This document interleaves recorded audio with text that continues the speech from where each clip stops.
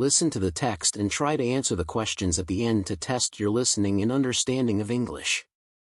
I will provide sample answers you can compare your answers to. Check out learnwithtext.com for more. Taming the toot, expert tips for controlling gas and reducing embarrassment. Gas, flatulence, farts, whatever you call it, we've all experienced it, and let's face it, it can be embarrassing. The last thing you want is to be caught in a crowded elevator, unleashing a thunderous toot that leaves everyone gasping for fresh air. But fear not, my friends, for today we embark on a journey to tame the toot and regain control over our unruly digestive systems. Now, before we dive into the depths of this odorous topic, let's acknowledge one thing: we are all human, and our bodies have their quirks. Gas is a natural byproduct of digestion, and everyone passes it, even if they won't admit it. So, the first step towards taming the toot is to embrace the fact that it happens to the best of us. With that said, there are measures we can take to minimize the impact of our gas emissions. The key lies in understanding the factors that contribute to excessive flatulence and implementing simple lifestyle changes to tackle them head-on. One factor that often goes unnoticed is our diet. Certain foods have a notorious reputation for causing gaseous explosions, and it's essential to identify our personal triggers. For some, it may be beans or cruciferous vegetables, while for others, it could be dairy products or carbonated beverages. By keeping a food diary and observing how your body reacts, you can pinpoint the culprits and adjust your diet accordingly. However, it's not just about what we eat but also how we eat. Wolfing down our meals like there's no tomorrow can lead to excessive air swallowing, resulting in bloating and increased gas production. So, slow down, chew your food thoroughly, and savor each bite. Not only will this promote better digestion, but it may also reduce the frequency and intensity of your toots. Beyond our eating habits, certain lifestyle choices can impact our gas levels as well. Regular physical activity, for instance, aids digestion and helps keep things moving smoothly through our digestive system. So, get off that couch and get moving. Not only will it benefit your overall health, but it might also spare you some awkward moments. In addition, stress has a way of wreaking havoc on our bodies, and yes, that includes our digestive system. When we're stressed, our body goes into fight or flight mode, which can disrupt digestion and lead to increased gas production. Finding healthy ways to manage stress, such as meditation, exercise, or spending time with loved ones, can work wonders for your overall well-being and potentially reduce those explosive situations. Now, my friends, let's talk about remedies. When you find yourself in a toot-induced predicament, there are a few tricks you can employ to minimize the fallout. Firstly, find a discreet location to let it out. Excuse yourself to the restroom, step outside for a breath of fresh air, or simply find a secluded spot where you can release the gas without causing a public spectacle. If you're concerned about the odor accompanying your toots, there are products available, such as activated charcoal tablets, that can help neutralize the smell. Keep a small supply on hand for those moments when discretion is of the utmost importance. Lastly, it's crucial to remember that excessive gas can sometimes be a symptom of an underlying medical condition. If you're experiencing persistent or severe gas, along with other concerning symptoms, it's best to consult a healthcare professional. They can assess your situation, rule out any potential issues, and provide guidance tailored to your specific needs. So, my fellow gas warriors, armed with these expert tips, it's time to take charge of your toots and reclaim your dignity. Now can you answer the questions about the article? Q1. What is gas and how does it differ from solids and liquids? Ready for the answer? 3, 2, 1. Gas is one of the three fundamental states of matter, along with solids and liquids. Unlike solids and liquids, which have a definite shape and volume, gas has neither a fixed shape nor a fixed volume. Gas consists of individual molecules or atoms that are in constant motion and spread out to fill the space available to them. The particles in a gas move freely and independently of each other, whereas the particles in solids and liquids are more closely packed and interact with each other more strongly. Q2. What is flatulence and how does it happen in our bodies? Ready for the answer? 3, 2, 1. Flatulence refers to the passing of gas from the digestive system through the rectum. It is a natural bodily process that occurs as a result of digestion. When we eat or drink, we swallow small amounts of air along with our food or beverages. Additionally, the digestion process in our stomach and intestines produces gases as byproducts. These gases primarily include nitrogen, oxygen, carbon dioxide, hydrogen, and small amounts of methane. The gas needs to be released from our bodies to maintain comfort and relieve pressure, and it exits through the rectum in the form of flatulence. Q3. Why do people commonly refer to flatulence as passing wind or farting? Ready for the answer? 3, 2, 1. People commonly refer to flatulence as passing wind or farting because the release of gas from the body through the rectum often produces a characteristic sound and sometimes an odor. The sound resembles a gust of wind, and the term passing wind is a descriptive way of referring to this process. The word farting is a colloquial term used to describe the act of releasing gas from the anus. Q4. Are farts and flatulence the same thing? Ready for the answer? 3, 2, 1. Yes, farts and flatulence are essentially the same thing. Both terms refer to the release of gas from the digestive system through the rectum. While fart is a more colloquial term, flatulence is the technical term used in medical and scientific contexts. Q5. In your opinion, why do you think flatulence can be a sensitive or embarrassing topic for some people? Ready for the answer? 3, 2, 1. Flatulence can be a sensitive or embarrassing topic for some people due to societal norms and cultural expectations surrounding bodily functions. In many cultures, bodily functions like flatulence are considered private and are not openly discussed in polite company. There can be a sense of embarrassment or shame associated with passing gas, especially in public or formal settings, as it is often viewed as impolite or socially inappropriate. Additionally, the potential for odor or noise associated with flatulence can create feelings of self-consciousness or discomfort. As a result, people may feel reluctant to openly acknowledge or discuss flatulence, leading to a sense of sensitivity or embarrassment surrounding the topic.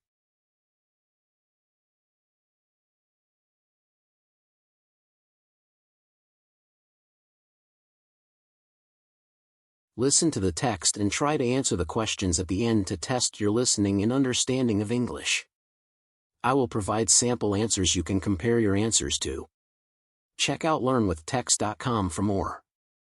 Can a whirlpool of water save your life? Picture this: you're out on a boat in the middle of the ocean, and suddenly, your vessel capsizes. You plunge into the water, struggling to stay afloat. In a matter of seconds, you realize that you are far from shore and have no means of signaling for help. Panic sets in as you start to lose energy, and the cold water pulls you down like a weight.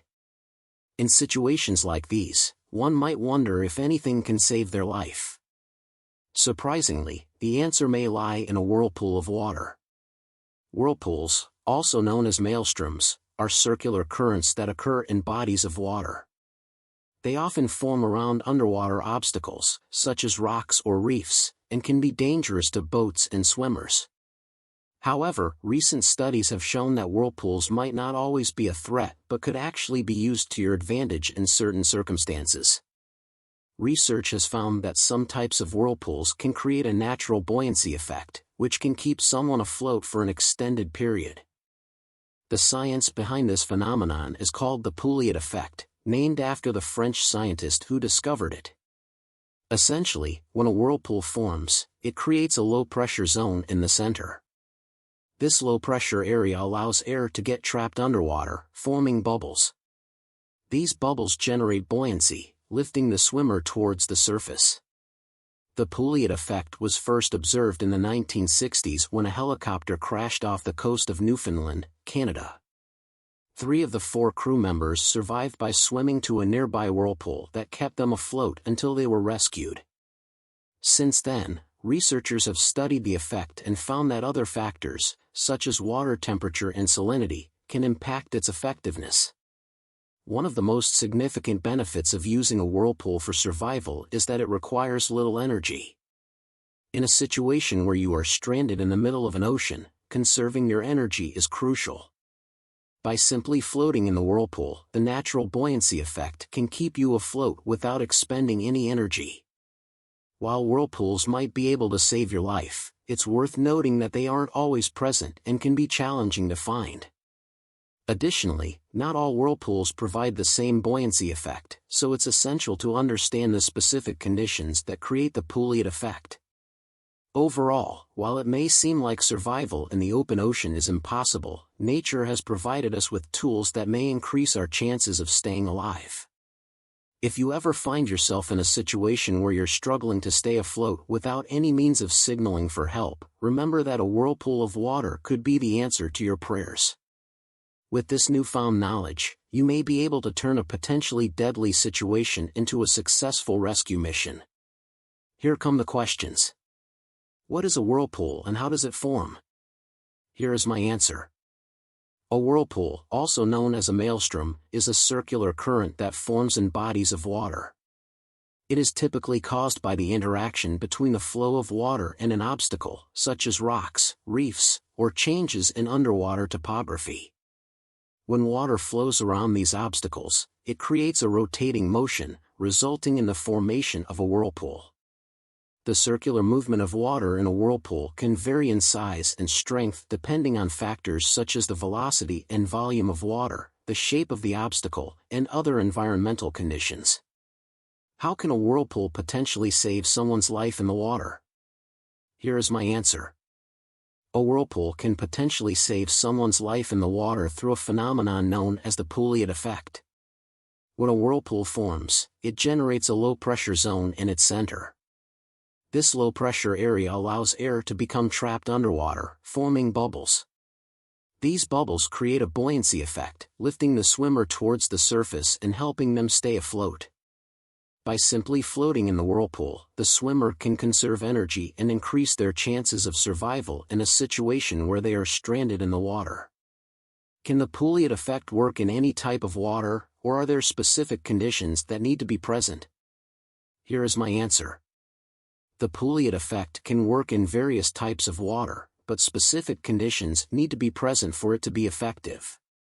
Factors such as water temperature, salinity, salt concentration, and the size and strength of the whirlpool can impact the effectiveness of the Pouliot effect. Warmer water temperatures generally result in better buoyancy due to increased air solubility.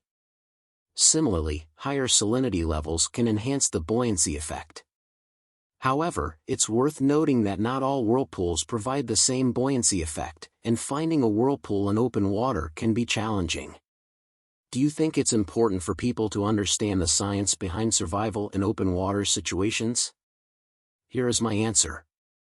Yes, understanding the science behind survival in open water situations is crucial. Knowledge about natural phenomena like whirlpools and the Pouliot effect can potentially increase one's chances of survival. It allows individuals to make informed decisions and utilize available resources effectively. Understanding the science behind survival can also help people remain calm and make rational choices when faced with life-threatening situations, potentially improving their chances of rescue or self-rescue. In your opinion, what would be the most challenging aspect of utilizing a whirlpool for survival? Here is my answer. One of the most challenging aspects of utilizing a whirlpool for survival is the unpredictability and scarcity of whirlpools in open water. Whirlpools are not always present, and their formation depends on specific conditions such as underwater obstacles and water flow patterns. Finding a whirlpool when stranded in the middle of the ocean can be extremely difficult. Additionally, not all whirlpools provide the same buoyancy effect, so identifying a whirlpool with the necessary characteristics to support the Pouliot effect adds an extra layer of complexity to utilizing this survival technique.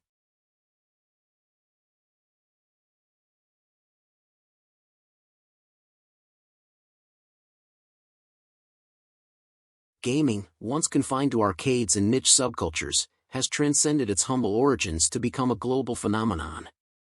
In recent years, the gaming industry has experienced unprecedented growth, captivating millions of people worldwide.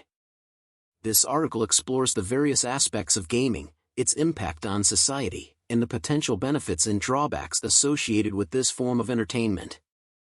By delving into the diverse facets of gaming, we can gain a comprehensive understanding of its significance in today's digital age. The gaming industry has come a long way since the early days of Pong and Pac-Man. Today, it stands as one of the most lucrative sectors of the entertainment industry, surpassing the revenues of movies and music combined. Technological advancements have paved the way for immersive experiences, with cutting-edge graphics, virtual reality, and augmented reality transforming gaming into a truly interactive and captivating realm. Furthermore, the accessibility of gaming has increased significantly, with mobile gaming providing a platform for millions of casual players worldwide. Contrary to popular belief, gaming has numerous positive effects on individuals and society as a whole. First and foremost, it serves as a potent tool for education and skill development. Many games encourage problem-solving, critical thinking, and strategic planning, fostering cognitive abilities and enhancing creativity. Additionally, multiplayer online games cultivate teamwork, collaboration, and communication skills, as players coordinate their efforts to achieve common objectives. Gamification, the application of gaming elements to non-gaming contexts, has proven effective in diverse fields such as healthcare and corporate training, motivating individuals and enhancing their engagement. Moreover, gaming has the potential to bring people together. Online gaming communities create social connections, enabling individuals from different cultures and backgrounds to interact and forge friendships. These virtual communities also provide a safe space for self-expression, as players can freely explore their identities and interests without fear of judgment. While gaming has numerous advantages, it is essential to acknowledge potential drawbacks and concerns. One significant concern is excessive gaming, leading to addiction and neglecting other aspects of life. This issue particularly affects vulnerable individuals, such as adolescents, who may become consumed by their virtual worlds, compromising their academic performance and interpersonal relationships. It is crucial for individuals and society to foster a healthy balance between gaming and other activities. Gaming can sometimes be associated with sedentary behavior, leading to a more inactive lifestyle. Prolonged periods of sitting and lack of physical activity can have detrimental effects on overall health. To mitigate this concern, game developers are increasingly incorporating physical activity elements into gameplay, promoting movement and exercise. Another concern is the potential for exposure to violent or inappropriate content in certain games. While most game ratings and parental controls help address this issue, it remains essential for parents and guardians to be actively involved in monitoring the games their children play and guiding them towards age-appropriate and educational experiences. Gaming has undoubtedly revolutionized the entertainment landscape, offering immersive experiences, educational benefits, and social interactions. However, it is crucial to strike a balance between gaming and other aspects of life, ensuring it remains a positive and enriching activity. As the gaming industry continues to evolve, it is essential to address concerns such as excessive gaming and content appropriateness to maximize the benefits while minimizing the potential drawbacks. With proper understanding and responsible engagement, gaming can be a valuable and enjoyable part of our lives. Here are some questions for you to answer. Feel free to pause, take your time to think about. Then answer the question. I will provide appropriate answers after. Question 1. Do you enjoy playing games? Why or why not? Pause now and try to answer the question. Playing games is a favorite pastime of mine for several reasons. Firstly, games are highly enjoyable and provide entertainment by immersing me in thrilling virtual adventures, such as exploring dungeons, racing cars, or engaging in online battles. Secondly, games aid in the development of essential skills like strategic thinking, problem-solving, and quick decision-making, thereby enhancing cognitive abilities and problem-solving capabilities. Playing games feels like exercising my brain while having fun. Additionally, games offer excellent opportunities for social interaction. Through multiplayer games, I can connect with friends and even make new acquaintances, engaging in cooperative or competitive gameplay for an enjoyable time together. It's like socializing in a virtual realm. Lastly, games provide a sense of accomplishment and progress as I overcome challenges, unlock new levels, and earn rewards. This sense of achievement motivates me to continue improving, akin to setting goals and working diligently to attain them, resulting in a highly satisfying experience. Question 2. How has the gaming industry evolved over the years? Pause now and try to answer the question. The gaming industry has undergone remarkable evolution. It has witnessed advancements in technology, such as immersive graphics, virtual reality, and augmented reality. Additionally, gaming has become more accessible through mobile devices, reaching a wider audience. The industry has also expanded beyond traditional consoles, with the rise of online multiplayer games and the emergence of esports as a popular competitive scene. Question 3. Are there any negative effects of excessive gaming? Pause now and try to answer the question. Excessive gaming can have negative effects.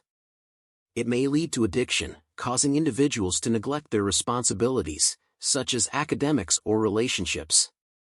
It can also contribute to a sedentary lifestyle, as prolonged sitting and lack of physical activity are associated with health issues.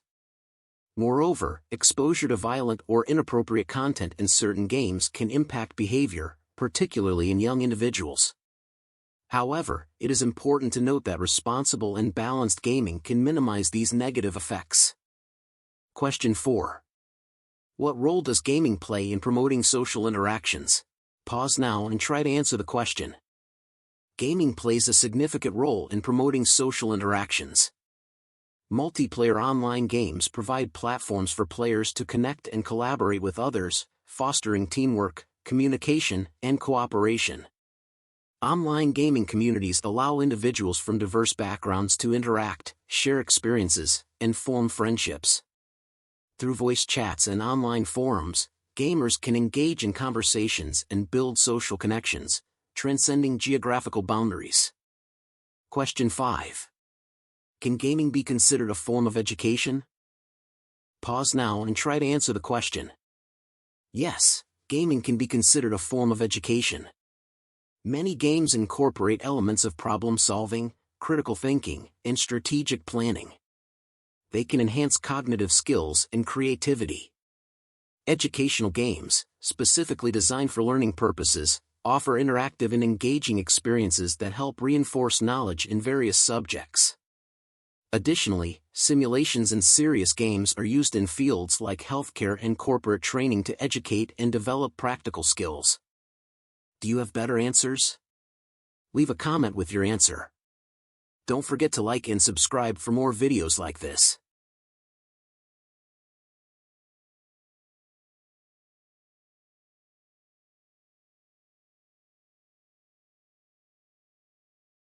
Listen to the story. Then try to answer the questions at the end. Test your listening and understanding. Check out learnwithtext.com for more. Step right up, folks, and buckle up for a wild ride. We're about to embark on an adventure that'll take us beyond the boundaries of our cozy little planet. Today, we'll delve into the captivating story of an astronaut who dared to venture into the unknown, exploring the vast wonders of outer space.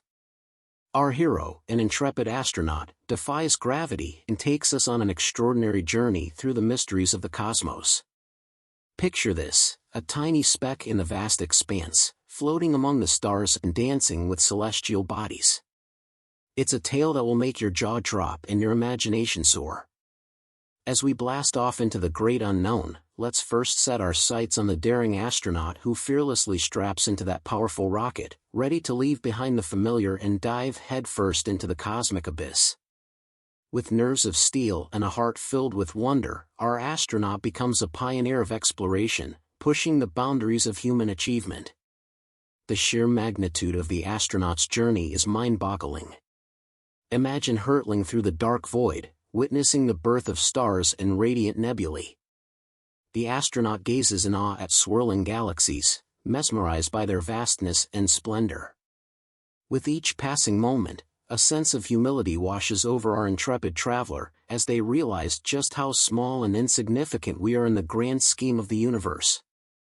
But it's not all just stargazing and daydreaming. Oh no, our astronaut has work to do. Armed with knowledge and cutting-edge technology, they conduct groundbreaking experiments and gather crucial data that could unlock the secrets of the cosmos. They marvel at the intricacies of microgravity, observing how it affects their own body and the tools they use to navigate this extraterrestrial realm. The astronaut's journey through space is not without its challenges. They face the relentless void, where even the smallest miscalculation can have catastrophic consequences. Yet, in the face of adversity, our brave explorer remains resolute. They adapt, improvise, and overcome, demonstrating the indomitable spirit that resides within each and every one of us. Throughout this awe-inspiring expedition, the astronaut becomes a messenger of hope and discovery. Their experiences and discoveries serve as a beacon for future generations, igniting a passion for science, exploration, and the endless possibilities that lie beyond our atmosphere. They remind us that the universe is not a distant concept but a tangible reality, waiting to be explored by those with the courage to reach for the stars. So, dear readers, as we bid farewell to our fearless astronaut, let their journey inspire you. Let their adventure kindle a flame within your soul, urging you to dream big and pursue the unknown. Remember, the mysteries of space are not reserved for a select few, they belong to all of us. It is through curiosity, determination, and a touch of bravery that we can all venture into the great beyond, discovering our place in the cosmos. In conclusion, our astronaut's extraordinary journey through the mysteries of space encapsulates the essence of human curiosity and our relentless quest for knowledge. It is a testament to the boundless potential that lies within each and every one of us. So, my friends, let's set our sights on the stars, for there's a whole universe out there waiting to be explored. Questions. What type of journey did the astronaut embark on? How did the astronaut feel when witnessing the beauty of stars and galaxies? What did the astronaut learn from the challenges they faced during the journey? In your opinion, why is curiosity important in exploring the unknown? Do you believe that the astronaut's journey can inspire others to pursue their dreams? Why or why not?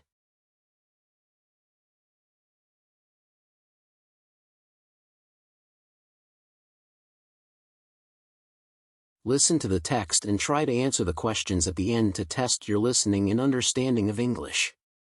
I will provide sample answers you can compare your answers to.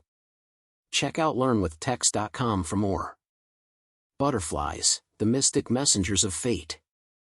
Fluttering gracefully amidst the vibrant blooms of a summer garden, butterflies have captivated human fascination for centuries. These delicate creatures, with their intricate patterns and ethereal beauty, often evoke a sense of wonder and curiosity. But what if there is more to butterflies than meets the eye? Can they truly possess the power to glimpse into the future?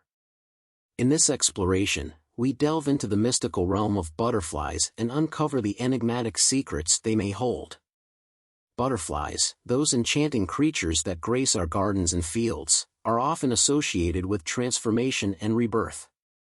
From their humble beginnings as caterpillars, they undergo a remarkable metamorphosis, emerging as resplendent beings of exquisite grace.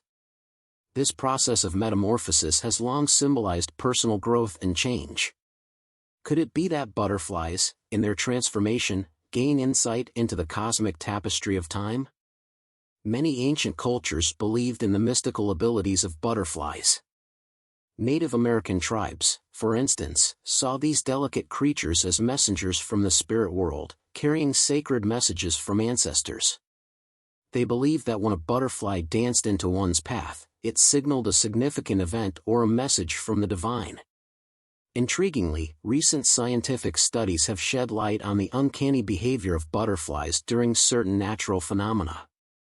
Researchers have observed that these winged marvels display unusual patterns of flight and behavior before earthquakes, hurricanes, or other environmental disturbances. It is as if they possess an innate sensitivity to impending events, acting as heralds of nature's wrath. But how can we explain this apparent connection between butterflies and the unseen forces of the universe?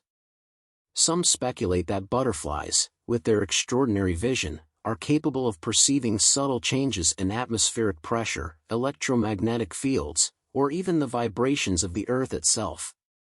These sensory abilities, combined with their innate instincts, may enable them to sense impending natural disasters long before humans are aware. While it is easy to dismiss such notions as mere folklore or superstition, it is important to approach the subject with an open mind. After all, humanity has a long history of discounting extraordinary phenomena until science catches up to confirm their existence. Perhaps the time has come to consider the possibility that butterflies hold a deeper connection to the cosmic web of existence. Imagine a world where we could decode the intricate language of butterflies. What if their delicate dances in the air carried encoded messages, hidden clues about the path our lives are destined to take? What if, by observing their flight patterns and studying their behaviors, we could gain glimpses into the tapestry of our own futures? Embracing this line of thinking, some modern-day mystics and spiritual practitioners have turned to butterfly divination. Drawing inspiration from ancient wisdom and blending it with contemporary practices, they seek to tap into the secrets these mesmerizing creatures may hold. Through meditative states and intuitive interpretations, they explore the symbolic messages butterflies bring forth, trusting in their ability to guide us toward our highest destinies. In conclusion, the mystique surrounding butterflies stretches far beyond their delicate wings and vibrant colors. These creatures have long captivated our imaginations and stirred our souls with their ephemeral presence. Whether or not they possess the power to glimpse into the future remains a tantalizing question, beckoning us to explore the mysteries that lie at the intersection of science and spirituality. So, the next time a butterfly gracefully dances past you, take a moment to appreciate the depth of its existence. Reflect on the ancient legends and modern theories that surround these winged messengers of fate. Who knows? In their ephemeral beauty, you might just catch a glimpse of the cosmic secrets that shape our lives. Ready to answer the questions? Compare your answers to ours. Share your answers in the comments. Here we go. Question 1. What is the main physical characteristic that makes butterflies fascinating to humans? Ready for the answer? 3, 2, 1. Answer. The main physical characteristic that makes butterflies fascinating to humans is their delicate beauty and intricate patterns. The vibrant colors and graceful flight of butterflies captivate our attention and evoke a sense of wonder. Their aesthetic appeal, combined with their ephemeral presence, makes them highly intriguing and alluring to humans. Question 2. How do butterflies undergo their transformation from caterpillars to adults? Ready for the answer? 3, 2, 1. Answer. Butterflies undergo a transformation from caterpillars to adults through a process called metamorphosis. The life cycle of a butterfly begins when a female butterfly lays eggs. These eggs hatch into caterpillars, which then feed voraciously on plant matter to fuel their growth. After a period of time, the caterpillar enters the pupa or chrysalis stage. Inside the chrysalis, the caterpillar undergoes a remarkable transformation, during which its body reorganizes and reforms. Finally, the adult butterfly emerges from the chrysalis, with fully formed wings and a new body structure. Question 3. Why do some people believe that butterflies hold special meanings or represent new beginnings? Ready for the answer? 3, 2, 1. Answer. Some people believe that butterflies hold special meanings or represent new beginnings due to cultural and symbolic interpretations. The process of metamorphosis that butterflies undergo, transforming from caterpillars to adults, is often seen as a powerful symbol of personal growth, change, and transformation. Their emergence from a cocoon or chrysalis is associated with rebirth and new life. Additionally, throughout history, butterflies have been regarded as spiritual or mystical creatures, carrying messages from the divine or representing the soul's journey. Question 4. How do scientists study butterflies to gain a better understanding of their behavior and abilities? Ready for the answer? 3, 2, 1. Answer. Scientists study butterflies through various methods to gain a better understanding of their behavior and abilities. They conduct field observations to document butterfly behavior in their natural habitats, including their flight patterns, feeding preferences, and interactions with other organisms. Scientists also use techniques such as tagging individual butterflies to track their migration patterns and study their population dynamics. Additionally, laboratory studies may involve genetic analysis, physiological experiments, and observation of butterflies in controlled environments. These scientific approaches help researchers uncover the secrets of butterfly behavior, sensory capabilities, and their responses to environmental cues. Question 5. In your opinion, do you think butterflies have the ability to predict the future? Why or why not? Ready for the answer? 3, 2, 1. Answer. As an AI language model, I don't possess personal opinions or beliefs.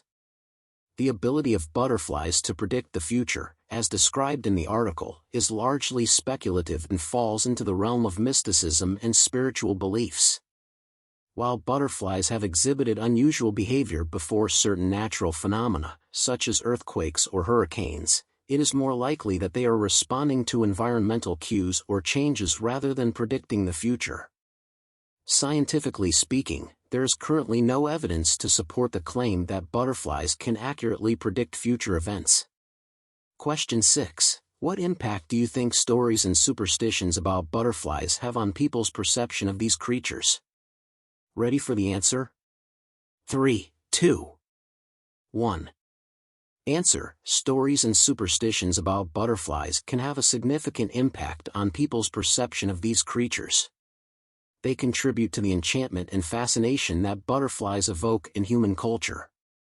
These stories often associate butterflies with concepts such as transformation, rebirth, and spiritual symbolism, which can add a sense of wonder and mystery to people's perception of butterflies. Superstitions and beliefs about butterflies as messengers or omens can also shape how people interpret their encounters with these creatures. Overall, these stories and superstitions contribute to the rich cultural significance and emotional connection that humans have with butterflies.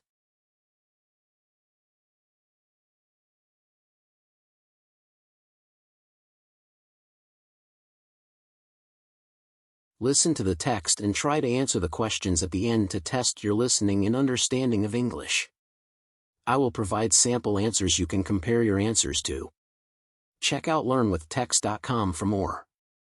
Welcome, my friends, to a journey into the intriguing realm of laundromats. Behind those mundane exteriors lies a world brimming with stories, rituals, and the ever-present hum of washers and dryers. Today, we embark on an earnest exploration to unravel the secrets behind the coin-operated magic of laundromats, shedding light on the daily lives of those who frequent these establishments. The laundromat experience. Step inside any laundromat, and you'll be greeted by an amalgamation of sights, sounds, and smells. The chattering of quarters in pockets, the rhythmic thumping of clothes in washers, and the warm scent of freshly laundered garments fill the air. Rows of washers and dryers stand like sentinels, bearing witness to the cycles of cleanliness. The people. Laundromats attract a diverse cast of characters, each with their own laundry tales to tell. In one corner, an exhausted student crams textbooks into a small washing machine, the remnants of late-night studying clinging to his weary eyes. Across the room, a young couple shares smiles and stolen glances as they fold their freshly dried clothes, their laundry outing doubling as quality time.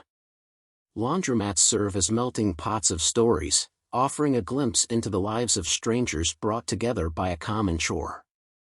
It is here that you witness humanity in its most vulnerable state, as people air their dirty laundry, both literally and metaphorically.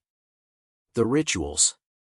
Within the laundry realm, a choreographed dance of sorts unfolds. It begins with the careful sorting of garments, a delicate balance of colors, fabrics, and temperature settings. Families huddle together, discussing the best techniques for stain removal or sharing secrets passed down through generations. As the clothes spin and tumble in their soapy sanctuary, time becomes malleable. It is during this interlude that connections are formed, conversations sparked, and friendships forged. Neighbors become confidants, and strangers find solace in shared experiences, united by their mutual task. Coin-operated magic. Ah, the enchantment of the coin-operated machines. In exchange for a handful of quarters, these mechanical wonders spring to life, transforming piles of dirty laundry into fresh, fragrant treasures. The rhythm of dropping coins into slots and the satisfying clink of the coin box hold a peculiar charm, like casting a spell of cleanliness. Behind the scenes. Beyond the public eye, the laundromat itself undergoes a daily ritual of maintenance and upkeep. Dedicated staff work tirelessly to ensure the machines are in working order, attending to repairs and replacing worn-out parts. The steady hum of the dryers reverberates through the walls, a testament to their tireless service. The laundromat, a community hub in its own right, becomes a hub for local businesses as well. Bulletin boards adorned with flyers advertising services, such as dog walking, house cleaning, or guitar lessons, showcase the interconnectedness of the neighborhood. It's a microcosm of life itself, where the needs of one weave into the needs of many. Conclusion. So, my friends, as we bid farewell to this extraordinary world hidden in plain sight, we carry with us newfound appreciation for the laundromat and its role in the lives of countless individuals. Beyond its functional purpose, it offers a unique space where stories intertwine, where conversations flow, and where a chore becomes a shared experience. Next time you find yourself in the humdrum of the laundry day routine, take a moment to embrace the charm of the laundromat. Allow yourself to be captivated by its coin-operated magic, and remember that amidst the clatter of coins and the whirl of machines, a community comes to life, connected by the simple act of laundering their lives. Safe travels on your laundry adventures, my friends, and may the hidden world of laundromats continue to enthrall and inspire us all. Here are some questions to test yourself with. What can you find inside a laundromat? Here is my answer. Inside a laundromat, you can find rows of washers and dryers, often arranged in various sizes and capacities. There are typically folding tables or countertops for sorting and folding clothes. Coin-operated machines are present for customers to pay for their laundry services. Additionally, you may find seating areas, vending machines for snacks or drinks, bulletin boards displaying local advertisements, and sometimes even amenities like Wi-Fi or televisions to keep customers entertained during their visit. Why do students often visit laundromats? Here is my answer. Students often visit laundromats because they may not have access to laundry facilities in their dormitories or apartments. Laundry machines in student housing are sometimes limited or not available, leading students to seek out laundromats to wash and dry their clothes. Laundromats provide a convenient and accessible option for students to fulfill their laundry needs. How do laundromats create a unique atmosphere? Here is my answer. Laundromats create a unique atmosphere through a combination of factors. The bustling sounds of washers and dryers, the clinking of coins, and the scent of freshly laundered clothes contribute to a sensory experience. The shared space and the diverse mix of people bring a sense of community and provide opportunities for interactions and connections. The act of doing laundry, a mundane chore, becomes a unifying experience that allows people to bond over a common task. All these elements combine to create a distinct and often nostalgic atmosphere within laundromats. Do you think laundromats are only for washing clothes? Why or why not? Here is my answer. No, I don't think laundromats are only for washing clothes. While their primary purpose is laundry, laundromats often serve as more than just functional spaces. They become social hubs where people from different walks of life gather. Laundromats offer a unique opportunity for social interaction, storytelling, and community building. They provide a space where people can form connections, share experiences, and find companionship during what would otherwise be a solitary chore. Therefore, laundromats offer a broader experience beyond simply washing clothes. In your opinion, what is the most fascinating aspect of laundromats? Here is my answer. In my opinion, the most fascinating aspect of laundromats is the convergence of different lives and stories within a shared space. Laundromats bring together people from various backgrounds, ages, and walks of life who would otherwise have little reason to interact. It becomes a microcosm of society, where strangers become acquaintances, and brief encounters can lead to unexpected connections. The opportunity to observe and engage with diverse individuals, all united by the common task of doing laundry, is a truly fascinating aspect of laundromats.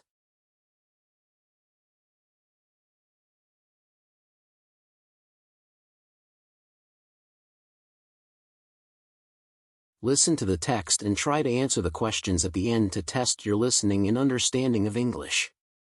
I will provide sample answers you can compare your answers to. Check out learnwithtext.com for more.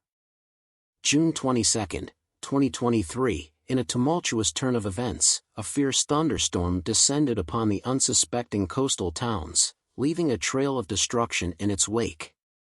With its sheer power and relentless fury, the tempest stirred panic among residents as they braced themselves for the impending chaos. As dark clouds loomed overhead, the first rumbles of thunder echoed through the air, punctuating the tranquility that had previously enveloped the shoreline.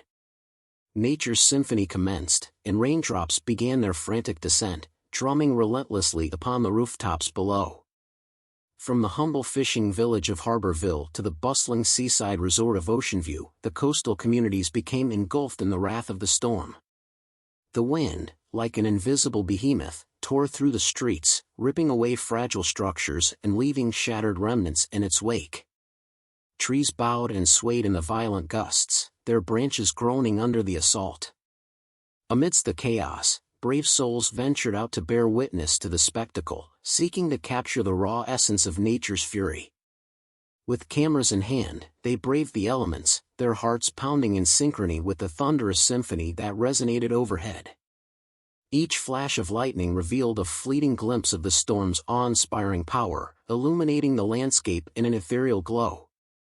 Emergency services were stretched thin as they rushed to aid those caught in the storm's merciless grip. Rescue teams, undeterred by the onslaught of rain, waded through flooded streets, their determination unwavering. In a display of solidarity and resilience, neighbors lent helping hands, their united efforts a shining beacon of hope amidst the turmoil. As the storm escalated, the shoreline became a battleground between the towering waves and the steadfast cliffs. The ocean, once a serene backdrop, transformed into a relentless force, crashing against the rocks with a ferocity that shook the very foundations of the land. It was a battle between nature's immovable strength and the relentless onslaught of the storm's watery onslaught. Fear permeated the air, as the tempest challenged the limits of human endurance. But within this fear, a sense of unity emerged, a shared experience that forged stronger bonds among neighbors and strangers alike. The trials of the storm birthed a resilient spirit, one that refused to succumb to despair. As the storm finally abated, leaving behind a trail of debris and battered landscapes, the coastal towns slowly emerged from their shelters. The human spirit, unyielding in the face of adversity, sprang into action. Volunteers flocked to aid the displaced, providing shelter, nourishment, and comfort to those in need. In the aftermath, scars were etched upon the coastline, a testament to the power of the tempest. But the resilience of the human spirit prevailed, as the coastal communities rallied together, rebuilding their homes and lives with an unwavering determination. Today, as the sun emerges from behind the dissipating clouds, casting its gentle rays upon the rejuvenated shoreline, there is a sense of renewed hope. The storm may have tested their mettle, but it also revealed the indomitable spirit within. Through the trials and tribulations, the thunderstorms left an indelible mark on the hearts and minds of those who witnessed their wrath. They will forever be remembered as a testament to nature's immense power and the human capacity to endure and rebuild. Ready to answer some questions? Let us know your answers in the comments below. Question 1. What does the term resilience mean in the context of the article? Ready for the answer? 3, 2, 1. Answer. In the context of the article, resilience refers to the ability of the coastal communities and individuals to withstand and recover from the destructive impact of the thunderstorm. It embodies their strength, determination, and ability to bounce back in the face of adversity. Resilience is the quality that enables them to endure the chaos, come together as a community, and rebuild their lives and surroundings after the storm passes. Question 2. How would you define a tempest based on the information provided? Ready for the answer? 3, 2, 1. Answer. Based on the information provided, a tempest can be defined as a fierce and turbulent storm characterized by strong winds, heavy rain, thunder, and lightning. It is a powerful natural phenomenon that brings chaos and destruction in its wake. The tempest described in the article was relentless and overwhelming, unleashing its fury upon the coastal towns and leaving behind a trail of devastation. Question 3. Why is resilience considered important in various aspects of life? Ready for the answer? 3, 2, 1. Answer. Resilience is considered important in various aspects of life because it allows individuals and communities to navigate and overcome challenges and setbacks. It is the ability to adapt, recover, and thrive in the face of adversity, whether it be personal, professional, or environmental.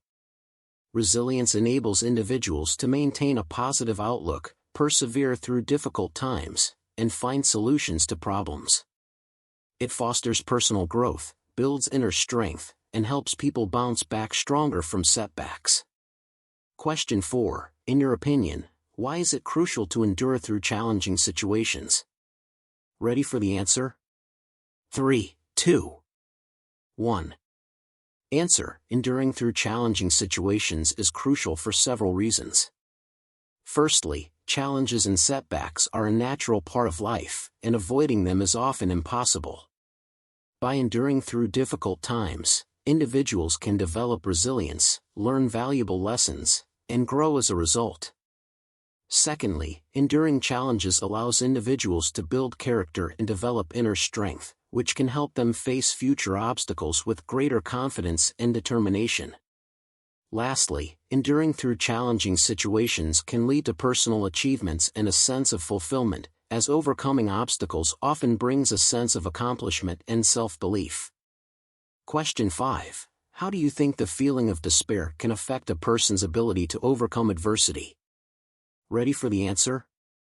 3, 2, 1. Answer. The feeling of despair can significantly impact a person's ability to overcome adversity. When someone feels overwhelmed by despair, it can lead to a loss of hope, motivation, and belief in their own abilities. It can cloud their judgment and hinder their problem-solving skills, making it difficult to find effective solutions. Despair can also lead to a sense of resignation, causing individuals to give up or become passive in the face of challenges. However, it's important to note that everyone responds differently to despair, and support from others, resilience-building strategies, and positive mindset can help individuals regain their strength and overcome adversity.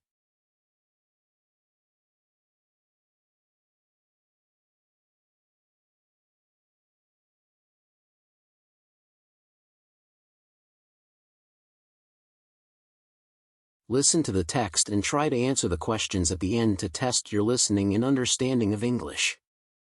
I will provide sample answers you can compare your answers to. Check out learnwithtext.com for more. Mixture Mastery: Unleashing the Secrets of Perfect Blends. Have you ever wondered what makes a mixture truly exceptional? The kind that leaves your taste buds dancing in delight and leaves you craving for more?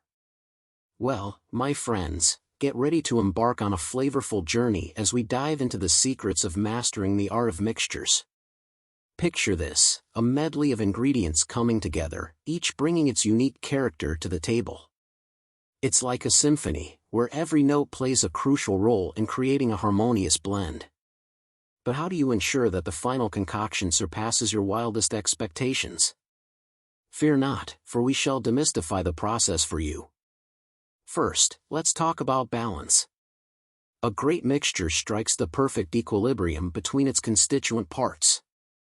It's like a delicate dance between flavors, where no single element overpowers the others. Think of it as a tightrope act, where precision and finesse are key. The result? A taste that is nothing short of heavenly. But how does one achieve this balance, you may ask? Well, it starts with understanding the individual characteristics of each ingredient. Just like people, ingredients have their own personalities. Some are bold and assertive, while others are subtle and delicate. By grasping the essence of each element, you can harmonize their flavors to create a masterpiece. Now, let's discuss the art of experimentation. The beauty of mixtures lies in their versatility. Don't be afraid to venture into uncharted territory and try unconventional combinations. Who knows, you might stumble upon a culinary revelation that will dazzle your taste buds like never before. Remember, some of the greatest inventions were born out of audacious experimentation. To truly unlock the potential of your mixtures, it's essential to embrace your intuition. Let your senses guide you as you explore the endless possibilities. Sometimes, the best results emerge when you trust your gut rather than relying solely on preconceived notions. So, go ahead, take risks, and let your culinary instincts be your guide. Next, let's delve into the power of contrast. Just as life thrives on diversity, mixtures thrive on contrasting elements. Sweet and salty, spicy and tangy, smooth and crunchy, these are the building blocks of an extraordinary blend. It's the interplay of contrasting flavors that ignites your palate and keeps you coming back for more. Now, I must impart a secret that has been passed down through generations of culinary enthusiasts. Are you ready? The secret lies in patience. Yes, my friends, patience is truly a virtue when it comes to mixtures. Allow the flavors to mingle and develop over time, like a well-aged wine. Give them the space they need to evolve and create magic on your taste buds. Lastly, remember that perfection is subjective. What may be an exquisite blend to one person might not resonate with another. So, trust your taste buds and embrace your unique preferences. After all, the beauty of mixtures lies in their ability to cater to a wide range of palates. In conclusion, mastering the art of mixtures is an exhilarating journey that requires a delicate balance, fearless experimentation, trust in your intuition, and an appreciation for contrast. It's about savoring the process and relishing in the results. So, my fellow culinary adventurers, go forth and create mixtures that will leave a lasting impression on your taste buds and elevate your gastronomic experiences to new heights. Bon appetit! Ready to answer the questions? Share your answers in the comments. Q1. What is the main theme of the article? Ready for the answer? 3, 2, 1. The main theme of the article is the art of creating exceptional mixtures by achieving a balance of flavors, embracing experimentation, trusting intuition, appreciating contrast, and practicing patience. Q2. How did the balance of flavors contribute to the overall appeal of the mixture? Ready for the answer? 3, 2, 1. The balance of flavors ensures that no single ingredient overpowers the others, creating a harmonious and enjoyable taste experience. By achieving a delicate equilibrium between the constituent parts, the mixture becomes more pleasing to the palate and allows the unique characteristics of each ingredient to shine. Q3. Why is it important to embrace experimentation when creating mixtures? Ready for the answer? 3, 2, 1. Embracing experimentation allows for the discovery of unconventional combinations and culinary revelations. It opens up new possibilities and can lead to surprising and delightful flavor profiles. Experimentation fosters creativity and pushes the boundaries of what is considered traditional, resulting in exciting and unique mixtures. Q4. Do you agree that patience is a key factor in achieving a perfect blend? Why or why not? Ready for the answer? 3, 2, 1. Yes, patience is indeed a key factor in achieving a perfect blend. Allowing flavors to mingle and develop over time enhances the complexity and depth of the mixture. Patience enables the ingredients to interact and create harmonious relationships, resulting in a more refined and satisfying taste. Just as with a well-aged wine, time allows the flavors to evolve and reach their full potential, ultimately contributing to the perfection of the blend. Q5. How can contrasting flavors enhance the culinary experience? Ready for the answer? 3, 2, 1. Contrasting flavors add excitement and intrigue to the culinary experience.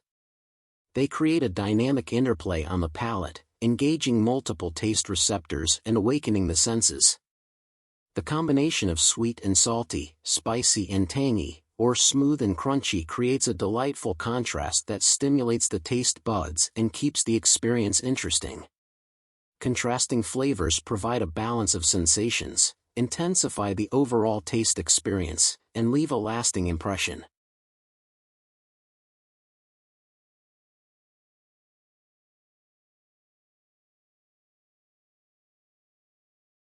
Are cemeteries safe during a zombie outbreak? Well, if it ain't the age-old question. You're probably thinking, what kind of idiot would even ask that? Cemeteries are where the zombies come from. But hold your horses, partner. Let's take a closer look at this. First things first, what exactly is a cemetery? It's a place where people bury dead bodies. Now, who says those bodies have to be human? Sure, humans make up the majority, but there are plenty of animal cemeteries out there too. What happens if one of those animals comes back to life as a zombie? You think they'll care if they're in a human or animal cemetery? I don't think so. But let's assume we're talking about human corpses here. Are they safe from turning into zombies? According to the movies, no. Dead bodies rise from the grave, hungry for brains. But here's the thing, those are just movies. In real life, dead bodies don't turn into zombies. They decompose. And boy, do they decompose fast. Think about it. How long does it take for a body to turn to dust? A year? 2 years? Nope. Try less than a week. That's right, folks. If you were to dig up a corpse a week after it was buried, all you'd find is a pile of bones and some gooey stuff.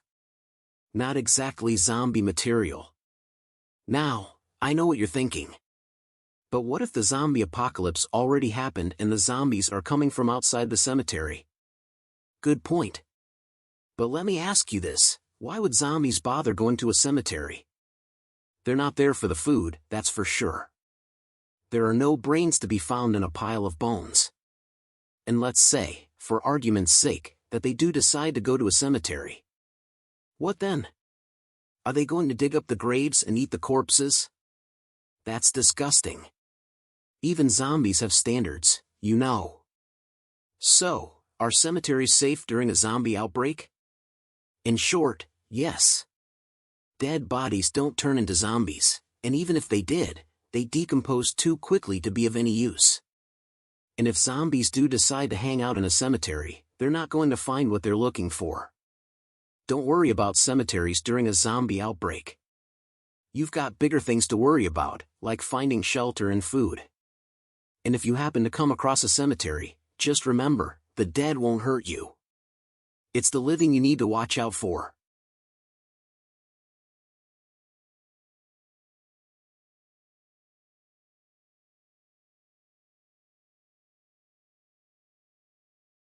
As the night draws near and darkness engulfs us, our minds begin to wander towards the supernatural.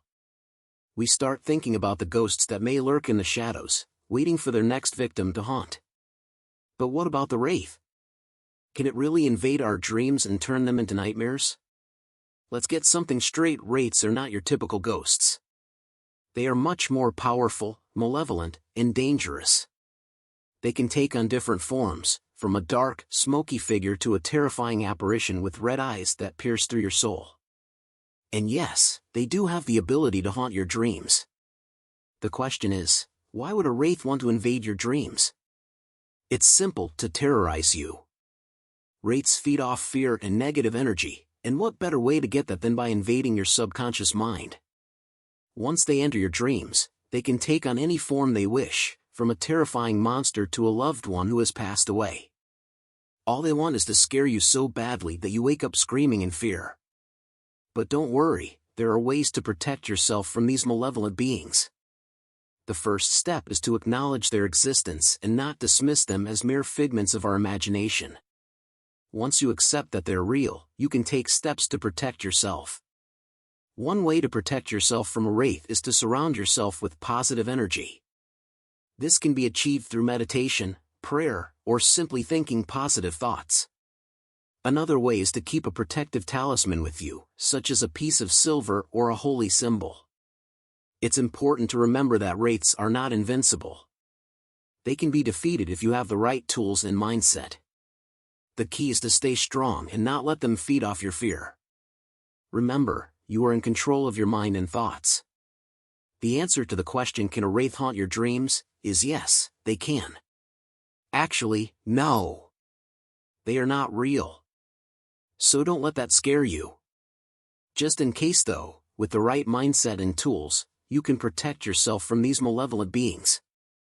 Remember to stay positive, surround yourself with good energy, and keep a protective talisman with you. And if all else fails, a little bit of humor and sass can go a long way in keeping your spirits up. So sleep tight, and don't let the wraiths bite.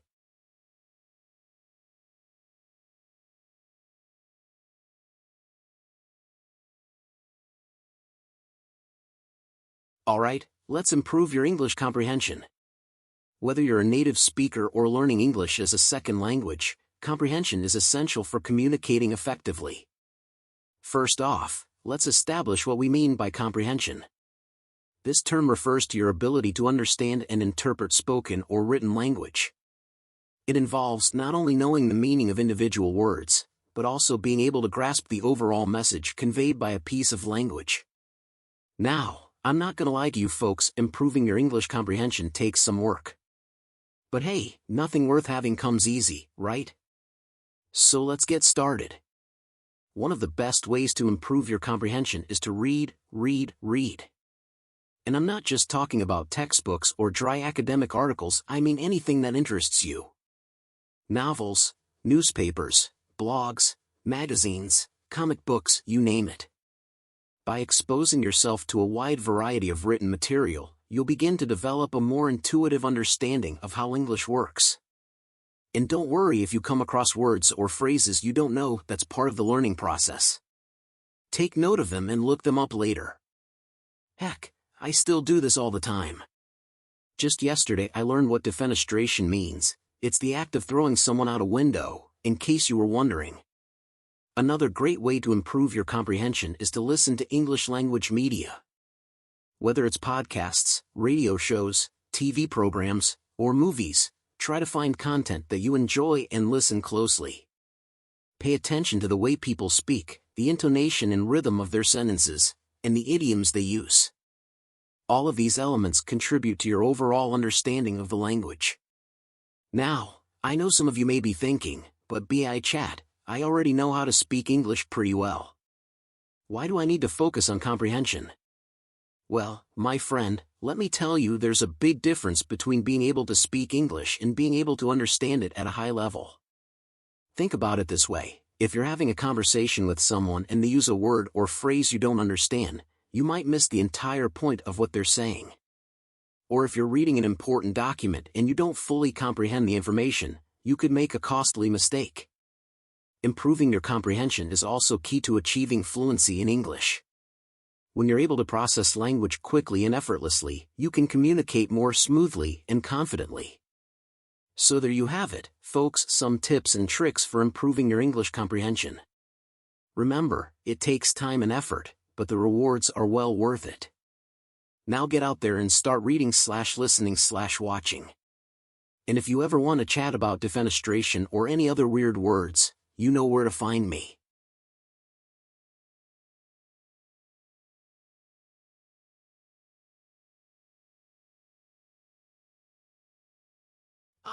Cricket. A game that dances on the grass, a delicate waltz between bat and ball. It's a sport that stretches out like a lazy summer afternoon, where time slows down, and every moment feels like an eternity. Now, let me tell you about this remarkable game that has captured the hearts of millions around the world. Cricket, my friends, is a sport that requires patience and skill.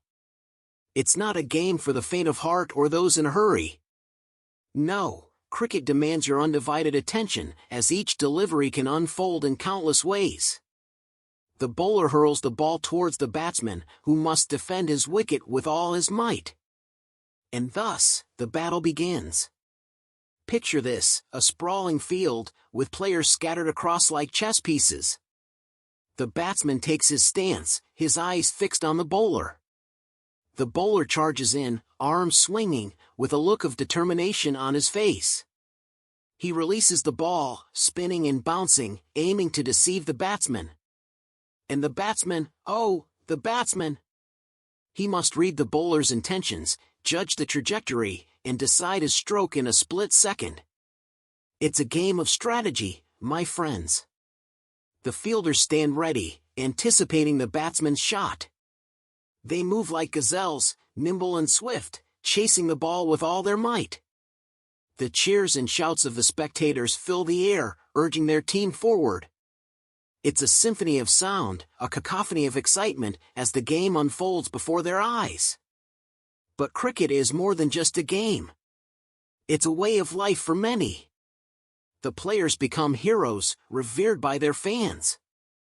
They endure grueling training sessions, sacrificing blood, sweat, and tears for the love of the sport. And the fans, the fans! They live and breathe cricket, their hearts racing with every boundary struck and every wicket taken. It's a passion that knows no bounds. Now, let's talk about the nuances of the game. Cricket has its own language, its own set of terms that might seem foreign to the uninitiated. From googlas to yorkers, from LBWs to stumps, it can be a lot to take in. But fear not, my friends, for once you grasp the basics, the game reveals its beauty. The ebb and flow of a cricket match is like a tide, with moments of exhilaration and moments of quiet tension. It's a game that can change in an instant, where one well-timed shot or one brilliant catch can turn the tide. And the beauty lies in its unpredictability, its ability to keep you on the edge of your seat, never quite knowing what's around the corner. So, my friends, next time you come across a game of cricket, take a moment to watch. Embrace the slower pace, the graceful movements, and the strategic battles unfolding on the field. Let yourself be swept away by the charm of this remarkable sport. Cricket, with its tradition and history, its legends and tales, is a game like no other. In the end, cricket is not just a sport, it's a way of life. It's a celebration of skill, camaraderie, and the human spirit. So, grab a seat, indulge in some refreshments, and let the magic of cricket unfold before your eyes. You won't be disappointed, my friends.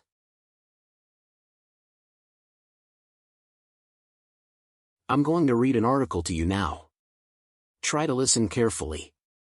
After I'm done reading, I'll ask you some questions about the article. Try to answer as best you can. I'll show you my answers so that you can compare. If you want to see the full article text with vocabulary definitions and more questions, check out learnwithtext.com. Let's begin. In the waters near Spain's Strait of Gibraltar, a remarkable encounter took place during an endurance sailing race that left both participants and observers in awe and a touch of fear. A pod of orcas, known as killer whales, disrupted the race by bumping into one of the boats, showcasing their sometimes aggressive behavior. This incident is just one example of a growing trend of intriguing and puzzling interactions with Iberian orcas.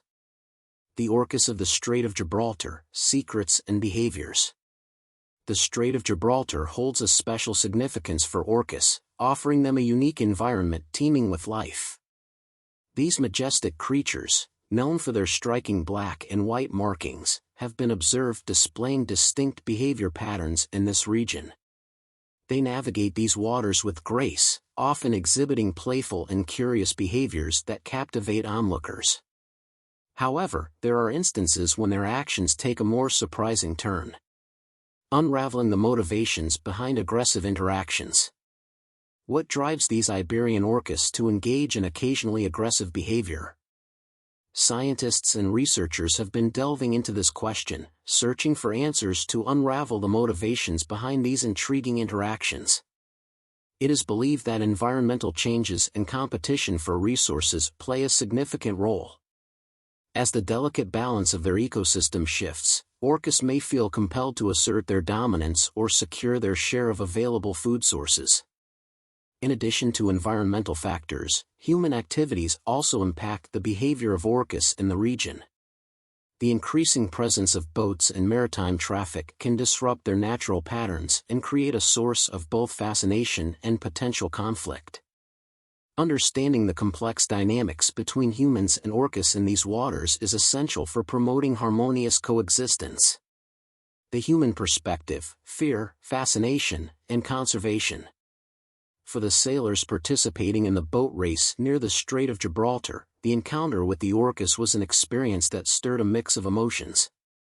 The sheer power and beauty of these creatures left them in awe, yet the aggressive nature of the interaction evoked fear and uncertainty. The crew members had to think on their feet, quickly dropping their sails and attempting to scare off the approaching orcas. Such encounters have a profound impact on the individuals involved. The psychological effects of facing off with these enigmatic creatures can range from heightened adrenaline to lasting impressions that shape their perceptions of orcas. It is vital to ensure that these encounters do not breed fear or animosity, but rather inspire curiosity, respect, and a deeper understanding of the magnificent orcas. Conservation efforts are key to preserving the delicate balance between humans and orcas. Organizations and individuals alike are working tirelessly to promote awareness and responsible interactions. Initiatives include educating sailors and mariners about the behavior of orcas, raising awareness about the potential impacts of human activities, and fostering a sense of stewardship for these remarkable creatures. The role of conservation and management. Conservation initiatives in the Strait of Gibraltar play a vital role in protecting the orcas and their habitat. Collaborative efforts between researchers, environmental organizations, and local communities are crucial for implementing effective management strategies. However, managing the delicate balance between human activities and orca preservation presents numerous challenges. Finding the right balance requires considering the economic, recreational, and ecological aspects of the region. Striking a compromise between human activities, such as boat races, and the need to protect the natural behavior and habitat of orcas is no easy task. Responsible regulations and guidelines can help ensure that interactions are conducted in a manner that respects the well-being of both humans and orcas. Beyond the strait, global implications and lessons. The encounters between orcas and humans in the Strait of Gibraltar have broader implications for marine conservation and management worldwide. Similar interactions have been observed in other regions, highlighting the universal need to better understand these magnificent creatures and foster sustainable coexistence. These encounters serve as a reminder that we share our planet with remarkable creatures whose behaviors and motivations are not always fully understood. Increased research, collaboration, and education are essential in unraveling the mysteries surrounding orcas and nurturing a sense of respect and responsibility toward them. Navigating the uncertainties. The encounter between the boat race participants and the orcas near the Strait of Gibraltar offers a glimpse into the complex relationship between humans and these enigmatic creatures. While the incident was both awe-inspiring and unsettling, it underscores the need for continued monitoring, understanding, and respect for orcas. As we navigate the uncertainties of our coexistence with Orcus, it is crucial to approach these encounters with a sense of awe, curiosity, and humility. By deepening our knowledge, promoting responsible practices, and fostering a harmonious relationship with these majestic creatures, we can contribute to their preservation and ensure that future interactions are marked by wonder, not fear. In the vast Strait of Gibraltar, Orcus reign in their enigmatic world. We must approach their realm with reverence, allowing them to exist undisturbed. Their presence is awe-inspiring, their social structures complex. Through clicks and calls, they communicate, engaging in intricate behaviors. To understand their secrets, we must leave them undisturbed. Respect their boundaries, let the strait be their haven. We must resist the urge to conquer, marveling at a distance. Through passive observation and acoustic monitoring, we gain insight. Preserving Orcus requires collective action against climate change, pollution, and overfishing. Safeguard their future, preserve their place on our planet. We must protect their habitat, allowing them to exist undisturbed. Here come the questions. Question 1. How did the encounter between the Orcus and the boat race participants near Gibraltar unfold? Pause and try to answer it yourself. Answer 1. The encounter between the Orcus and the boat race participants near Gibraltar unfolded when at least 3 Orcus approached one of the boats. The Orcus bumped into the boat, nuzzled the rudder, and even ran their noses into the hull. The crew had to drop their sails and make noise to deter the Orcus. Fortunately, nobody was injured, but it was a tense and scary moment for the team. Now question 2, what are some of the interesting behaviors exhibited by Orcus in the Strait of Gibraltar? Pause and try to answer the question. Answer 2, Orcus in the Strait of Gibraltar exhibit fascinating behaviors such as cooperative hunting, breaching, leaping out of the water, and tail slapping. They are highly social animals and often travel in family groups called pods, where they communicate using a complex system of vocalizations. These behaviors demonstrate their intelligence, adaptability, and strong social bonds. Question 3. Pause and try to answer question 3. Answer 3. Respecting the boundaries and natural behaviors of Orcus is crucial for several reasons. Firstly, it ensures the well-being and safety of both humans and Orcus. By maintaining a respectful distance, we minimize the risk of accidents or conflicts. Secondly, it allows Orcus to engage in their natural behaviors without disturbance, enabling them to hunt, communicate, and socialize freely. Lastly, respecting their boundaries preserves the integrity of their habitats, maintaining a healthy ecosystem for Orcus and other marine life to thrive. Ultimately, by showing respect and understanding, we can coexist harmoniously with these magnificent creatures.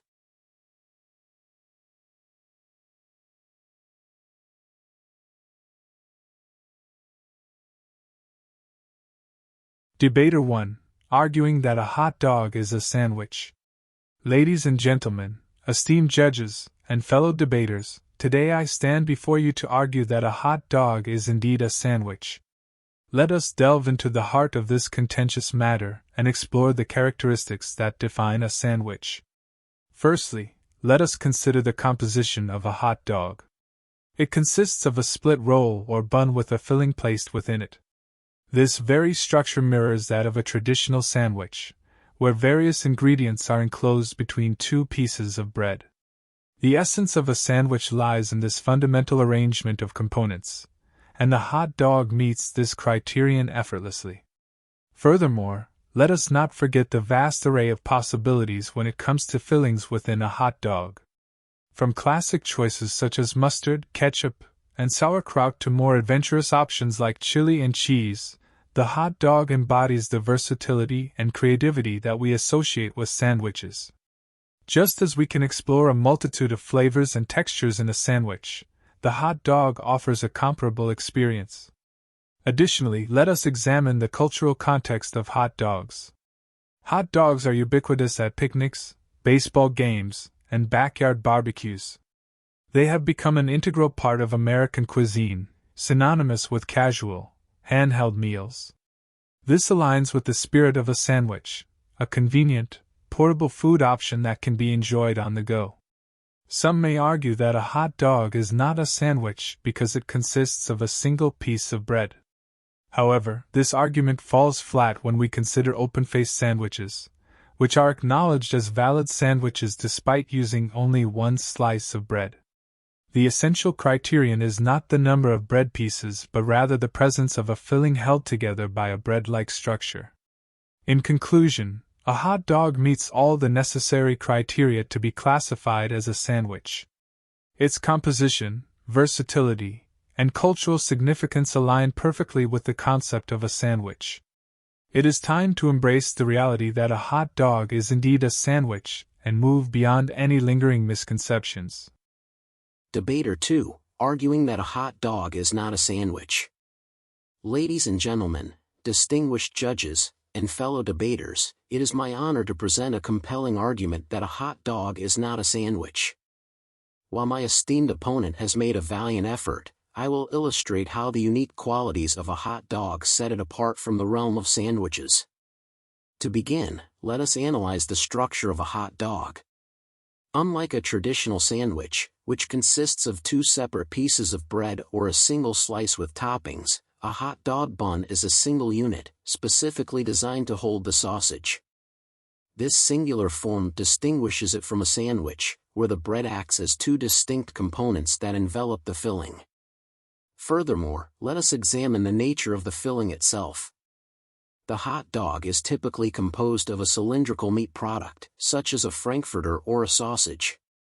Unlike the varied and diverse fillings of a sandwich, the hot dog's meat is the focal point, making it distinct from the sandwich's concept of equal distribution of ingredients.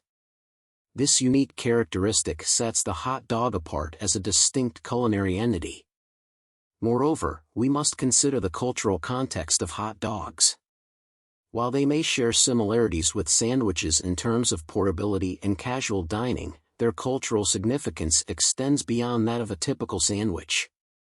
Hot dogs have developed their own unique identity as a quintessential American food, associated with iconic events like the 4th of July and baseball games. This cultural significance further emphasizes their distinction from sandwiches. Additionally, we cannot overlook the overwhelming consensus from both culinary experts and common parlance that distinguishes hot dogs from sandwiches. If hot dogs were considered sandwiches, why is there such a clear distinction in our everyday language? Language is a reflection of societal norms and shared understanding, and it firmly establishes that a hot dog is not a sandwich. In conclusion, the hot dog's singular structure, distinctive filling, cultural significance, and the consensus of culinary experts and common parlance all lead to one irrefutable fact: a hot dog is not a sandwich. While it may share some superficial similarities, its unique characteristics and cultural standing set it apart as its own distinct culinary creation. Debater 1, Rebuttal. Respected judges, esteemed debater, allow me to address the points raised by my worthy opponent.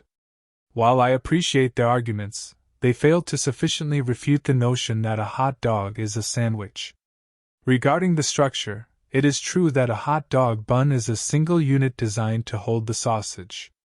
However, we must remember that the structural integrity of a sandwich lies not in the physical separation of the bread but in the concept of a filling enclosed within a bread-like structure. The hot dog bun, despite being connected, fulfills this criterion by acting as a cohesive vessel for the sausage and other toppings. Furthermore, my opponent suggests that the nature of the filling distinguishes hot dogs from sandwiches. While it is true that hot dogs often feature cylindrical meat products, this does not preclude them from being considered sandwiches. The sandwich world is vast and diverse, ranging from deli classics with sliced meats to open-faced sandwiches with various toppings. A hot dog's meaty filling may have its own uniqueness, but it still fits within the broader definition of a sandwich. As for the cultural context, it is true that hot dogs have developed a distinct identity beyond sandwiches. However, this does not negate their classification as a sandwich. Culinary traditions often evolve, and cultural variations can lead to the emergence of new interpretations. The fact that hot dogs have carved their own niche within American cuisine only adds to the richness and diversity of the sandwich category. Lastly, the argument that language establishes a clear distinction between hot dogs and sandwiches is flawed. Language is fluid and subject to interpretation. It is not uncommon for words to have multiple meanings or for culinary terminology to vary across regions and cultures. While language can provide insights, it should not be the sole determinant of our understanding of food classifications. In conclusion, the hot dog's cohesive structure, filling enclosed within a bread-like structure, and its place within the broad sandwich spectrum outweigh any arguments to the contrary. Let us celebrate the hot dog as a unique manifestation of the sandwich concept, embracing its culinary merits and cultural significance. Debater 2, Rebuttal. Respected judges, fellow debater, I appreciate the counterarguments presented by my opponent, but allow me to respond and reinforce my position. While it is true that a hot dog bun acts as a cohesive vessel, its inseparable nature undermines the fundamental definition of a sandwich. Sandwiches, by definition, consist of separate bread pieces or slices enveloping the filling, enabling a harmonious interplay of flavors. The connected nature of a hot dog bun disrupts this delicate balance, setting hot dogs apart as a distinct food item. Regarding the filling, I concede that sandwiches encompass a wide variety of ingredients. However, the central principle of a sandwich is the equal distribution and integration of these ingredients. In a hot dog, the sausage overwhelmingly dominates the flavor profile, while the condiments play supporting roles. This imbalance underscores the uniqueness of hot dogs as a separate category. Furthermore, cultural significance cannot be dismissed. Hot dogs have transcended the realm of sandwiches to become an iconic symbol of American culinary heritage. They have earned their place as a standalone category, cherished for their association with specific cultural events and traditions. Recognizing hot dogs as a distinct food item does not diminish their culinary value but rather highlights their cultural significance. Lastly, while language is not the sole determinant, it plays a crucial role in establishing shared understanding and clarity. Common parlance, culinary experts, and dictionaries overwhelmingly support the distinction between hot dogs and sandwiches. Ignoring this widespread consensus risks confusing and diluting the precise meanings we attach to culinary terms. In conclusion, the inseparable nature of hot dog buns, the imbalanced filling distribution, cultural significance, and linguistic consensus all reinforce the indisputable fact that hot dogs are not sandwiches. Let us preserve the integrity of culinary classifications and appreciate the hot dog for its unique identity and cultural significance separate from the realm of sandwiches. Closing statement. Ladies and gentlemen, respected judges, we have engaged in a spirited debate over the classification of hot dogs as sandwiches.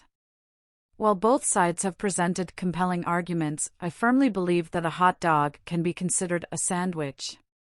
A hot dog's composition, versatile fillings, and cultural significance align with the fundamental principles of a sandwich.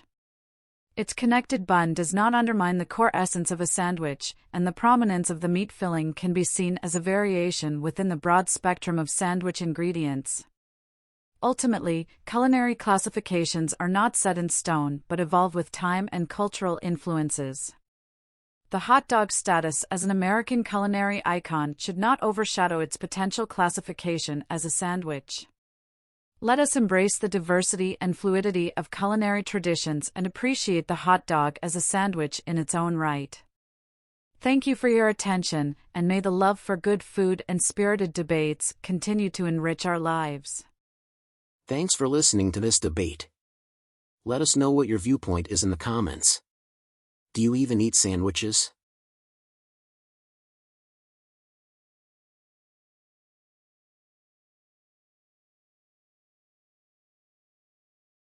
The bond between humans and dogs is a special one, and many pet owners have long suspected that their furry friends are capable of sensing their emotions.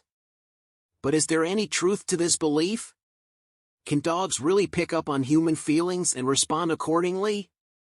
According to a recent study published in the journal Learning and Behavior, the answer appears to be yes. Researchers at the University of Helsinki conducted a series of experiments to determine whether dogs could differentiate between happy and angry human expressions. The results were clear. Not only could they tell the difference, but they also tended to avoid people who appeared angry. To conduct the study, the researchers showed dogs images of people with either happy or angry facial expressions while simultaneously playing either happy or angry sounds. They found that the dogs spent significantly more time looking at the faces that matched the emotional tone of the sounds being played. In other words, if a happy sound was played while the dog was looking at an image of a smiling person, they would spend more time looking at that face than if an angry sound was played instead. Additionally, the researchers placed bowls of food in front of the dogs and had humans approach them with either a happy or angry expression. They found that the dogs were less likely to take food from someone who appeared angry, suggesting that they were able to accurately pick up on negative emotions and respond accordingly. So why might dogs be able to sense human emotions? One theory is that it has to do with their ability to read body language and facial expressions. Dogs are highly attuned to subtle changes in posture and movement, and they rely heavily on visual cues to understand the world around them. It's possible that they have evolved to recognize human emotions as a way of better understanding how to interact with their owners. Another theory is that dogs may be able to pick up on the chemical signals that humans give off when they experience different emotions. When we feel happy, for example, our bodies release endorphins and other feel-good hormones that dogs may be able to detect. Similarly, when we feel angry or anxious, our bodies release different chemicals that may be perceptible to our canine companions. Whatever the reason for their abilities, there's no denying that dogs have a remarkable ability to sense our emotions and respond in kind. This is just one of the many reasons why they make such wonderful pets and loyal companions. So the next time you're feeling down, don't be surprised if your furry friend comes over to offer some comfort. They may just be responding to your emotional state in a way that only they can.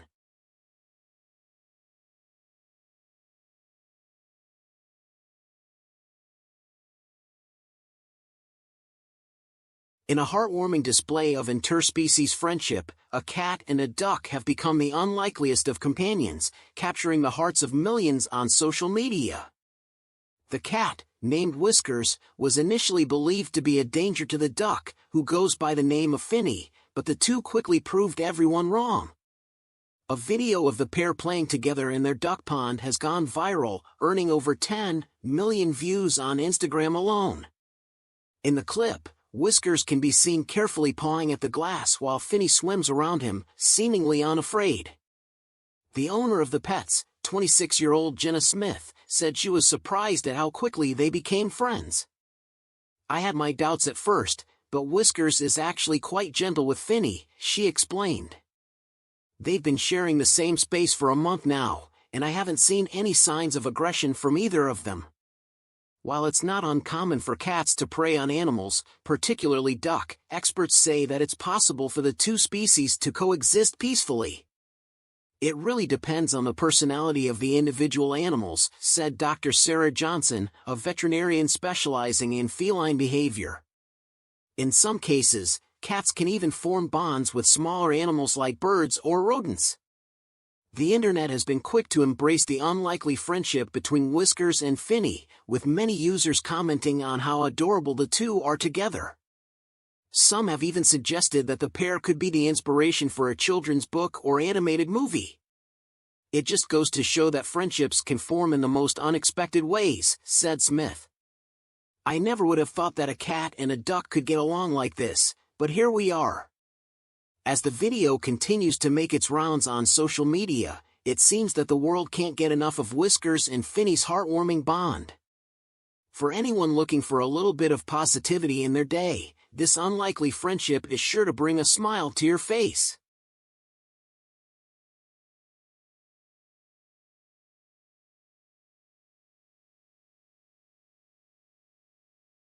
In a world where technology continues to shape our daily lives, it comes as no surprise that robots have made their way into the kitchen.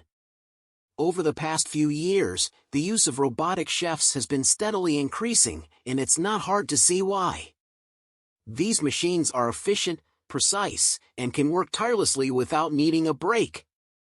Picture this: you walk into a restaurant and are greeted by a friendly host who shows you to your table. As you peruse the menu, you notice that there is no mention of any human chefs. Instead, all the dishes are prepared by machines. Not only that, but the kitchen is visible through a glass partition, allowing you to watch the robots in action. It may sound like something out of a sci-fi movie, but it's actually becoming more and more common. In fact, some restaurants in Japan have already implemented fully automated kitchens, with robots doing everything from chopping vegetables to plating dishes. One of the main benefits of using robotic chefs is their precision. They can be programmed to cut ingredients to exact measurements and cook them for exactly the right amount of time. This means that each dish is consistent and of high quality, which is especially important for chain restaurants. Another advantage of using robots in the kitchen is their efficiency. They don't require breaks or sick days, and can work around the clock if necessary. This means that restaurants can increase their output and serve more customers without needing to hire additional staff. But what about the human touch, you might ask? Can a robot really replicate the creativity and passion that a human chef brings to a dish? While it's true that robots may lack the intuition and spontaneity of a human, some companies are working on ways to incorporate these elements into their machines. For example, Moley Robotics has created a robotic kitchen that can mimic the movements of a human chef. The machine is equipped with cameras that capture the movements of a chef as they prepare a dish. This information is then used to program the robot to replicate those same movements. The result is a machine that can cook just like a human, but with greater precision and efficiency. Of course, there are also concerns about the impact of robotic chefs on employment in the restaurant industry. While it's true that some jobs may be lost as a result of automation, there are also opportunities for new roles to be created. For example, someone will still need to oversee the robots and ensure that they are working properly. Additionally, chefs may be able to focus more on recipe development and menu planning, rather than spending all their time in the kitchen. So what does the future hold for robotic chefs? It's hard to say for sure, but one thing is certain: the use of automation in the kitchen is only going to increase. Whether it's fully automated restaurants or machines that assist human chefs, robots are here to stay. And who knows, maybe one day we'll even have a robot that can make the perfect grilled cheese sandwich.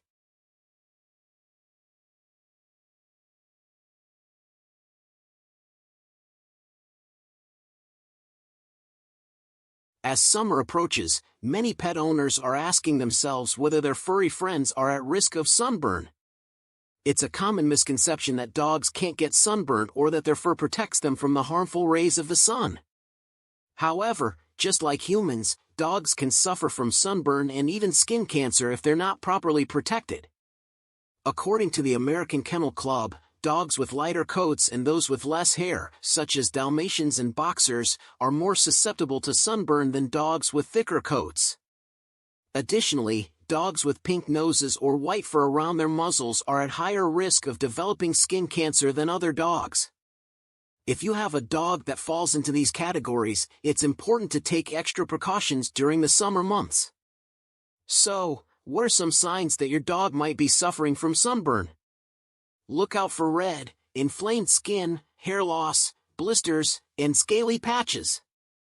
If your dog is exhibiting any of these symptoms, it's important to seek veterinary care immediately. Sunburned skin can be incredibly painful for dogs and can even lead to infection if left untreated. To prevent sunburn in dogs, there are a few things you can do. First and foremost, limit exposure to the sun during the hottest parts of the day, typically between 10 a.m. and 4 p.m. Instead, take your dog for walks early in the morning or late in the evening when the sun is less strong. If you're planning on spending time outside with your dog during peak sun hours, invest in a canine-specific sunscreen. Never use human sunscreen on your dog, as it can contain ingredients that are toxic to dogs. Apply sunscreen to your dog's nose, ears, and any other areas where skin is exposed.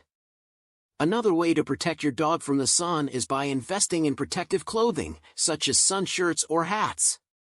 These types of clothing are especially helpful for dogs with short hair or light-colored coats. Finally, make sure your dog has access to plenty of shade and water throughout the day. If you're spending time in the backyard, set up a shaded area with a water bowl nearby. This will help keep your dog cool and hydrated while also protecting them from the sun's harmful rays. In conclusion, dogs can definitely get sunburnt, and it's important for pet owners to take precautions during the summer months. By limiting exposure to the sun, investing in canine-specific sunscreen and protective clothing, and providing plenty of shade and water, you can help protect your furry friend from the harmful effects of the sun. Remember, just like humans, prevention is key when it comes to sunburn and skin cancer in dogs.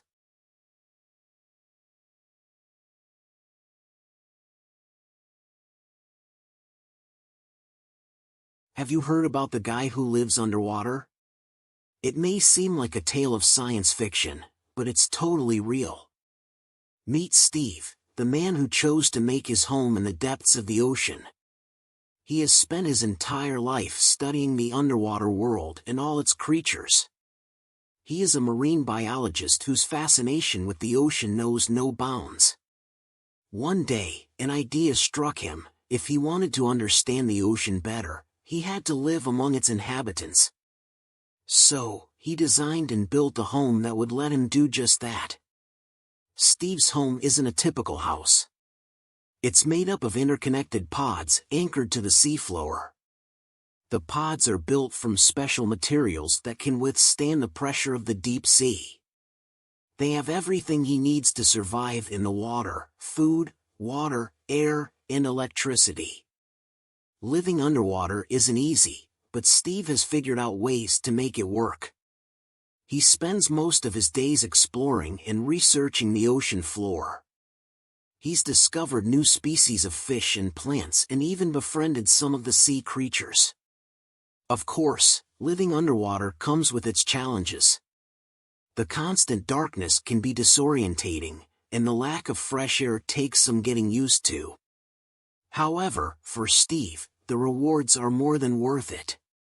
He feels more connected to the ocean than ever before, and he's making discoveries that could change our understanding of the underwater world.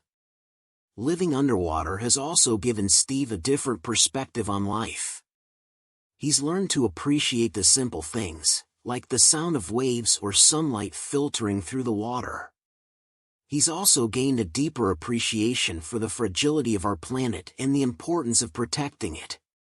In many ways, Steve's story reminds us that there are still mysteries to be explored and new frontiers to be conquered.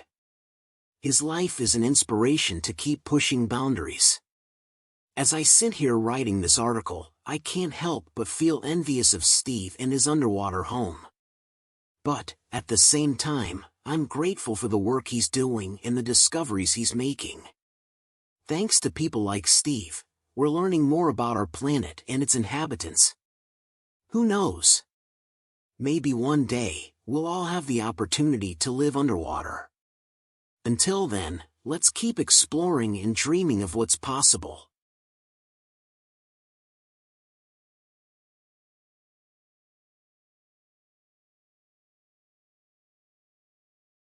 Orange deserves more love than it gets. Orange is often overlooked when it comes to color choices. People tend to prefer blues or greens over the bright and bold oranges out there. However, let me tell you why orange deserves more love than it gets. To start with, orange has a way of making people feel warm and happy. Orange is often associated with enthusiasm, creativity, and excitement. Just think about how seeing a stunning orange sunset or a juicy, ripe orange fruit can suddenly make you feel invigorated and alive. I have a personal connection with the color orange. When I was younger, my grandfather would grow pumpkins in his garden every fall. He would always keep one pumpkin for me that he would paint a bright shade of orange. Seeing that pumpkin each year always brought warmth to my heart, and I still associate that color with fond memories. But orange isn't just a sentimental favorite, it's also practical in many ways. Orange is often used as a safety color because it's easily seen from a distance. That's why construction workers wear bright orange vests, and traffic cones are painted orange. This means that this fantastic color doesn't just look good, but it can also keep us safe. Another exciting thing about orange is its versatility. It can work in fashion, home decor, and branding. Orange isn't just a great color in fashion, where it shines as an accent piece like a scarf or necklace that can brighten up a neutral outfit. It's also versatile in home decor, adding a pop of color to any room without dominating the space. In fact, many companies use orange in their branding because it's associated with innovation, energy, and friendliness. So let's give orange the recognition it deserves. Even though orange may not be a top pick for many people, it has plenty of great qualities. The color can elicit positive emotions and has practical uses, such as being easily seen from afar. That's why it's an excellent choice for any occasion. So, next time you encounter something orange, take a moment to appreciate everything this amazing color has to offer.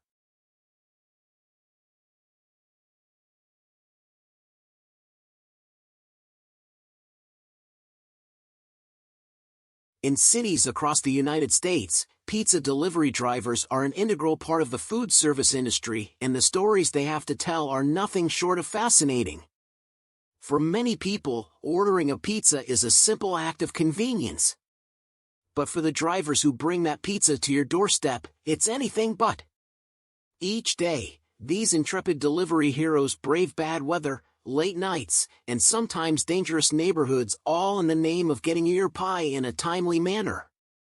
Recently, we had the opportunity to speak with several pizza delivery drivers from around the country. They shared their experiences on the job and provided us with a glimpse into the secret life of pizza delivery drivers. One driver we spoke with was Maria G., a seasoned veteran who has been delivering pizzas for over a decade. Maria spoke about the challenges of working in a busy urban area, where navigating traffic and finding parking can be a constant headache. She also talked about some of her more memorable deliveries, including one to a high-rise apartment building where she had to climb 20 flights of stairs to deliver the pizza. Another driver we spoke with, Tony L., told us about the time he delivered a pizza to a movie set where a famous actress was filming a scene. He said he was starstruck when he realized who he was delivering to, but managed to keep his cool long enough to get paid and leave without causing a scene. But not all of the stories we heard were lighthearted.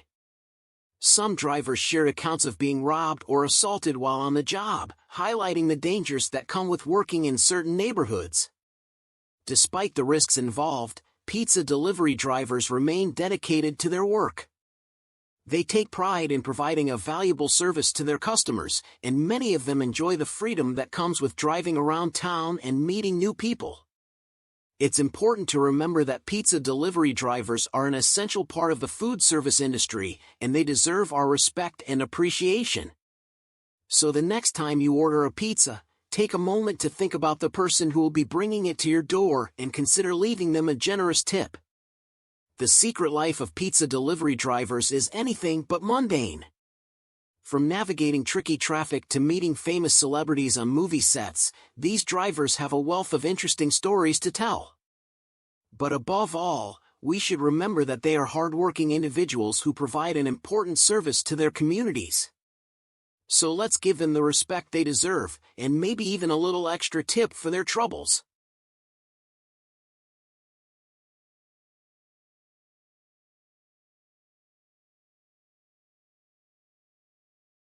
The bizarre origins of your favorite foods. Have you ever wondered where your favorite foods came from? Did they just magically appear in your kitchen pantry or on the shelves of your local grocery store? The truth is, many of the foods we love today have some truly bizarre origins that might surprise you. Take popcorn, for example. This beloved snack has been around for centuries, but it wasn't always the buttery, salty treat we know and love today.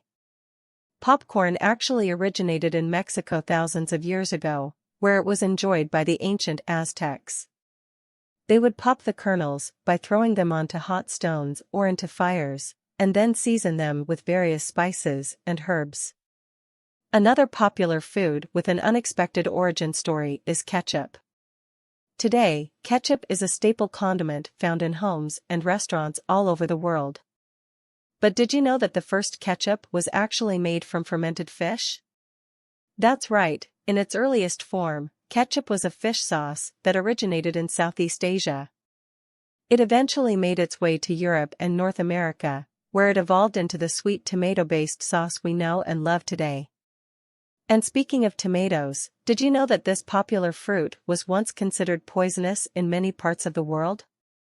That's right, when tomatoes were first introduced to Europe from South America in the 16th century, people were skeptical of their bright red color and strange taste. Many believed that eating tomatoes could be deadly, thanks in part to their resemblance to another poisonous plant called belladonna.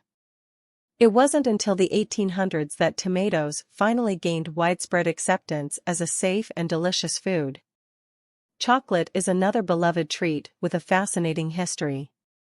This sweet indulgence has been enjoyed for thousands of years, dating back to the ancient Maya and Aztec civilizations in Central America.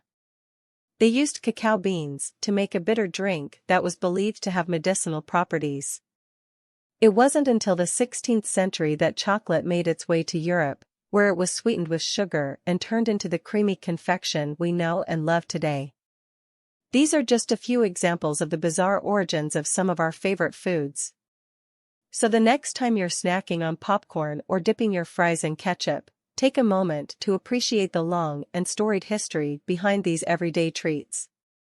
Who knows, you might even discover a new appreciation for the flavors and cultures that have shaped the foods we love.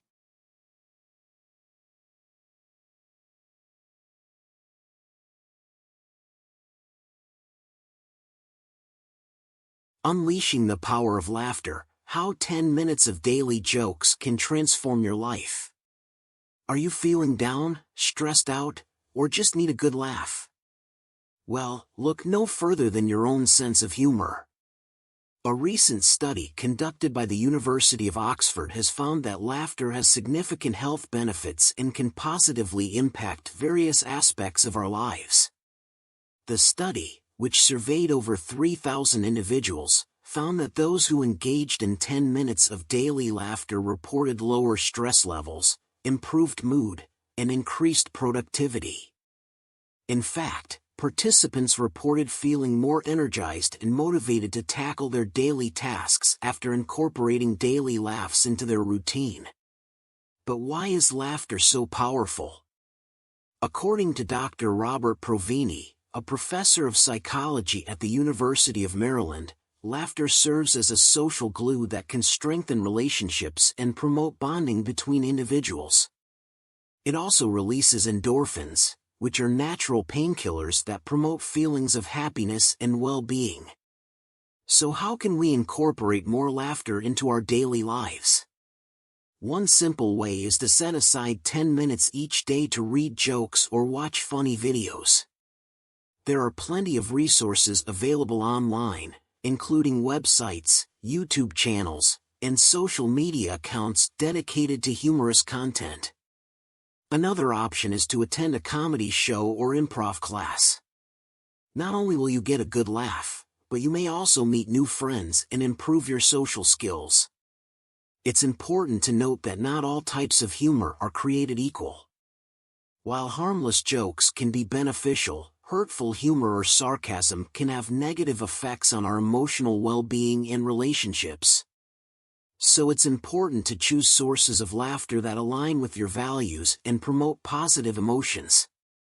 Incorporating laughter into our daily routines may seem like a small change, but the benefits can be profound. As the saying goes, laughter is the best medicine, and for good reason. So why not give it a try and see how a daily dose of humor can transform your life?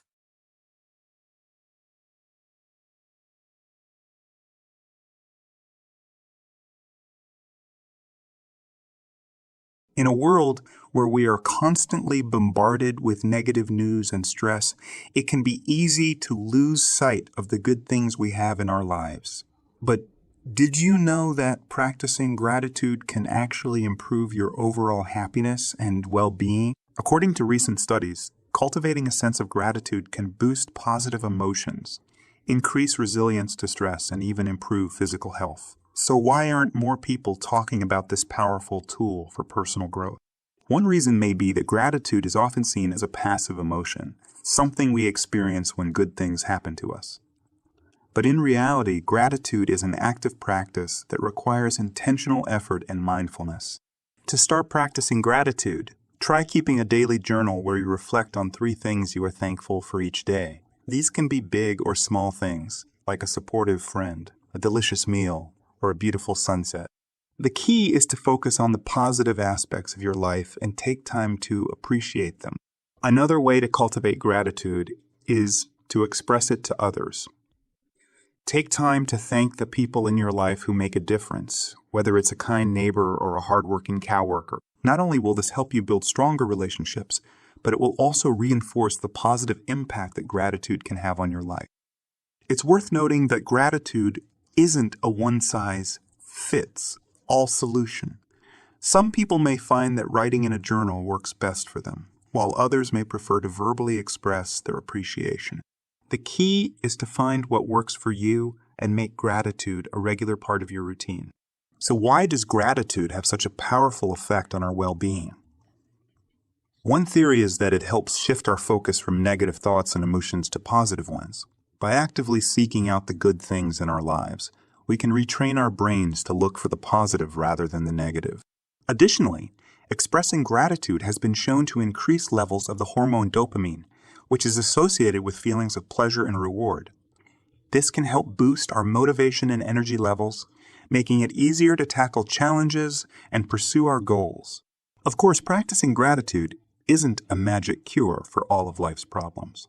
But by incorporating this simple practice into your daily routine, you may find that you feel more positive, resilient, and fulfilled. So the next time you're feeling stressed or overwhelmed, take a moment to reflect on the things you are thankful for. You might be surprised at how much of a difference it can make in your overall well-being. In conclusion, gratitude is a powerful tool that can help us improve our happiness and well-being.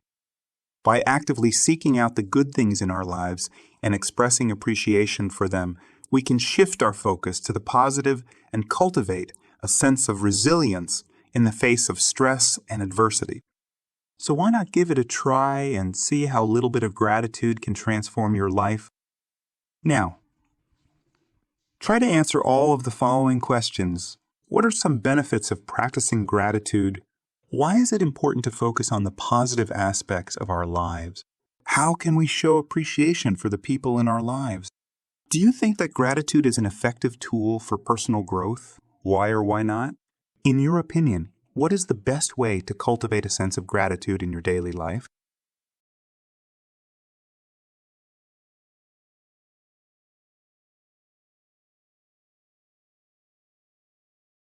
Navigating everyday life with mindfulness, 5 simple practices for a happier you today. In today's fast-paced world, it can be easy to get caught up in the hustle and bustle of daily life. The constant pressure to meet deadlines, attend meetings, and juggle personal responsibilities can leave us feeling overwhelmed and stressed out. But what if there was a way to navigate everyday life with more ease and happiness? Enter mindfulness. Mindfulness is the practice of being present and fully engaged in the current moment. It involves paying attention to your thoughts, sensations, and surroundings without judgment or distraction. By focusing on the present moment, mindfulness can help alleviate stress, anxiety, and other negative emotions that can arise from our busy lives. Here are 5 simple practices you can start incorporating into your daily routine to cultivate mindfulness and improve your overall well-being. Take mindful breaths. Start by taking a few deep breaths, focusing solely on your breath as you inhale and exhale. This can help calm your mind and body, allowing you to focus on the present moment. Use this technique whenever you feel overwhelmed or stressed out throughout the day. Practice gratitude. Take a few minutes each day to reflect on things you're grateful for.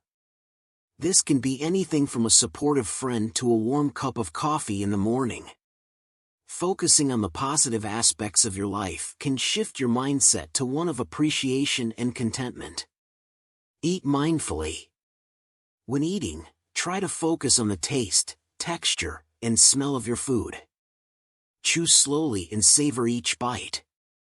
This not only helps you enjoy your food more but also promotes healthy digestion and can prevent overeating. Engage your senses.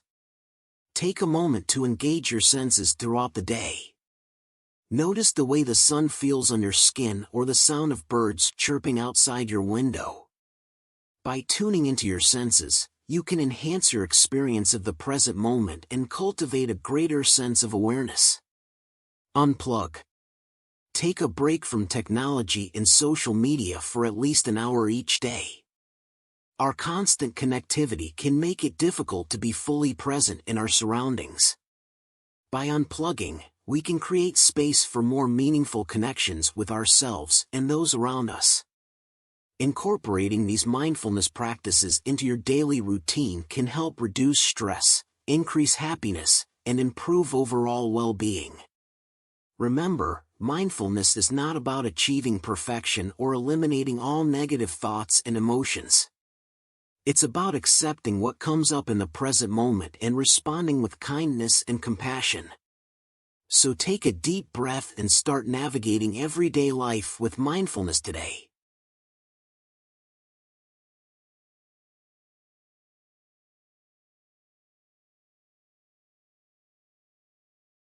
Shocking, my personal experience with urgent weight loss now. Weight loss is a topic that millions of people around the world are interested in. Whether it's to improve their health or for aesthetic reasons, losing weight can be a difficult and frustrating process. For me, it wasn't until I had a wake-up call that I realized I needed to lose weight urgently. It was a typical day at work when I suddenly felt a sharp pain in my chest and difficulty breathing. Panicked, I went to the emergency room and was told that I had high blood pressure and was at risk for a heart attack. That was the moment that changed everything for me. I knew I needed to make drastic changes to my lifestyle if I wanted to live a long and healthy life. After doing some research, I discovered a weight loss program that promised quick results.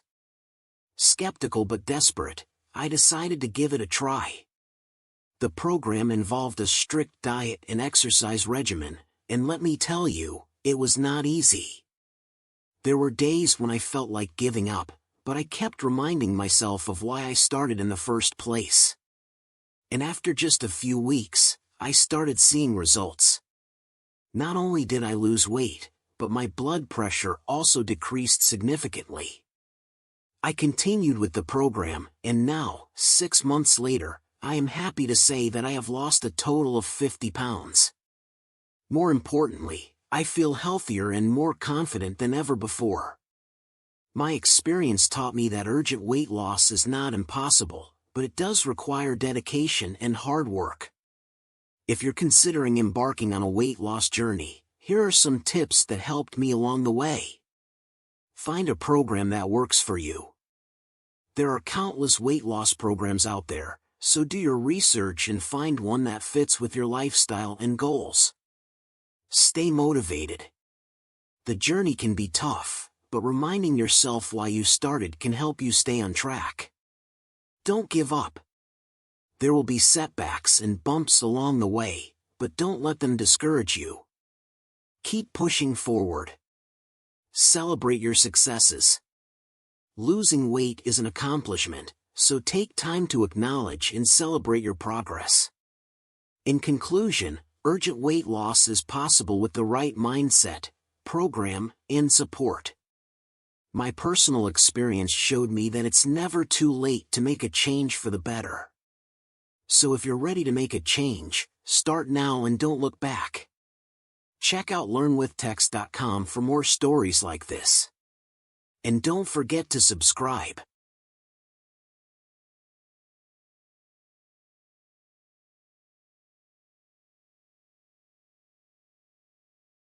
Unleash your inner child, the rise of adult ball pits. Have you ever wanted to dive into a ball pit like you did when you were a kid, but felt too embarrassed to do it as an adult? Well, fear no more. Adult ball pits are becoming all the rage across the country, and people of all the rage across the country, and people of all ages are diving in head first. So what exactly is an adult ball pit? It's exactly what it sounds like, a giant pit filled with thousands of colorful plastic balls, just like the ones you used to play with at Chuck E. Cheese's or McDonald's play place. But now they're bigger, better, and much more Instagram-worthy. These new and improved ball pits are popping up everywhere, from trendy bars to pop-up events, and even in some offices as a way to relieve stress. They provide a fun and unique experience that can transport adults back to their childhoods, even if just for a little while. But why are adult ball pits becoming so popular now? Some say it's because millennials are looking for new and exciting ways to socialize and have fun, while others believe it's a way to escape the stresses of daily life. Whatever the reason may be, one thing is for sure. These ball pits are bringing people together and creating memories that will last a lifetime. One popular spot for adult ball pits is Bolly Ballerson, a bar in London that boasts 2 ball pits, one with 200,000 balls and another with 1 million balls. The bar offers cocktails, pizzas, and of course plenty of opportunities for Instagram-worthy photos. Another popular destination is the Beach Chicago, a pop-up event that features a massive ball pit filled with over 1 million plastic balls, along with beach chairs, umbrellas, and other summertime essentials. This event has been such a hit that it has now expanded to other cities, including Miami and Washington, D.C. But it's not just bars and pop-up events that are getting in on the action. Some companies are incorporating ball pits into their office spaces as a way to boost creativity and relieve stress. One such company is VaynerMedia, a digital marketing agency based in New York City. Their office boasts a ball pit with over 100,000 balls, which employees can use to take a break from their work and let loose for a little while. So if you're looking for a new and unique experience that will transport you back to your childhood, consider checking out an adult ball pit. With so many options popping up across the country, there's sure to be one near you. Just remember to kick off your shoes, jump in, and let your inner child run wild.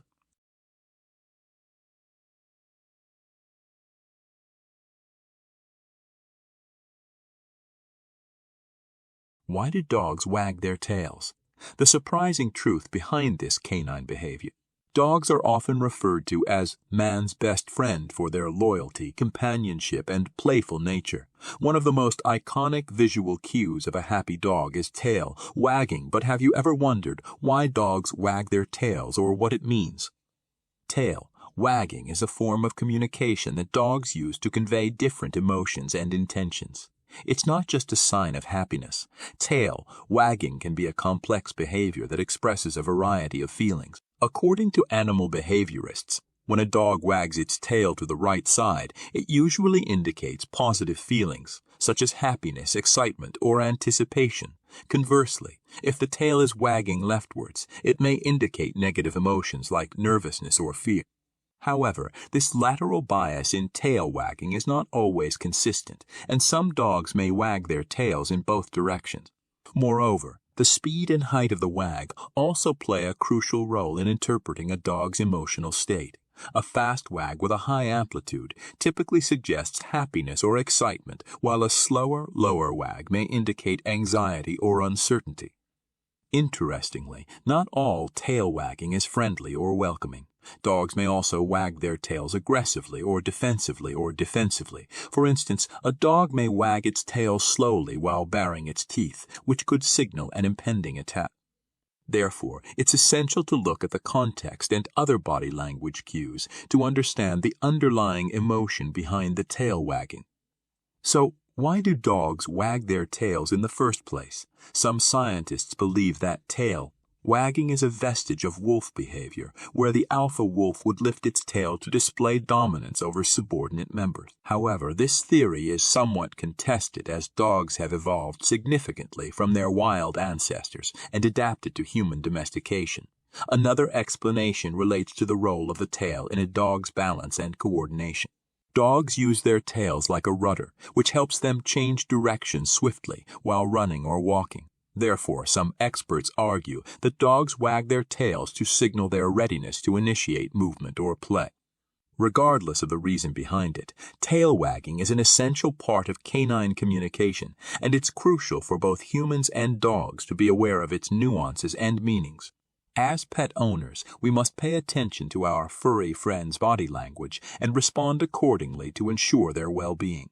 In conclusion, tail wagging is not just a simple gesture that dogs use to express happiness or excitement. It's a complex behavior that conveys a range of emotions and intentions, depending on the context, speed, and amplitude of the wag.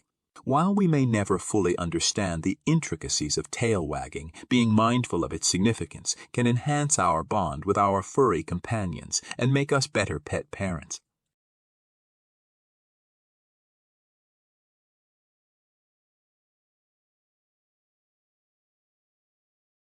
Why are people obsessed with plant TikTok?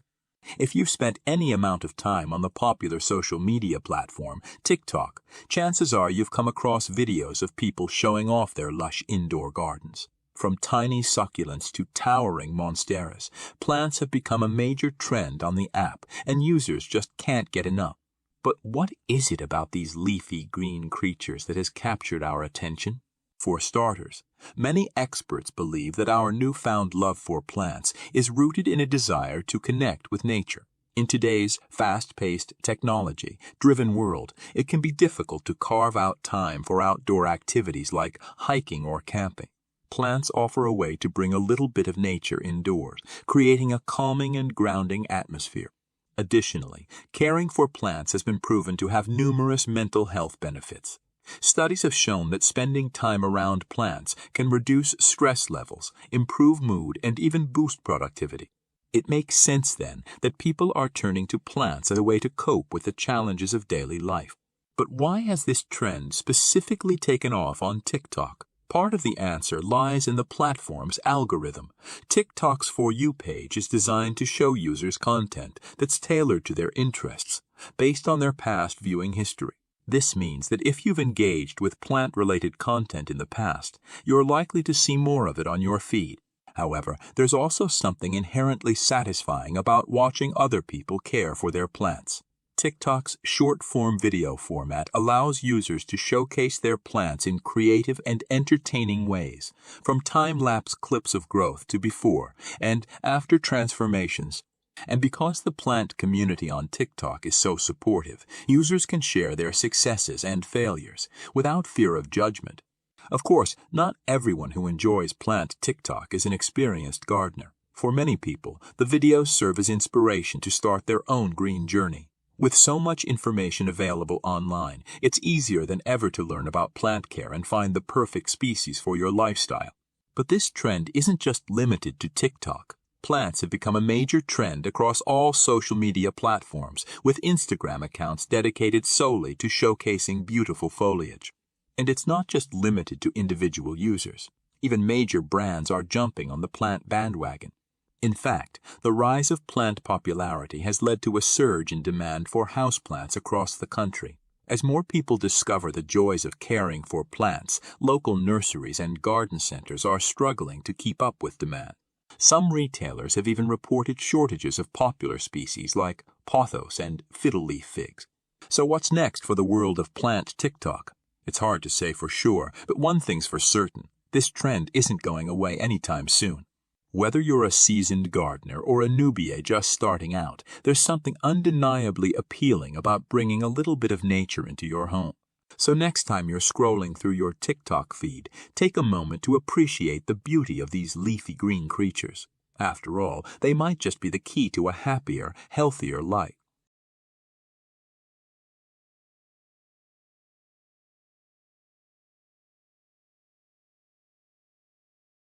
In a world where fast food chains and delivery services are on the rise, the competition is fierce. The latest news coming from the restaurant industry has left everyone in awe when the world's largest pizza delivery took place. According to sources, the massive pizza delivery was made by a team of dedicated pizza makers who worked tirelessly for weeks to prepare for this momentous event. In total, over 2,000 pizzas were involved in the delivery, making it the largest pizza delivery ever made in history. The delivery took place in the bustling city of New York, where crowds gathered to witness the spectacle. The pizzas were transported in a convoy of trucks, escorted by a team of security personnel to ensure the safe delivery of each and every pizza. As the trucks arrived at their destination, the smell of freshly baked pizza filled the air. The recipients of the pizzas were ecstatic, and crowds gathered around to watch as the pizzas were unloaded from the trucks and distributed to the delighted customers. But the question on everyone's mind is, how did they manage to deliver so many pizzas at once?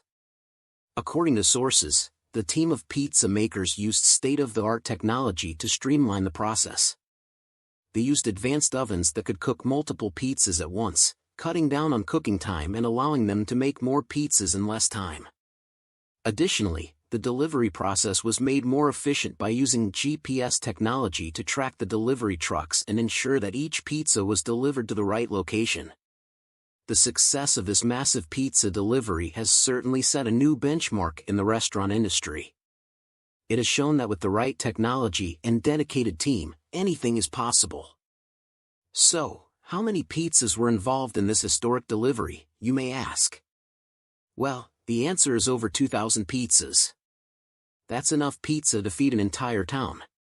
In conclusion, the world's largest pizza delivery has left us all in awe. It has shown us that with the right technology and team, anything is possible.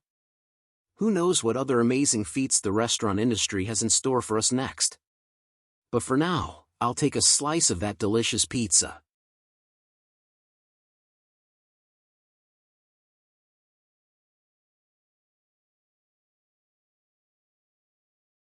Why this Japanese town is covered in purple dye every year.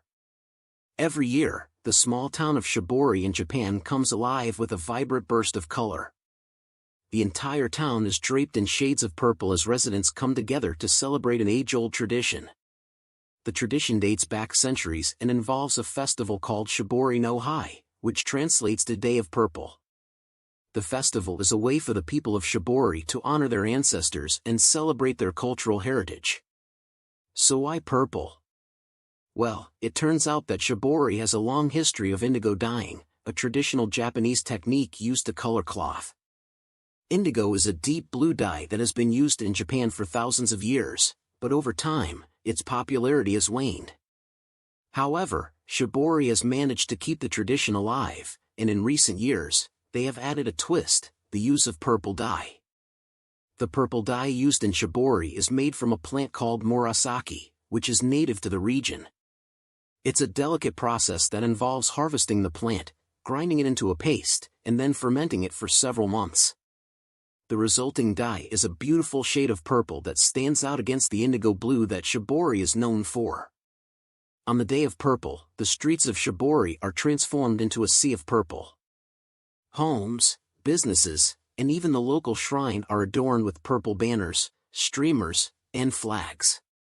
The festival kicks off with a parade through town, featuring dancers dressed in purple costumes and carrying large banners with the kanji character for purple. As the day progresses, there are various activities for visitors to enjoy. These range from traditional Japanese arts and crafts, such as calligraphy and pottery, to more modern pursuits like karaoke and video games. There are also plenty of food vendors selling local delicacies, including purple sweet potato ice cream and murasaki-infused sake. The Day of Purple is a time for the people of Shibori to come together and celebrate their shared history and traditions. It's a reminder of the importance of preserving cultural heritage, even in the face of modernization and globalization. In recent years, the festival has gained popularity among tourists from around the world. Visitors are drawn to the unique experience of seeing an entire town bathed in purple, and the opportunity to learn more about traditional Japanese culture. While the festival may seem like just a fun and quirky event, it holds a deeper significance for the people of Shibori. It's a way for them to honor their ancestors, preserve their cultural heritage, and share it with the world. So if you're ever in Japan in mid-June, be sure to make your way to Shibori for the Day of Purple. It's a once-in-a-lifetime experience that you won't want to miss.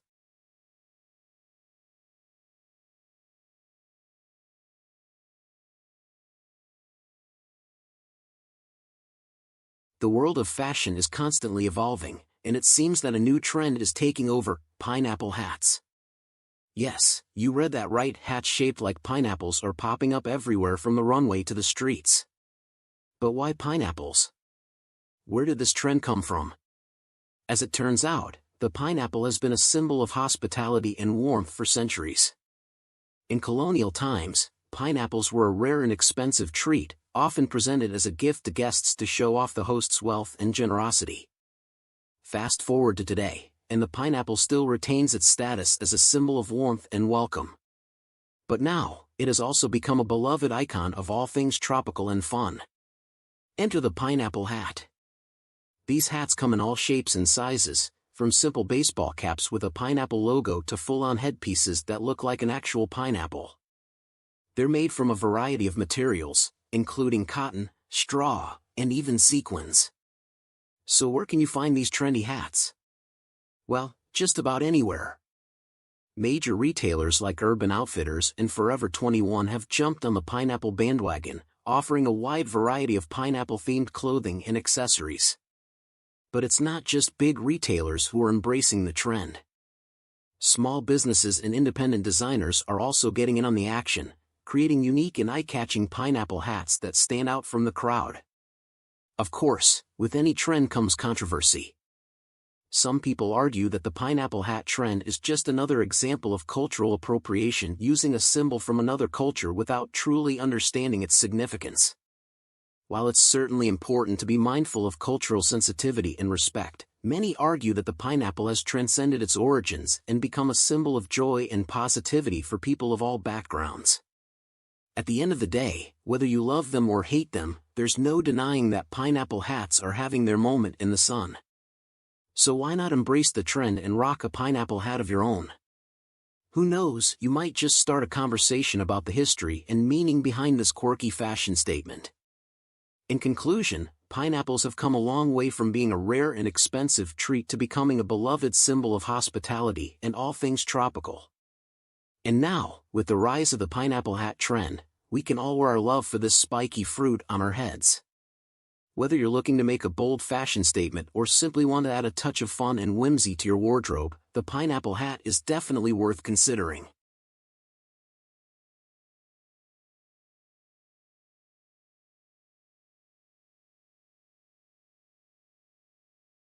In a world that's becoming increasingly digitized, it seems almost counterintuitive that people would be clamoring to buy vintage typewriters. Yet, that's exactly what's happening in 2023 as people are rediscovering the joys of analog technology. But why now? Why are people choosing typewriters over laptops or smartphones? To answer that question, we first need to understand the appeal of analog technology. In a world where everything is instant and disposable, there's something special about holding an item that was made to last. Analog technology forces us to slow down and savor the experience. It's tactile and engages multiple senses in a way that digital devices simply can't match. Now, let's talk specifically about vintage typewriters. For those unfamiliar with them, typewriters were the primary form of written communication for more than a century. Before computers, if you wanted to put words on paper, a typewriter was your best option. So, what's so special about these machines? For one thing, they're incredibly durable. Unlike laptops or smartphones, which seem to have an expiration date built in, vintage typewriters can last for decades with proper care. But beyond durability, there's something romantic about the idea of typing on a vintage machine. Maybe it's the clack of the keys or the physical effort required to depress each one, but there's a sense of nostalgia associated with typewriters that simply can't be replicated by modern technology. And then, of course, there's the aesthetic appeal. Vintage typewriters are beautiful pieces of machinery with elegant curves and intricate details. They're the antithesis of modern design, which tends to favor minimalism and simplicity over ornamentation. All of these factors combined have created a new market for vintage typewriters. People are scouring antique shops, thrift stores, and online marketplaces in search of the perfect machine. Some are collectors, while others simply want to use a typewriter for its intended purpose, writing. Even major companies are getting in on the trend. In recent years, several typewriter manufacturers have started producing new machines, including the iconic brand Royal. But this newfound popularity has also led to some challenges. As demand has increased, so too have prices. What used to be a niche hobby has become a full-blown trend, and sellers are taking advantage of that fact. There's also the issue of finding replacement parts and supplies. While typewriters themselves may be durable, the ribbons and ink cartridges they require are not as easy to come by. This has led to an increase in demand for typewriter repair services, as well as specialty shops that sell typewriter-specific supplies. Despite these challenges, the typewriter renaissance shows no signs of slowing down.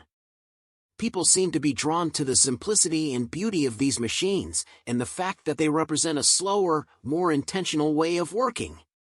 In a world where we're constantly bombarded with notifications and distractions, using a vintage typewriter can feel like a small act of rebellion. It's a way to take control of our time and focus on what truly matters, the words we're putting on paper. So, if you're looking to slow down and savor the moment, why not give a vintage typewriter a try? Who knows, you may just fall in love with analog technology all over again.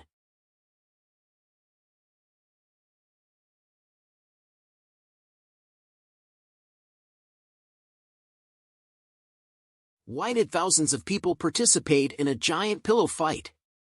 In the bustling city of San Francisco, something peculiar happened on a seemingly ordinary Saturday afternoon.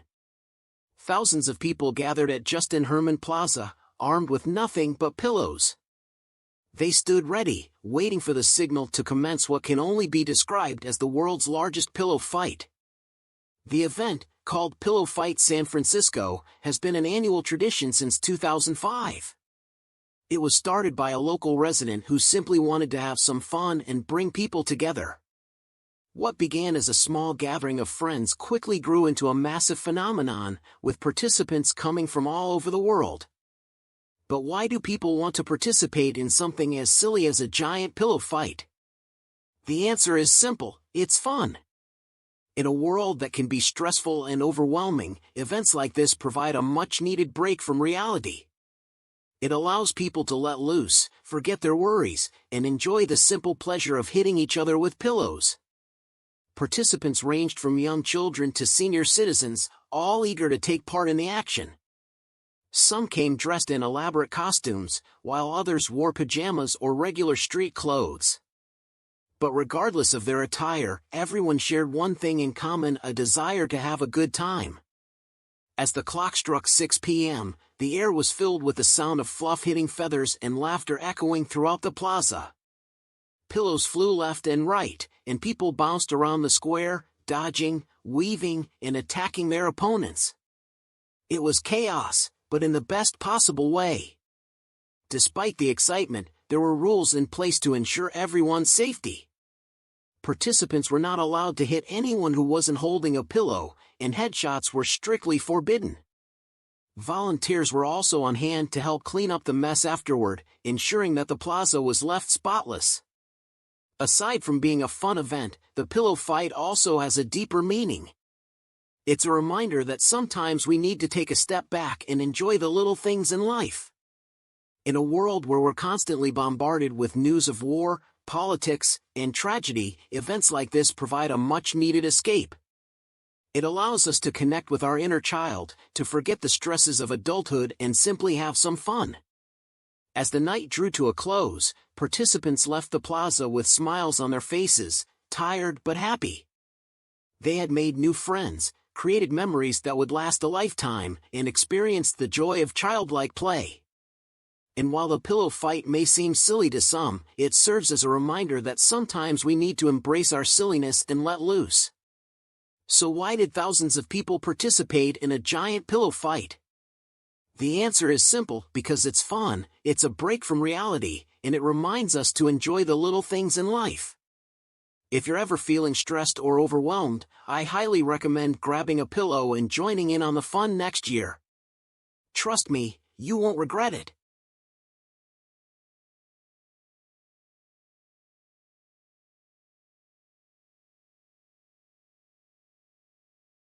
In a bizarre turn of events, a group of penguins broke into a sushi restaurant in Tokyo and made themselves at home.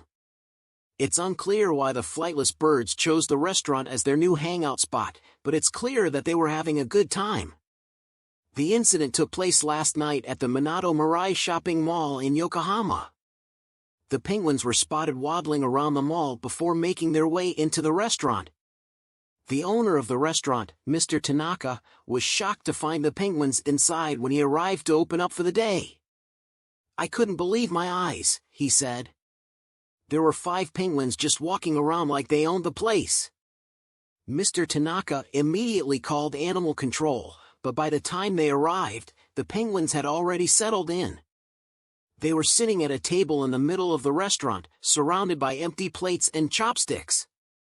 One of the penguins even had a piece of sushi in its beak. Animal control officers tried to coax the penguins out of the restaurant with fish, but the birds refused to budge. It wasn't until a team from the local aquarium arrived that the penguins were finally persuaded to leave. So why did the penguins choose a sushi restaurant as their new hangout spot? Experts say it may have something to do with the fact that penguins are highly social animals and enjoy being around others.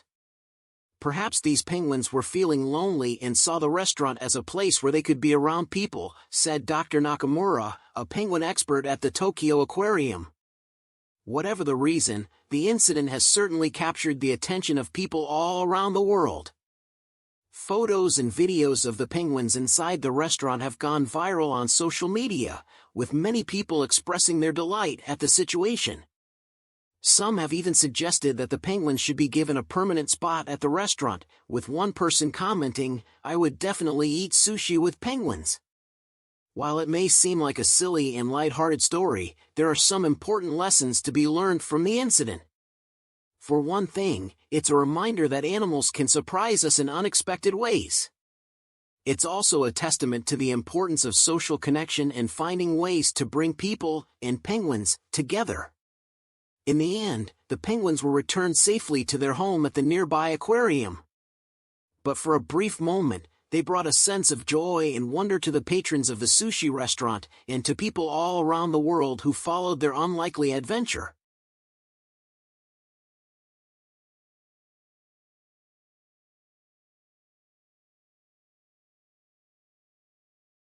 In a heartwarming turn of events, a lost wedding ring has been found in the most unexpected place, a jar of peanut butter. John and Sarah Smith had been married for 10 years when John realized that his wedding band was missing. The couple searched high and low for the ring, but it was nowhere to be found. They checked under the bed, inside the sofa cushions, and even in the car, but the ring remained elusive. John was devastated. The ring held sentimental value as it had belonged to his grandfather who had passed away before John was born. He had always felt a connection to his grandfather through this ring, and the thought of losing it was too much to bear. Days turned into weeks and John had almost given up hope of ever finding his precious ring. Until one day, Sarah made an unusual discovery. While making a sandwich, Sarah noticed something shiny in a jar of peanut butter. She fished it out, and to her surprise, it was John's wedding ring. It had somehow slipped off his finger while he was enjoying a snack and landed straight into the jar of peanut butter. The couple couldn't believe their luck. They were overjoyed at the thought of being reunited with the ring and the memories it held. "I never would have thought to look inside the peanut butter jar," exclaimed Sarah, but I'm so glad I did." The story of the lost and found wedding ring quickly spread throughout their community. The local news picked up on the story and soon it was making headlines across the country. People were amazed at how something as simple as a jar of peanut butter could hold such an important item. Some even jokingly suggested that peanut butter should become the new hiding spot for valuables. But jokes aside, the story of the lost wedding ring and its unexpected discovery is a reminder that sometimes things can be found in the most unlikely of places. It's a testament to the power of perseverance, hope, and a little bit of luck. John and Sarah are grateful for the outpouring of love and support they have received since their story went viral. They are happy to have their beloved ring back in its rightful place and are looking forward to creating new memories together. In a world where bad news seems to dominate the headlines, it's refreshing to see a story that brings a smile to people's faces. The lost wedding ring found in a jar of peanut butter is a testament to the fact that sometimes the best stories come from unexpected places.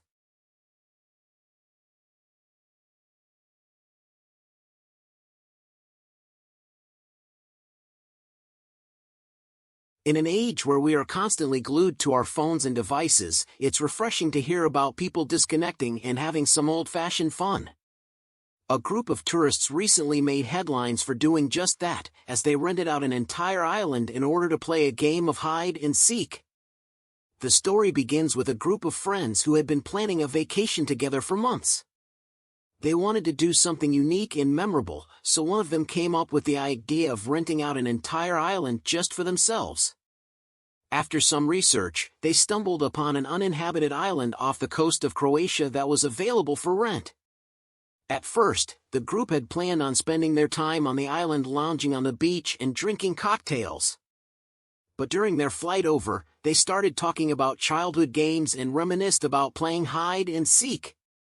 One thing led to another, and soon they were all agreeing to play a game of hide and seek on the island. The rules were simple. The seeker would count to 100 while everyone else hid, and the last person found would be the winner. The group quickly got into the spirit of the game, honing their hiding skills and strategizing about the best places to hide. As they played, they realized that the island was the perfect setting for a massive game of hide and seek. With dense forests, rocky cliffs, and hidden coves, there were endless hiding spots to explore. Word of their game quickly spread, and soon the internet was buzzing with news of these tourists who had rented an entire island just to play hide and seek. People couldn't believe that a group of adults would go to such lengths just to have some fun. But the truth is, we could all use a little more fun in our lives. In a world where we're constantly connected and always working, it can be easy to forget the joy of simple games like hide and seek. This group of tourists reminded us that it's important to take a break from our screens and have some good old-fashioned fun. Of course, not everyone has the means to rent an entire island just for a game of hide and seek. But there are plenty of ways to bring some fun back into our lives. Whether it's playing board games with friends, going on a hike, or trying out a new hobby, taking time to enjoy ourselves is essential for our mental health and well-being. So the next time you're feeling stressed or overwhelmed, why not take a page out of these tourists' book and play a game of hide and seek? You might be surprised at how much it lifts your spirits and brings a smile to your face.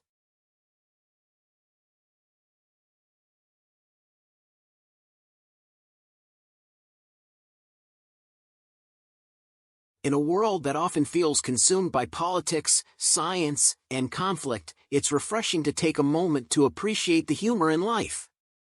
Recently, an unexpected star has risen to internet fame, the humble potato.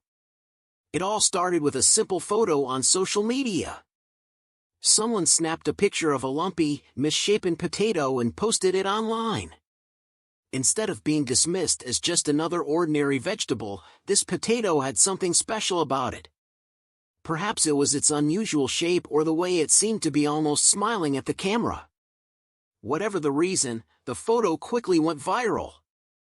Before long, people were sharing their own photos of unique potatoes, each one more bizarre than the last. Some looked like they had faces, others like they were wearing tiny hats. There was even a potato that appeared to have grown a perfect heart shape in the middle. As the trend grew, so did the humor. People began photoshopping pictures of potatoes into all kinds of scenarios.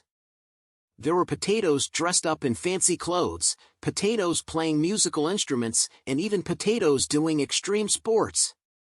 But why has the internet become so obsessed with these starchy tubers? For one thing, it's a welcome break from the constant stream of serious news and information that bombards us every day. It's always nice to take a step back and laugh at something silly and lighthearted. But there's also something inherently relatable about the potato meme phenomenon. After all, who hasn't felt a little bit like a misshapen, lumpy potato at some point in their lives? We all have flaws and imperfections, but that doesn't mean we can't embrace them and find the beauty in our uniqueness. And let's not forget the power of community. When people come together over a shared interest or passion, it can create a sense of belonging and connection. In this case, people all over the world are bonding over their love of wacky potatoes. It's a reminder that even in a digital age where we often feel disconnected, we can still find ways to connect with one another. So the next time you see a photo of a potato with googly eyes or a mustache, don't just dismiss it as another silly meme. Take a moment to appreciate the joy and humor it brings to people's lives. And who knows? Maybe you'll find yourself inspired to share a photo of your own unique potato creation.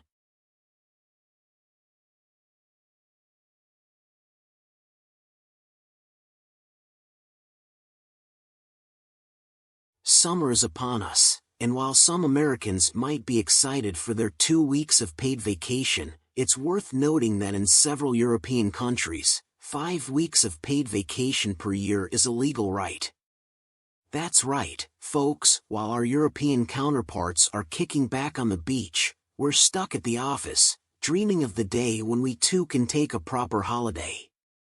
Take Sweden, for example. Swedish workers are guaranteed up to 4 consecutive weeks of paid summer holiday. Can you imagine? For whole weeks of sipping mojitos and soaking up the sun, without a care in the world. Meanwhile, in the US, we're lucky if we get 2 consecutive days off, and even then, we're tethered to our phones, checking emails and taking calls from the office. But why is there such a stark difference between vacation policies in Europe versus the US? Some might argue that it's simply a matter of cultural values, that Europeans prioritize work-life balance and leisure time more than Americans do. And while that might be true to some extent, the reality is that there are deeper systemic factors at play. For one, many European countries have strong labor unions and collective bargaining agreements, which give workers more bargaining power when negotiating their employment contracts. In contrast, U.S. labor laws are notoriously weak, and often favor employers over employees. This means that American workers have less leverage when it comes to things like negotiating pay, benefits, and yes, vacation time. Additionally, many European countries have laws mandating paid vacation time, whereas in the U.S., vacation policies are left up to individual employers to decide. This means that even if a particular company wants to provide their employees with generous vacation time, they may not be able to compete with other companies that offer less time off, and therefore lower labor costs. Of course, there are those who argue that mandatory vacation time would be a burden on businesses, and would lead to decreased productivity and economic growth.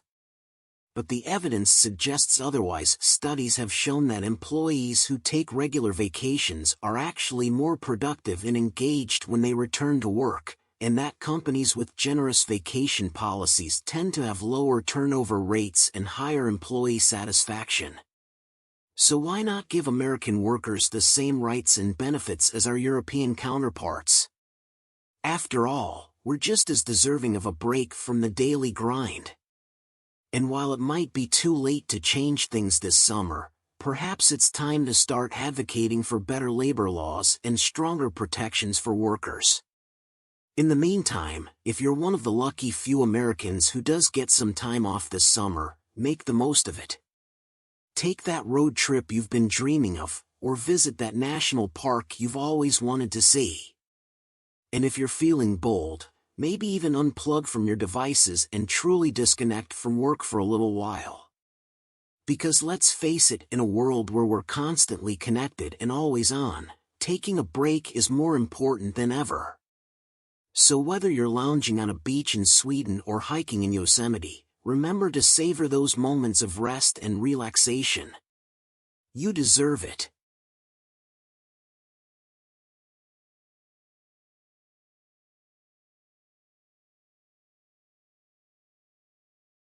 Greetings, listeners. Today we're going to talk about a topic that's dear to our hearts: quitting.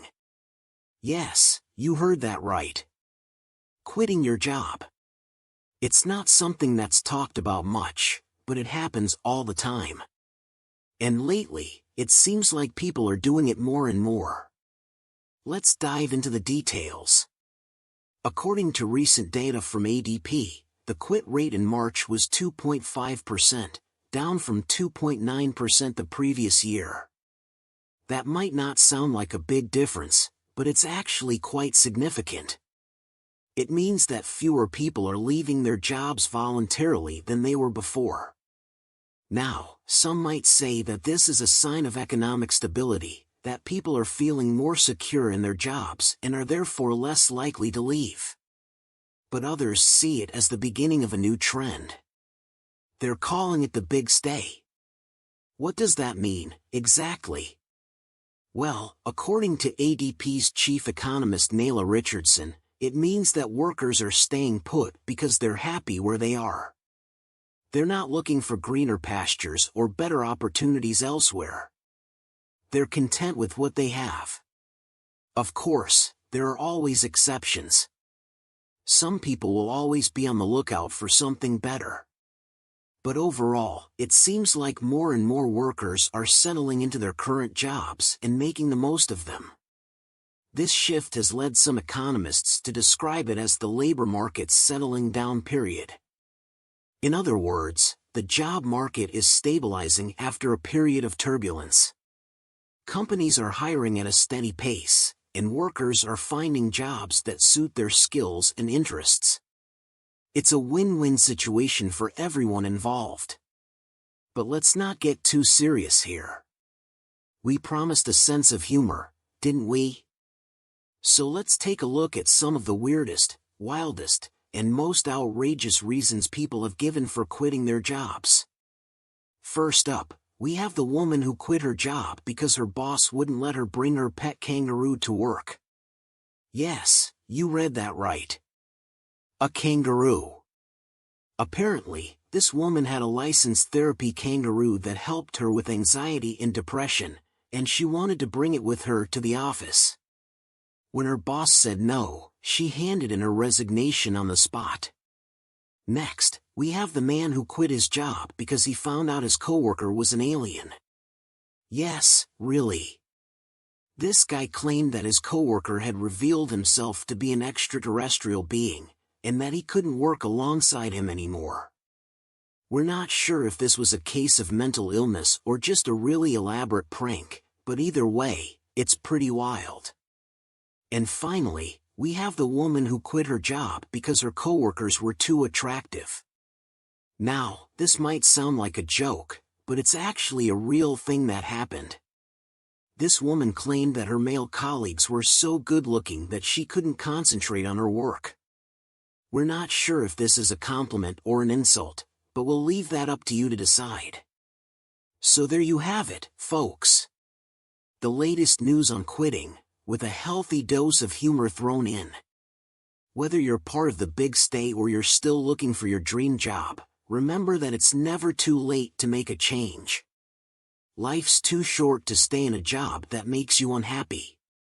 Until next time, keep on quittin'.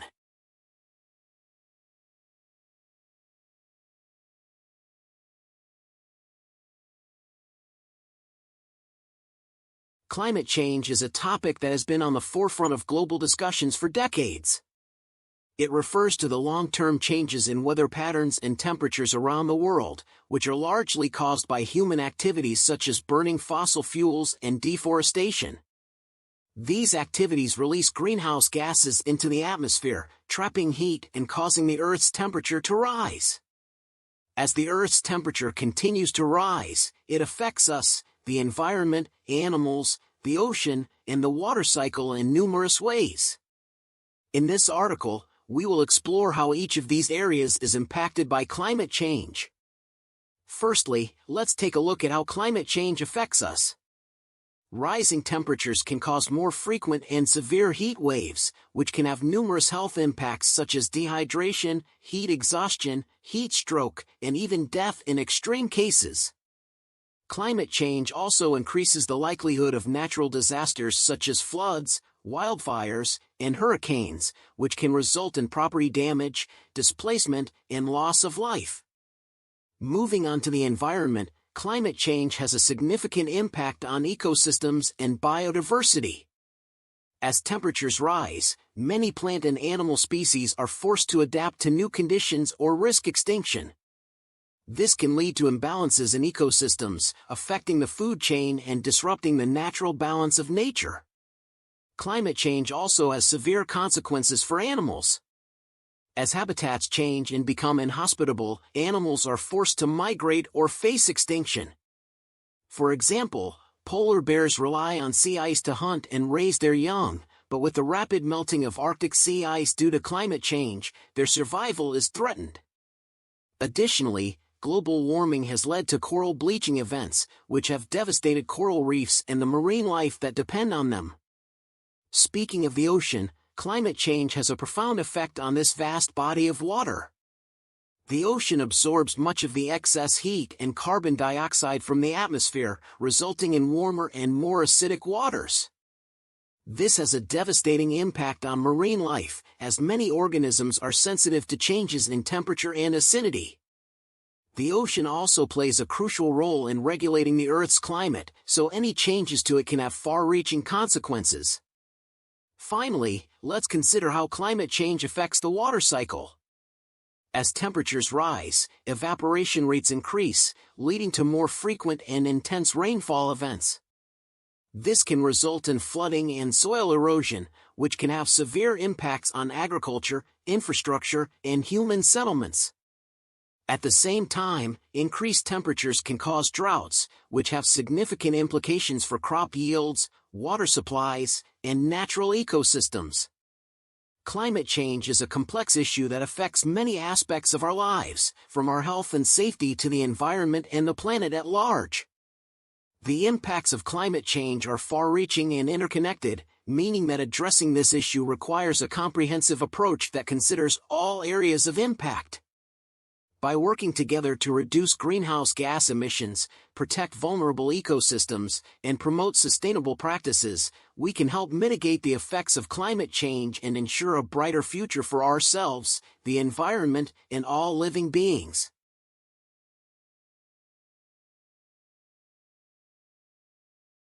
Snapchat has been in the news lately, and not for the reasons they would have hoped. The social media platform has launched a new AI chatbot powered by OpenAI's GPT technology, called MyAI, that allows users to ask it questions and get instant responses. However, since its launch last week, the app has seen a spike in negative reviews, with many users panning the feature and calling for its removal. While the addition of an AI chatbot may seem like a logical step for Snapchat given the growing demand for automation and efficiency in today's world, it appears that users are not particularly impressed with the performance of MyAI. Many have taken to social media to voice their complaints, calling the chatbot useless and unhelpful. Snapchat has always been known as a platform that values user feedback and is quick to make updates and changes based on their suggestions. So it is not surprising that the company has promised to look into these complaints and make any necessary changes to improve the user experience. In fact, some reports suggest that Snapchat has already started working on improving the chatbot's responses to better serve its users. On the other hand, some experts argue that the negative feedback towards my AI might reflect larger issues with AI chatbots and their limitations. While AI technology has come a long way in recent years, it is still far from perfect and can struggle with understanding human language, context, and nuance. Additionally, AI chatbots rely heavily on data sets, which can lead to biases and inaccuracies if not designed and implemented correctly. The rise of AI-powered chatbots in the tech industry has been met with both excitement and skepticism.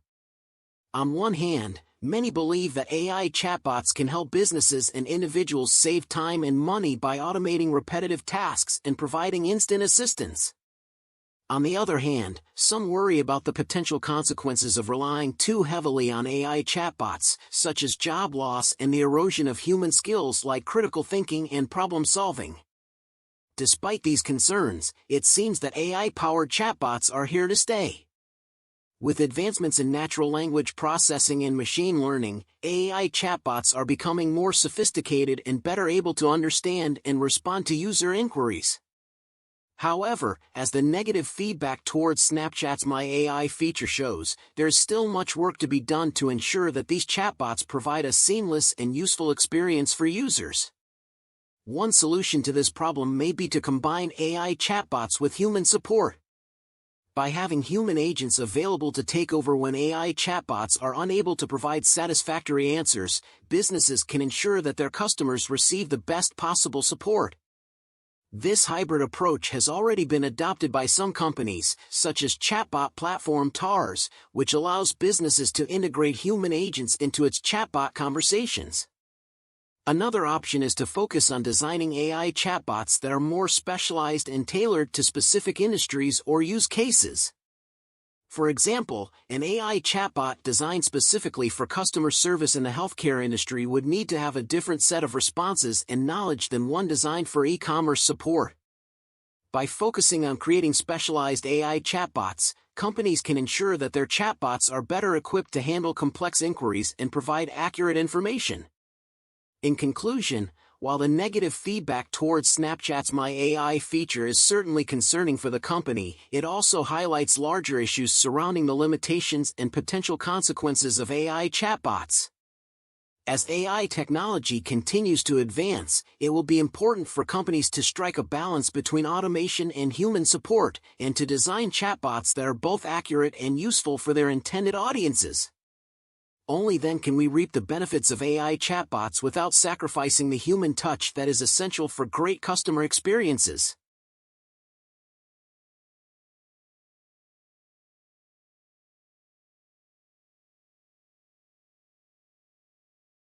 The metaverse was supposed to be the next big thing in the tech industry, a virtual world where people could connect and interact with each other in new ways. The concept had been around for decades, but it wasn't until recently that the technology caught up with the idea. Companies like Facebook, Microsoft, and Google invested heavily in developing the metaverse, believing that it would be the future of the internet. But despite all the hype and excitement, the metaverse never lived up to its promise. It was plagued by technical issues, limited adoption, and a lack of compelling content. And now, after a few years of struggling to find its footing, the metaverse is headed to the tech industry's graveyard of failed ideas.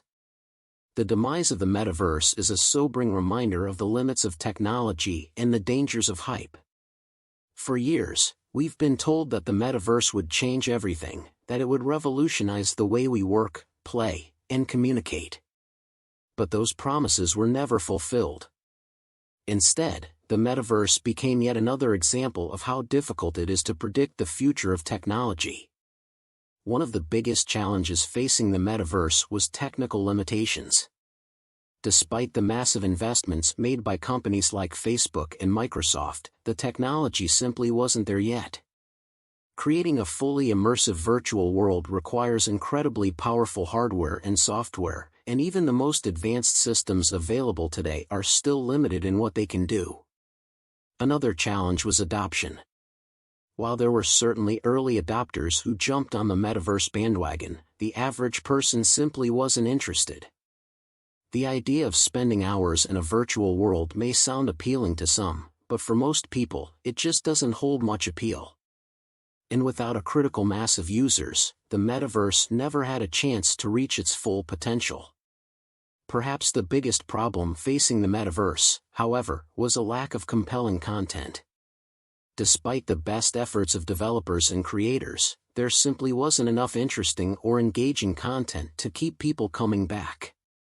And without a reason to log in and explore, users quickly lost interest. All of these factors contributed to the demise of the metaverse, but they also offer important lessons for the tech industry as a whole. For one thing, they remind us that technology is not a panacea. No matter how advanced our tools and systems become, there will always be limitations and challenges that we must overcome. But perhaps even more importantly, the failure of the metaverse should serve as a warning about the dangers of hype. For years, we've been told that the metaverse would change everything, that it would revolutionize the way we live and work. But those promises were never realistic. The metaverse was always going to be a niche product, appealing to only a small subset of users. And by hyping it up as the next big thing, the tech industry set itself up for disappointment. So what can we learn from the short life and ignominious death of the metaverse? First and foremost, we need to be realistic about what technology can and can't do. We should never let the excitement and hype of a new idea blind us to its limitations and challenges. Secondly, we need to focus on creating products and services that meet real needs and solve real problems. The metaverse was a solution in search of a problem, an idea that sounded cool but didn't really offer anything compelling. If we want to create products that people will actually use and value, we need to start by understanding their needs and desires. Finally, we need to be willing to embrace failure and learn from our mistakes. The tech industry is full of failed ideas and abandoned projects, but each of those failures offers a valuable opportunity to learn and grow. By studying the failure of the metaverse, we can gain insights into what went wrong and use those insights to create better products in the future. In the end, the metaverse may have been a failure, but it's not the end of the world. The tech industry will continue to innovate and create new products, some of which will succeed and others which will fail. And that's okay. What's important is that we keep pushing forward, learning from our mistakes, and striving to create products that make a real difference in people's lives.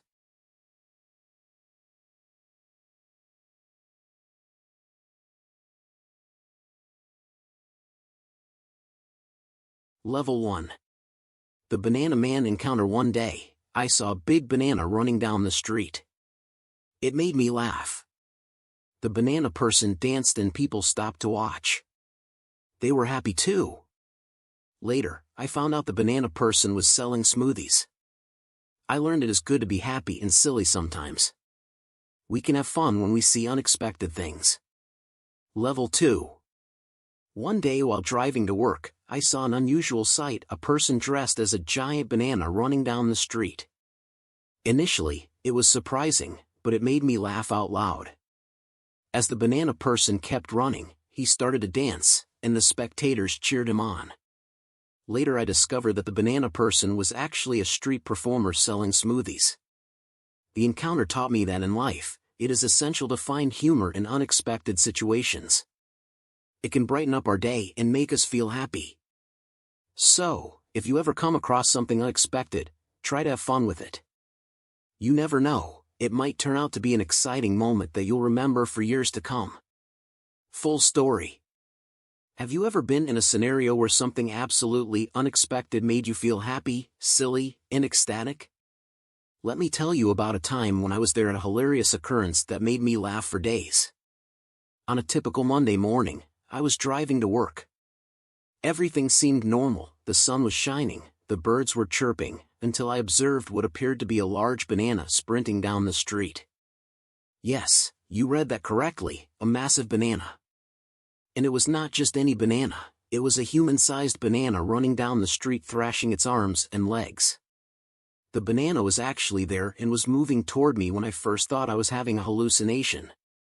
I could make out a person within the banana suit as it got closer, and I noticed that they were moving swiftly, almost like they were being pursued. It was such a strange sight that I burst out laughing. The person selling bananas must have seen my surprise because they slowed down and began to dance a little in the middle of the street. People walking by halted in their tracks and stared in disbelief at the absurd drama playing out in front of them. More spectators joined in, clapping and cheering as the banana guy kept dancing. It appeared as though we had all forgotten about our everyday obligations and responsibilities and were instead taking part in a spontaneous street performance. The world appeared to be a brighter, sillier place for a split second as cars honked and people on the street waved. The banana person eventually gave a few people high fives and ran off down the street, just as swiftly as they had appeared. I could not stop laughing, and even when I got to work, I could not help but smile whenever I remembered the banana guy's antics. In retrospect, the event taught me that life does not always have to be serious. Things that are unexpected and ridiculous can sometimes make us the happiest. Later, I realized that the banana man was a street performer selling smoothies nearby. They appeared to have been wearing the banana costume about town for weeks before my unexpected encounter with them. Every time I saw a banana after that, whether it was in a grocery store or on a billboard, I could not help but smile since I was still laughing about that wonderful, unexpected encounter on my way to work. In a society where we are constantly exposed to negative news and traumatic occurrences, it is imperative to find humor in the little things.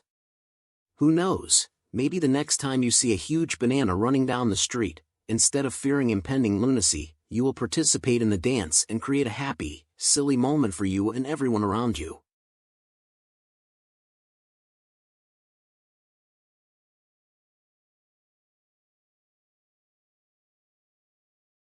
Level 1.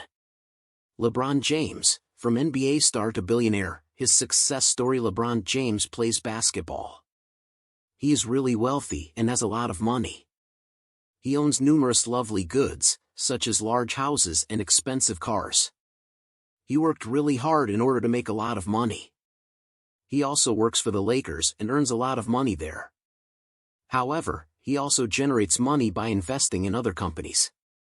LeBron cares deeply about his family. He is married with 3 children.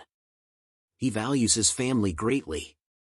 If you want to be wealthy like him, you must work hard and invest your money wisely. Level 2. LeBron James has had outstanding success as a basketball player. He became a billionaire as a result of his lucrative sponsorships and contracts. Along with making an NBA salary, he also makes investments in companies like Liverpool FC and Blaze Pizza. James leads an opulent lifestyle as a result of his wealth. Ferraris and Lamborghinis are among the exotic cars he owns. Additionally, he has a lot of properties, including 2 in Los Angeles. Despite his prosperity, James still puts his family first. He values the time he spends with his wife, 3 kids, and them. James' story teaches us the importance of hard work, careful investment, and valuing what truly matters in life. He worked hard to hone his basketball skills and made wise investments in companies that align with his interests. By following his example, we too can achieve success and lead fulfilling lives. Full story. LeBron James has experienced success before. He has been at the top of his game for years, winning championships and being voted MVP. He may now add billionaire to his list of accomplishments, though. Alright, everyone. King James, commonly known as LeBron James, is now a member of the billionaire class. James is living it up with opulent cars and residences while the majority of us are still fighting to pay off our college loans. How does he earn and spend so much money? Let us investigate. James' NBA career is one of the key sources of his fortune. Just through contracts and endorsements, he has made over $1 billion. Not to mention his most recent contract with the Lakers, which will pay him a staggering $50 million in 2024 to 2025. You read correctly. $50 million. You could buy a tiny island with that much money, or, well, you get the point. James, however, is earning money off the court as well. He invests in businesses like Liverpool FC and Blaze Pizza since he is a smart businessman. With Blaze Pizza being the fastest growing restaurant chain in history, his investments have paid off handsomely. So what does a wealthy athlete buy with his money? James, for one, has a sizable collection of automobiles. Everything from a Lamborghini Aventador to a Ferrari 458 Spider has been seen him driving about. But for James, it is not just about the vehicles. Additionally, he owns stock in automakers like Kia and collaborates with Rolls-Royce, a premium company. Do not forget about the mansions either. Throughout his career, James has owned a number of residences, including 2 in Los Angeles alone. One of them even has a theater all to itself. King James is undoubtedly living the American dream. But despite leading an opulent lifestyle, James maintains a grounded relationship with his family. Since 2013, he has been married to Savannah Brinson, his high school sweetheart, and the 2 of them have 3 kids. Even with his busy schedule, James frequently emphasizes the value of being a present father and spouse. What can we take away from LeBron James' achievements then? It is crucial to first and foremost make an investment in your profession and self. James has put in a lot of effort to become one of the best basketball players of all time, and it has certainly paid off. But it is also important to spread out your sources of income and manage your money wisely. James did not only become a billionaire by relying on his NBA paycheck. He took measured risks and invested in businesses he believed in. Last but not least, keep in mind that money cannot purchase happiness. Despite his affluence, James adores his family and spends time with them. At the end of the day, it is the people in our lives that mean the most. LeBron James is a prime example of what can happen when skill, perseverance, and business acumen are combined. He accomplished his objective of becoming a billion-dollar athlete with ease and elegance. If you want to follow in his footsteps, invest in yourself and your hobbies first. What are the forthcoming events? One day, you might find up living like King James. Work hard and play hard. Do not forget to take some time to enjoy the rewards of your labor, such as a home theater system or a fleet of high-end cars, or your luxury vacation.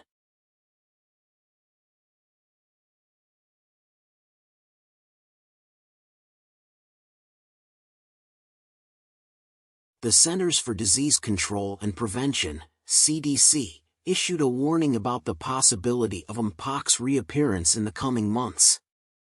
The CDC noted social activities and gatherings during the spring and summer seasons as probable contributing causes.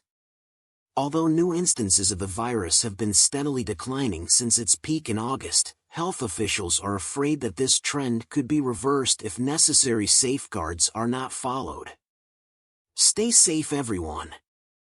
Mpox, or monkeypox, is a rare viral disease that is transmitted to humans mostly by contact with infected animals like mice and monkeys.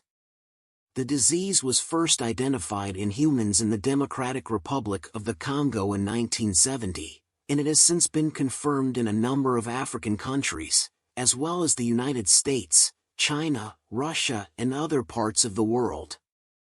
Human pox symptoms include fever, headache, muscle aches, backache, enlarged lymph nodes, chills, and weariness.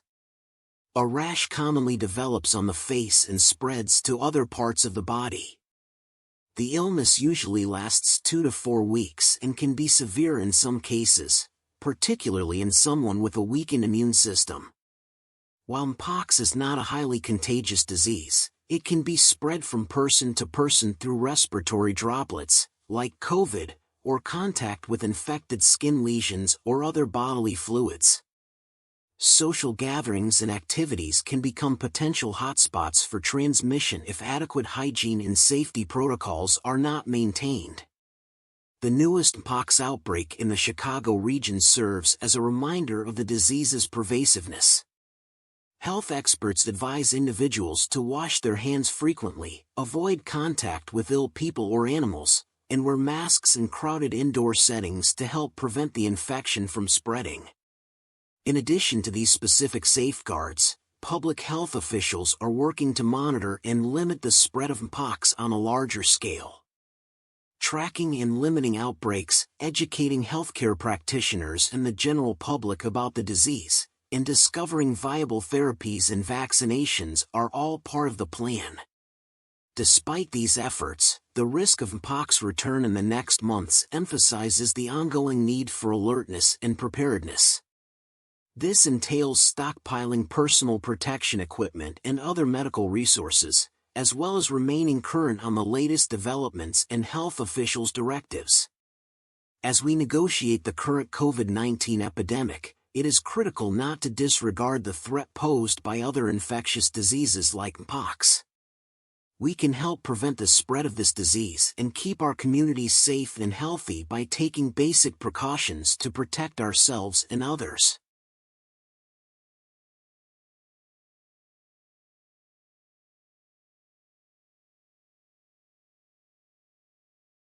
Every day, we go about our lives in a world that is full of miracles. From the moment we wake up and take our first breath, to the last thoughts we have before we fall asleep, there are countless events happening around us that are nothing short of miraculous. Take breathing for instance. It's an act that we do without even thinking about it, but the process behind it is truly amazing. Our lungs take in oxygen from the air, which then travels through our bloodstream and provides energy to our cells. This simple act of breathing is what keeps us alive, yet we take it for granted every day. Another daily miracle is the power of the sun. Every morning, it rises in the east and sets in the west, providing us with light and warmth throughout the day. Without the sun, life on Earth would not exist. Plants would not be able to photosynthesize, and we would not have food to eat. The sun is constantly working to sustain life on our planet, and yet we rarely give it a second thought. Water is another everyday miracle that we often overlook. We turn on a faucet and clean water flows out, ready for us to drink or use for other purposes. However, more than 2 billion people in the world don't have access to safe drinking water. Clean water is something that many of us take for granted, but it's a precious resource that should be appreciated and conserved. When we eat food, our bodies break it down into energy that fuels our movements and thoughts. The process of digestion is complex and fascinating, involving enzymes, acids, and muscles. The fact that we can eat a variety of foods and extract the necessary nutrients to survive is remarkable. We may think of eating as a chore or pleasure, but it's also a daily miracle. Our bodies are made up of trillions of cells, each with its own job to do. The fact that our bodies can function so seamlessly is a testament to the wonders of biology. Our cells work together to keep our hearts beating, our lungs breathing, and our brains functioning. Every day, our bodies are performing countless tasks that we don't even realize. One of the most incredible daily miracles is the power of love. Whether it's the love between parent and child, friends, or partners, love has the power to transform lives. It inspires us to be kind, compassionate, and selfless. Love can heal wounds and bring joy into our lives. It's a force that we can't see or touch, but we can certainly feel its impact every day. The world around us is full of everyday miracles like these. They may seem small or insignificant, but they are what make life worth living. We should take a moment each day to appreciate these simple yet amazing acts that happen all around us. Life is full of everyday miracles that we often overlook. From the act of breathing to the power of the sun and the magic of love, there are countless events happening around us that are nothing short of miraculous.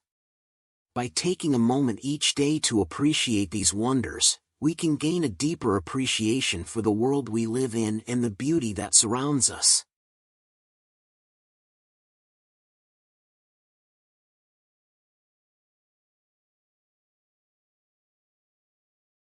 On this day in history, May 16, 1984, something truly spectacular happened. The world was introduced to the one and only Tetris. Yes, you read that right. Today marks the anniversary of the beloved video game's release. With its unmistakable soundtrack and simple yet addicting gameplay, Tetris has become a classic among gamers and non-gamers alike.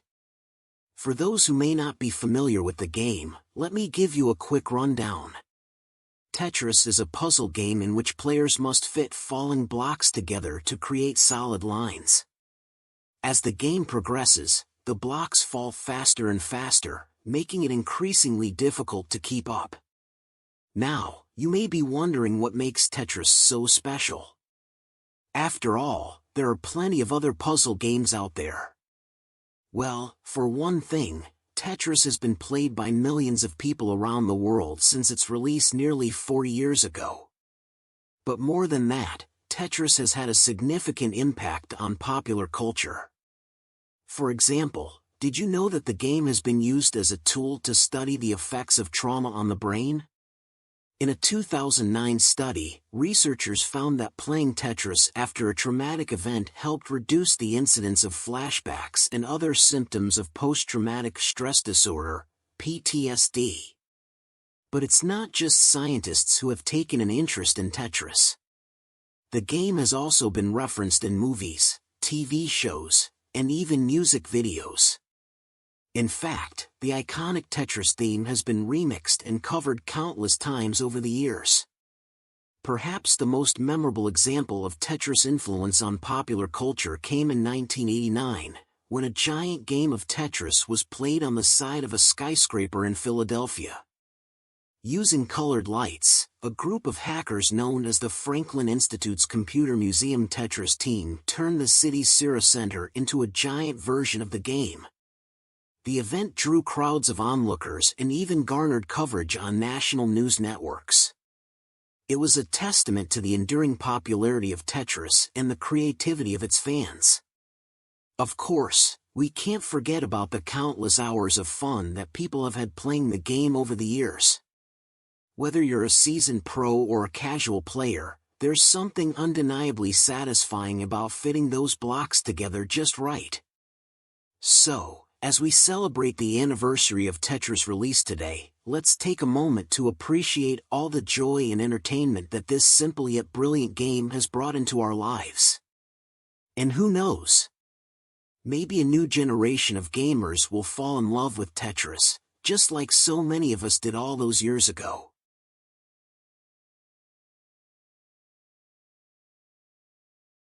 If you're looking for a pig who's picky about their soup, look no further than this particular swine. This little guy loves nothing more than a steaming bowl of chicken noodle soup, but don't expect him to indulge while you're watching. That's right, despite his love for the savory broth, this porcine pal won't take so much as a nibble if there are any humans around to observe him. Maybe he's just shy, or perhaps he's afraid of being judged for his unconventional soup preferences. Either way, it's clear that this pig has some serious soup standards. But let's back up for a moment and talk about how this whole soup obsession began. According to those in the know, our porcine friend first discovered the delights of chicken noodle soup when he snuck into a nearby kitchen one chilly winter evening. The aroma of the soup was too much for him to resist, and before he knew it, he was slurping down spoonfuls of hot, savory broth like it was going out of style. From that point on, the pig was hooked. He would sneak into the kitchen whenever he could, searching for a fresh pot of homemade chicken noodle soup to satisfy his cravings. And when he couldn't find any, he'd sulk around the barnyard, grunting and snuffling until someone took pity on him and whipped up a batch. Of course, as word spread about the pig's unusual tastes, people began to take notice. Some were amused by the sight of a pig chowing down on soup, while others were skeptical and downright disapproving. But the pig didn't care. He knew what he liked, and he wasn't about to let anyone else tell him otherwise. Which brings us to the present day, where our pig still spends his days seeking out the perfect bowl of chicken noodle soup. But there's one catch: he won't eat while anyone is watching. Whether it's a curious farmhand, a group of amused tourists, or even his fellow barnyard animals, the pig simply refuses to indulge in soup when there are eyes on him. Some speculate that this is due to a sense of embarrassment. After all, who wants to be caught eating chicken noodle soup like a human? Others suggest that the pig is simply a little bit paranoid and thinks that someone might try to steal his beloved soup if they see him enjoying it too much. But whatever the reason, there's no denying that our little porcine pal is a bit of an enigma. He loves chicken noodle soup more than anything else in the world, but he won't eat it if anyone's watching. And while some might find this behavior odd or even a little bit unsettling, we can't help but admire the pig's commitment to doing things his own way. So if you ever happen to find yourself in the presence of this soup-loving swine, don't be surprised if he scurries off at the first sign of human company. Just know that somewhere out there, he's slurping down spoonfuls of steaming hot broth with gusto, completely unself-conscious and blissfully happy. And really, isn't that what we all want out of life, to find something we love and enjoy it without worrying about what anyone else thinks?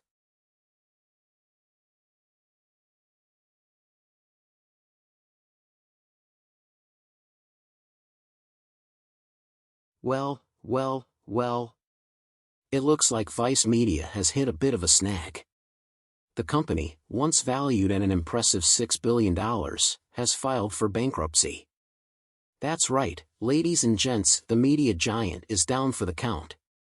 So, what happened? Apparently, Vice filed for Chapter 11 bankruptcy in New York's Southern District Court earlier this week.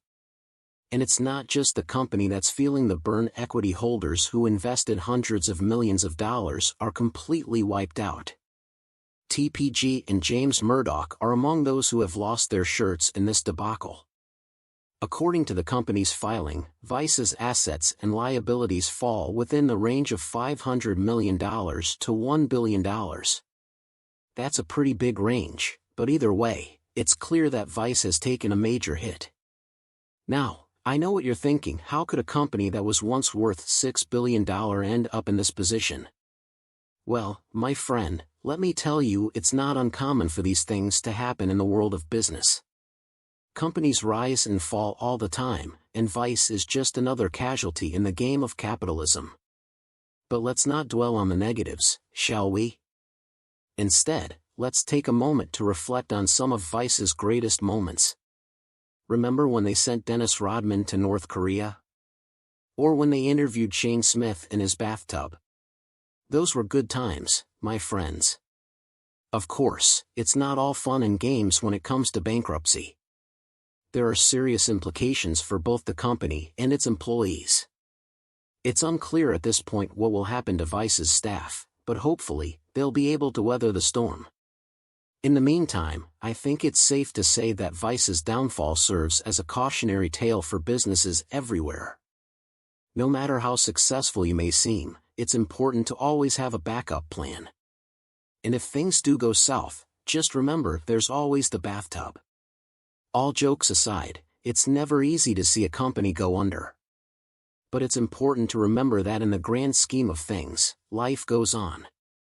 Who knows, maybe Vice will be able to bounce back stronger than ever before. Until then, we'll just have to sit back and watch as the drama unfolds. So, what can we learn from Vice's bankruptcy? Well, for starters, it's a reminder that nothing in business is guaranteed. Just because you're successful now doesn't mean you always will be. It's important to always stay vigilant and be prepared for any eventuality. And who knows, maybe one day we'll see Vice rise from the ashes like a phoenix.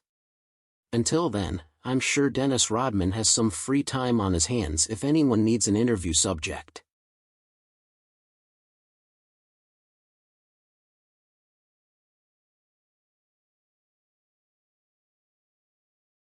Possible time travel, myths and realities. Time travel has long been a subject of fascination for scientists, science fiction writers, and the general public alike. But is time travel really possible? The answer is not as straightforward as one may think. According to Einstein's theory of relativity, time dilation occurs when an object moves at high speeds or in the presence of a strong gravitational field. This means that if you were to travel on a spaceship moving at close to the speed of light, time would appear to slow down relative to someone on Earth. However, this type of time travel only allows you to travel forward in time, not backward. The idea of traveling back in time is a bit more complicated. While it is theoretically possible, there are many practical challenges that need to be overcome. One major obstacle is the violation of causality, or the notion that an effect cannot occur before its cause. If time travel were possible, it would mean that events in the past could be changed, potentially leading to paradoxes such as the grandfather paradox. Scientists have proposed several solutions to the grandfather paradox, including the idea that any changes made in the past would result in the creation of a new parallel universe. However, these theories are still largely speculative and require further investigation. Another popular concept in time travel is the notion of wormholes, which are hypothetical shortcuts through space-time. Wormholes would allow for instantaneous travel between 2 points in space-time, effectively allowing someone to travel back in time. However, the energy requirements for creating and maintaining a wormhole are currently beyond our technological capabilities. Despite these challenges, some scientists believe that time travel may one day be possible.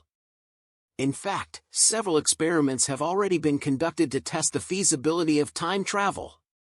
One of the most famous of these experiments was conducted by physicist Serge Haroche, who successfully demonstrated quantum entanglement, a phenomenon that could be used for time travel. While the idea of time travel remains largely speculative, it continues to capture the imagination of scientists and the general public alike.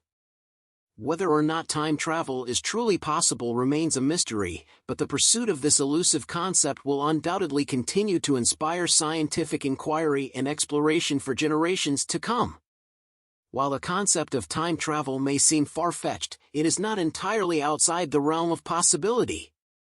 While we may never know if time travel is truly achievable, its very existence as a theoretical possibility serves as a testament to the limitless potential of human curiosity and imagination.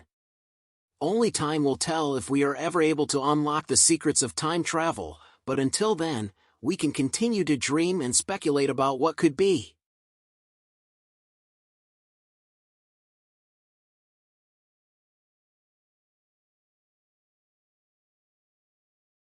There's something about the word permafrost that just sounds cool. Maybe it's the way it rolls off your tongue, or maybe it's the fact that it conjures up images of a frozen tundra where mammoths roam and glaciers reign supreme. Whatever the reason, permafrost is one of those words that captures the imagination. But what exactly is permafrost? Well, for starters, it's not just any old layer of ice. Permafrost is a layer of frozen ground that stays frozen year-round, hence the name. It can be found all over the world, from Alaska to Siberia, and it plays an important role in everything from climate change to global energy production. So, what lies beneath the surface of permafrost? That's the million-dollar question.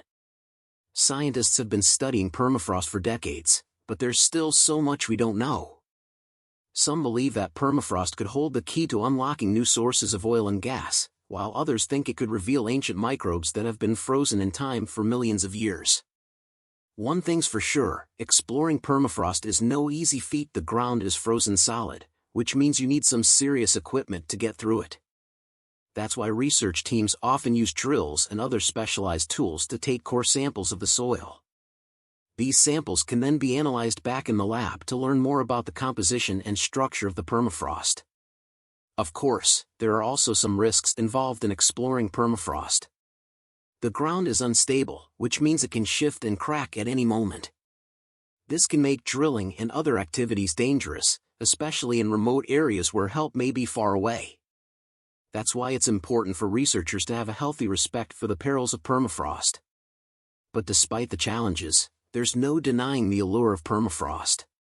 It's a frozen world unlike any other, where ice and rock mingle in an otherworldly landscape. And as we continue to explore this mysterious realm, who knows what we might discover?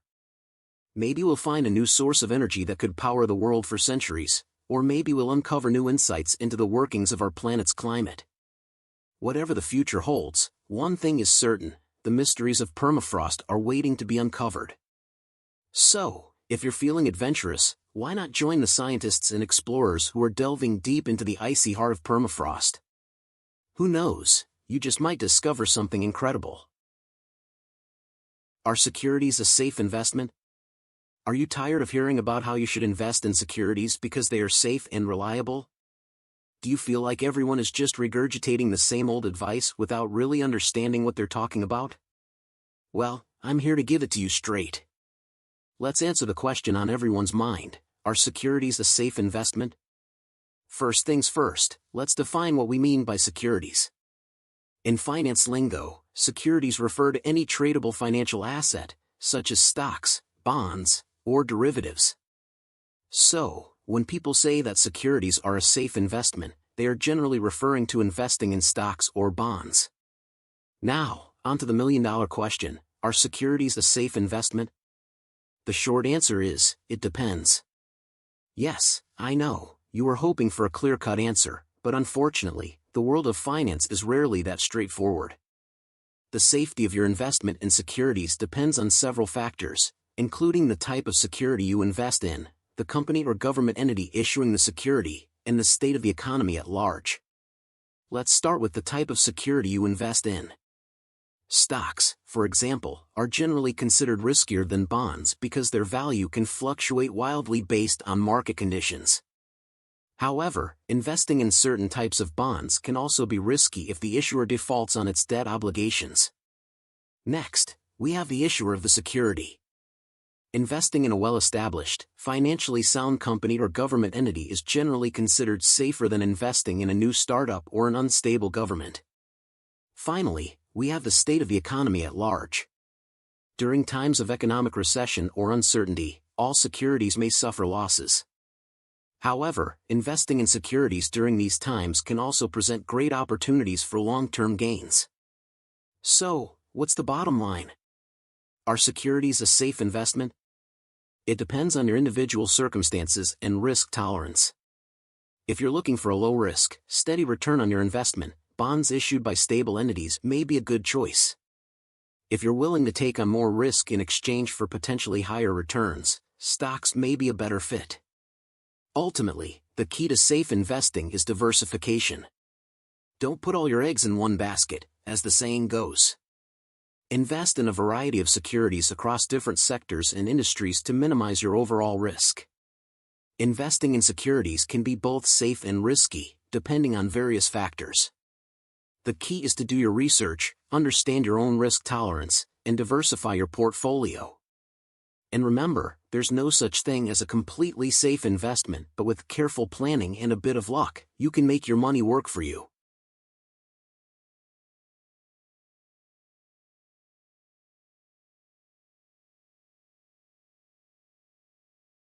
We all have a morning routine, right? Well, here is mine from the moment I open my eyes to the moment I close them again at night. Thank you for joining me today.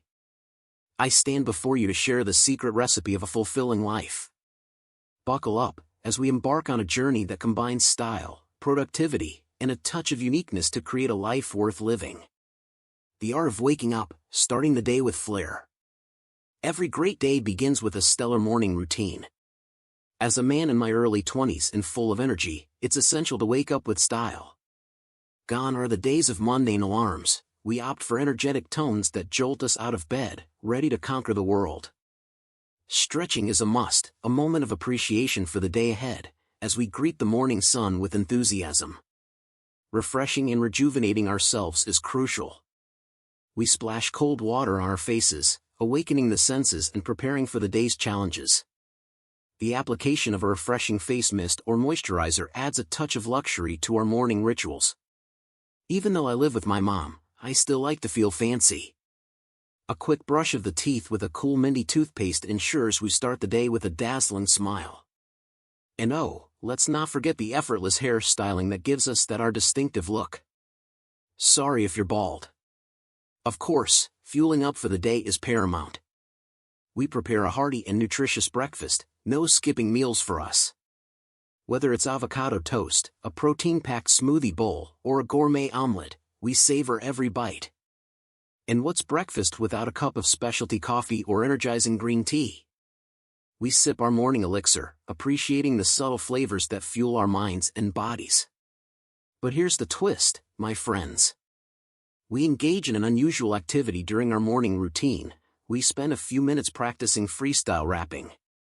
Not only does it boost our creativity, but it also allows us to start the day with a unique groove. Mastering productivity, tackling tasks with finesse. We know how to be productive while maintaining a laid-back attitude. We dive into important tasks, armed with a prioritized to-do list. With a laser-like focus, we tackle projects head-on, aiming for success. But it's not all work and no play. We incorporate short breaks to refresh our minds and stretch our bodies, ensuring we maintain peak productivity levels. Staying organized and motivated is key to our success. We make use of productivity tools and apps that help us track our progress. By utilizing technology to our advantage, we strike a balance between efficiency and style. Connection is also vital. We engage in meaningful conversations with colleagues and friends, sharing ideas, collaborating on exciting projects, and sparking innovative solutions. The art of chill, finding balance and pursuing passions. After a productive morning, it's time to kick back and embrace the art of chill. We know the importance of taking time for oneself. We savor a delicious and healthy lunch, exploring new recipes or trying out trendy restaurants. We mindfully enjoy the flavors, nourishing our bodies while maintaining a sense of culinary adventure. But it doesn't end there. We have passions and hobbies that ignite their souls. We spend time practicing musical instruments, writing poetry, or engaging in physical activities like skateboarding or hiking. These pursuits help us stay connected to our true selves and unleash our creativity. And as humans, we even have an unusual activity during our chill time. We learn and practice magic tricks, honing our skills to bring a touch of mystery and wonder to the world. Embracing socializing, where the coolness unites. We know the importance of human connection. We gather with friends at cool spots, a local cafe, or rooftop bar, to engage in lively conversations, sharing stories and laughter. We explore new experiences, attending concerts, art exhibitions, or poetry slams. We embrace the creative energy, meet interesting people, and expand our horizons. But here's the human twist: organizing quirky events. We go beyond the ordinary, hosting game nights or karaoke competitions, inviting our friends to let loose and have fun. It's all about creating unique memories and forging bonds that will last a lifetime. The art of wind down, nurturing the soul. As the day winds down, we know how to nurture our souls. We indulge in a relaxing bubble bath or refreshing shower, washing away the day's stress. Dimming the lights and creating a cozy ambience sets the stage for relaxation. We unplug from technology, allowing ourselves to escape into captivating books or calming music. Mindfulness or meditation practices bring mental clarity and help us unwind. Reflection is a powerful tool. We write in journals, expressing our thoughts, acknowledging our gratitude, and gaining perspective. Setting intentions for the next day, we envision success and reaffirm our commitment to living our best lives. Bedtime, embracing rest and rejuvenation. As the night unfolds, a human knows the value of rest. We slip into comfortable pajamas or loungewear, wrapping ourselves in a cocoon of coziness. Nestling under soft sheets and fluffy pillows, we allow ourselves to drift into dreamland, knowing that tomorrow is another opportunity to shine. Ladies and gentlemen, today we have unraveled the secrets of my routine. By embracing style, productivity, and a touch of uniqueness, we can live life to the fullest. So, let's wake up with flair, conquer the day with finesse, find balance in our pursuits, unite with our fellow humans, nurture our souls, and embrace rest. Remember, you too can become the human or cadet you've always aspired to be, living life with passion, style, and that extra touch of uniqueness. Thank you.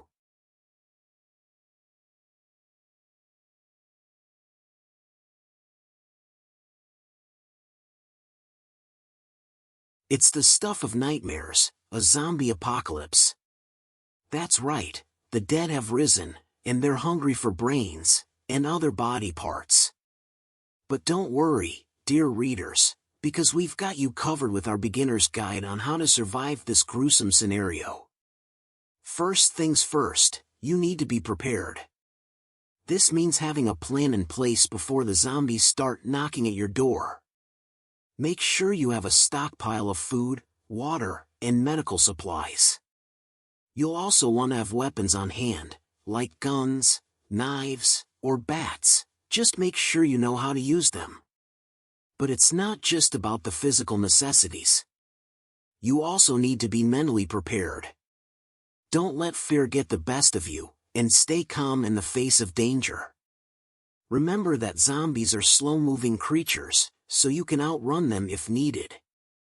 And don't forget to stay alert at all times. You never know when a zombie might sneak up on you. Next up, you need to find a safe place to hunker down.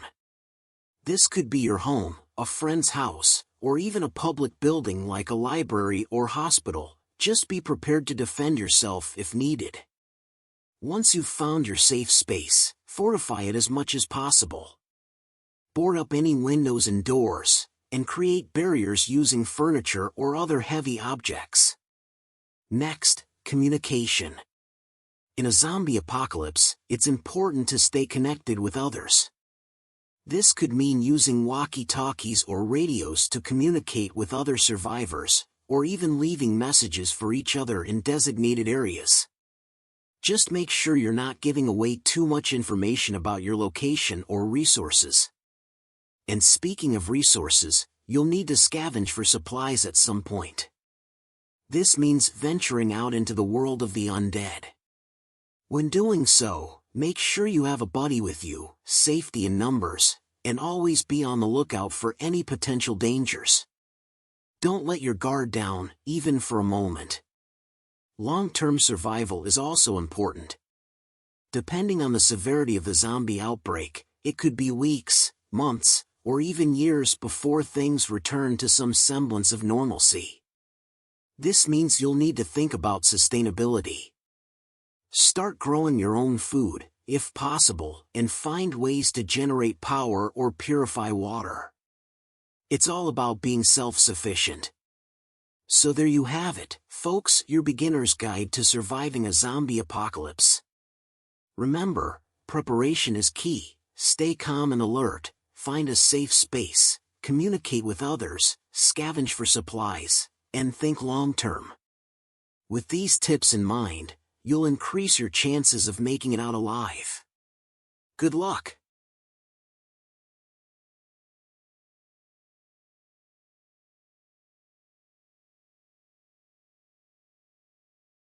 I'm glad you're interested in learning about why cats purr, and there's no better way to do that than by reading a news article that puts it all together. So let's dive right in. Have you ever noticed your furry feline friend gently vibrating as they cuddle up on your lap? If so, you've witnessed one of the most endearing and mysterious behaviors in the animal kingdom, purring. Despite being one of the most common sounds in the feline world, the exact reason behind why cats purr has long been a mystery. But recent research has shed some light on this enigmatic behavior, revealing that there may be more to it than we once thought. According to a study published in the journal Current Biology, cats may use their purring not only to express contentment, but also to self-soothe during times of stress or pain. The act of purring triggers the release of endorphins, the body's natural pain relievers, which can help kitties cope with discomfort. But that's not all. The same study found that cats may also use their purring to communicate with humans. Researchers observed that when cats were purring at a frequency between 25 and 150 Hz, it coincided with the frequency range that is known to have therapeutic effects on the human body. This suggests that cats may be purposely using their purring to comfort their human companions. So there you have it, cats purr for a multitude of reasons, from expressing happiness to dealing with pain and distress. And while we may never be able to completely unravel the mystery behind our feline friends' soothing sounds, the more we learn about them, the better we can understand and appreciate these beloved creatures. In fact, many pet owners report that the sound of their cats purring has a calming effect on them as well. It's no wonder that cats have been dubbed therapy animals by some, as their presence can have a positive impact on our mental and physical well-being. Take a moment to appreciate the next purring kitty you encounter. They may just be doing more for you than you think. And the next time someone asks you why cats purr, you'll be able to confidently share your newfound knowledge with them.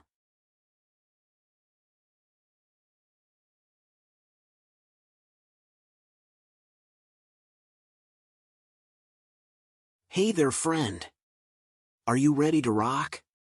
Today, we're going to talk about an instrument that's been around for centuries, the guitar. You may have seen it played by your favorite musicians or strummed in the background of your favorite songs, but have you ever thought about learning how to play it yourself? Well, I'm here to tell you that it's not as hard as you might think. First things first, let's address the elephant in the room. Can you really master the guitar in just 30 days? The short answer is no, not exactly. Mastery takes time and practice. However, that doesn't mean you can't make significant progress in just a month. The key is consistency. Set aside some time each day to practice, even if it's just for 15 minutes.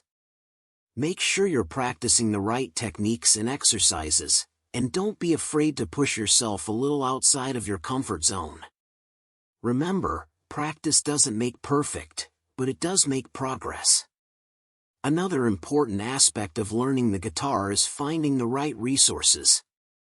There are tons of instructional videos and online courses out there, but not all of them are created equal. Look for ones that are geared towards beginners, and make sure they cover the basics like chords, finger placement, and strumming patterns. Of course, you can also take lessons from a professional instructor. This can be a great way to get personalized feedback on your playing and tailor your lessons to your specific needs. Plus, it's always nice to have someone to hold you accountable and motivate you when you're feeling discouraged. Now, let's talk about the fun stuff, playing actual songs. When you're first starting out, it's important to choose songs that are appropriate for your skill level. Don't try to tackle Stairway to Heaven on day one. Start with something simple like Twinkle Twinkle Little Star or Happy Birthday. As you progress, you can start learning more complex songs that challenge you and keep you interested. But what if you're not into the classics? Fear not, my friend. There are plenty of modern songs that are easy to play on the guitar, even if you're a beginner. Just browse around on YouTube or Spotify and find something that speaks to you. One thing I love about the guitar is how versatile it is. You can play pretty much any genre of music on it, from pop to rock to country to classical. Don't be afraid to experiment and try new things. Who knows, you may discover a new love for jazz or flamenco. Finally, let's talk about the benefits of playing the guitar, besides impressing your friends and family at parties. Studies have shown that playing an instrument can improve cognitive function, reduce stress, and increase creativity. Plus, it's just plain fun.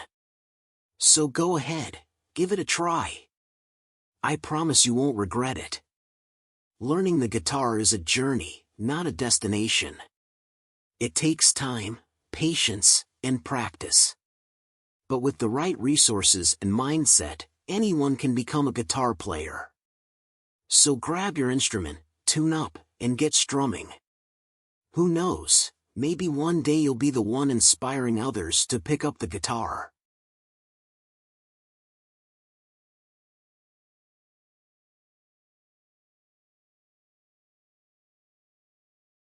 Waterfalls are one of the most awe-inspiring and calming natural wonders that we can experience. They're beautiful to look at, but they also have a sound that is incredibly relaxing. It's no surprise that people often use recordings of waterfalls to create a peaceful environment for meditation or to help them fall asleep. But what is it about the sound of a waterfall that makes it so soothing? The answer lies in the science of sound and how our brains process it. Sound is created by vibrations that travel through the air and into our ears. These vibrations are then turned into electrical signals that our brain interprets as sound. Different types of sounds are processed in different parts of the brain. When we hear the sound of a waterfall, it activates the parasympathetic nervous system, which is responsible for our rest and digest response. This is why we feel relaxed when we listen to the sound of falling water. It's not just the sound itself that creates this response, though. The sight of the waterfall, the cool mist in the air, and the negative ions that are produced all contribute to the calming effect. Negative ions are created when moving water breaks apart molecules in the air, creating negatively charged ions. These ions have been shown to have a positive effect on our mood and well-being. They can help to reduce stress, improve sleep quality, and boost energy levels. Waterfalls also provide a unique listening experience because of the way the sound travels. The sound of a waterfall is created by the water hitting rocks and other objects on its way down. This creates a complex pattern of sound waves that our brain finds interesting and pleasing to listen to. Additionally, the sound of a waterfall is often surrounded by silence, making it stand out even more. Finally, there is something about the sound of a waterfall that is simply timeless. Humans have been drawn to the sound of falling water for thousands of years. It's a sound that has been used in music, art, and literature for centuries. As our lives become increasingly busy and stressful, it's no wonder that we find comfort in the simple beauty of a waterfall. The sound of a waterfall is relaxing because it activates our parasympathetic nervous system, provides a unique listening experience, and creates negative ions that have a positive effect on our mood and well-being. Waterfalls are not only beautiful to look at but also offer a natural way to reduce stress and improve our overall health. So next time you hear the sound of falling water, take a moment to appreciate its calming effect on your mind and body.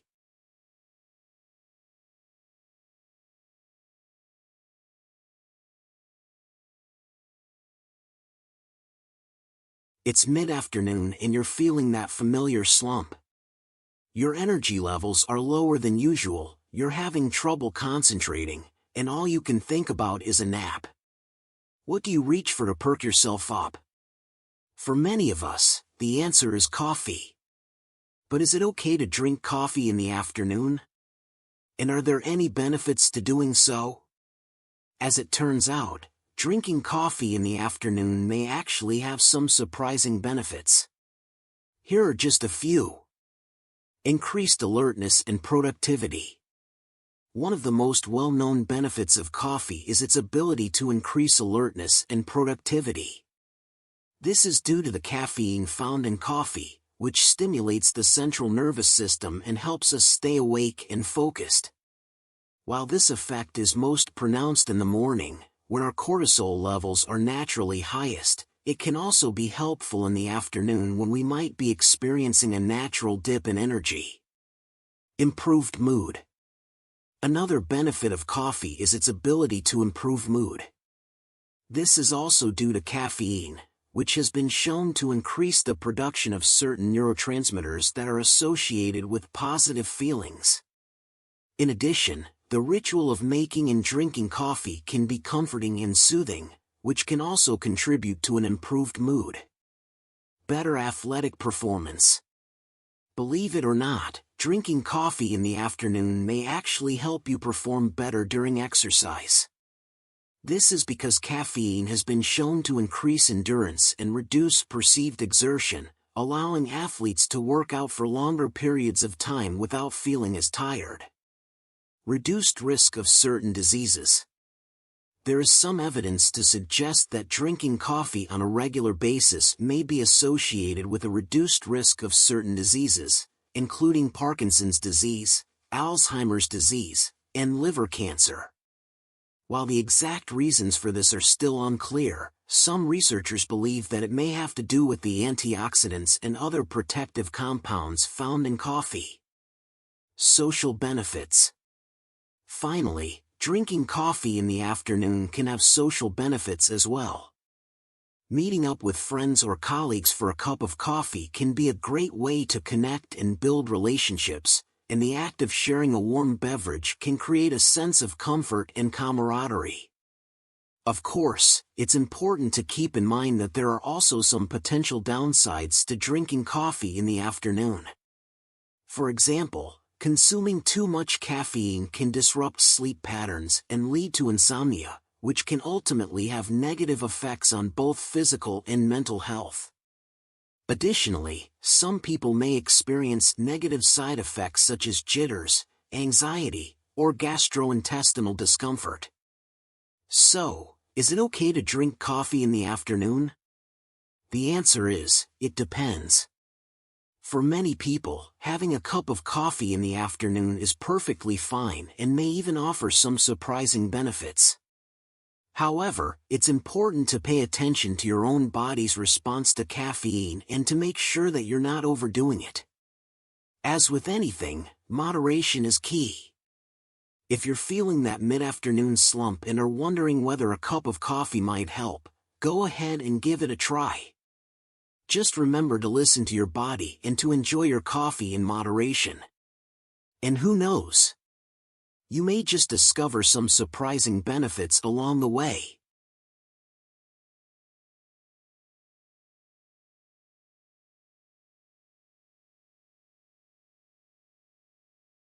Have you ever been to a party that had a bouncy castle?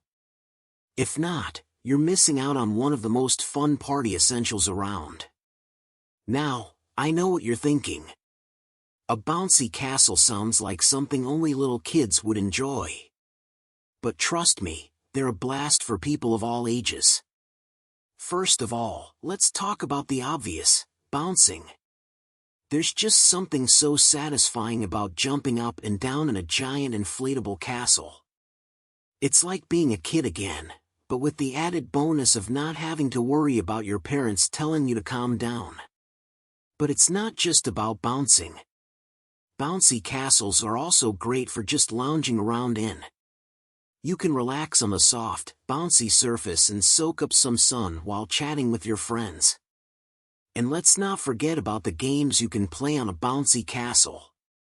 You can have races, play tag, or even try to see who can do the best flip. It's the perfect way to burn off some energy and have fun at the same time. But what about safety, you ask? I'm glad you brought that up.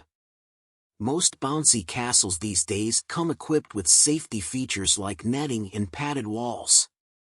And if you're still worried, you can always hire a professional to supervise the bouncy castle and make sure everyone is playing safely. Of course, there are some downsides to having a bouncy castle at your party. For one thing, they can take up a lot of space. You'll need a decent-sized backyard or indoor area to set one up. And they can be expensive to rent, depending on where you live. But in my opinion, the pros far outweigh the cons. Bouncy castles are just so much fun. Plus, think about how impressed your guests will be when they arrive at your party and see a giant inflatable castle waiting for them. So, is the bouncy castle the ultimate party essential? I think so. If you're looking to take your party to the next level and give your guests an experience they'll never forget, definitely consider renting a bouncy castle. Just be prepared for all the kids and adults to be begging you to have another party with a bouncy castle soon.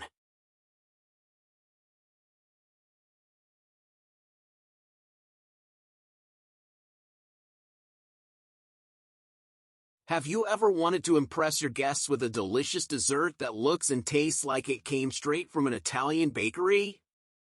Look no further than tiramisu. This classic Italian dessert is surprisingly easy to make from scratch, and will definitely have your taste buds singing. First things first, let's talk ingredients. For this recipe, you'll need 6 egg yolks, 3/4 cup white sugar, 2/3 cup milk, 1 1/4 cups heavy cream, 1/2 teaspoon vanilla extract, 1 pound mascarpone cheese, 1/4 cup strong brewed coffee, cooled, 2 tablespoons rum, and 24 ladyfingers. Alright, let's get started. The first step is to beat the egg yolks and sugar together in a mixing bowl until light and creamy. Then, Add in the milk and mix until well combined. Next, transfer the mixture to a saucepan and cook over low heat for about 10 minutes, stirring constantly until it thickens into a custard-like consistency. Let it cool to room temperature. While the custard mixture is cooling, whip the heavy cream in a separate bowl until soft peaks form. Add in the vanilla extract and continue whipping until stiff peaks form. In another bowl, beat the mascarpone cheese until smooth. Then, fold the whipped cream into the mascarpone cheese until well combined. In a shallow dish, combine the cold coffee and rum. Dip each ladyfinger into the mixture for a few seconds, making sure not to soak them completely. Arrange the ladyfingers in a single layer in the bottom of an 8 by 8 inch baking dish. Spread half of the mascarpone mixture over the ladyfingers. Repeat the layers with the remaining ladyfingers and mascarpone mixture. Cover the tiramisu with plastic wrap and refrigerate for at least 30 minutes before serving. If you can resist the temptation to dive in immediately, that is. And there you have it, friend. A delicious homemade tiramisu that's sure to impress your guests. This recipe is perfect for a dinner party or special occasion, but honestly, who needs a reason to indulge in some sweet goodness? Give it a try and let me know how it turns out.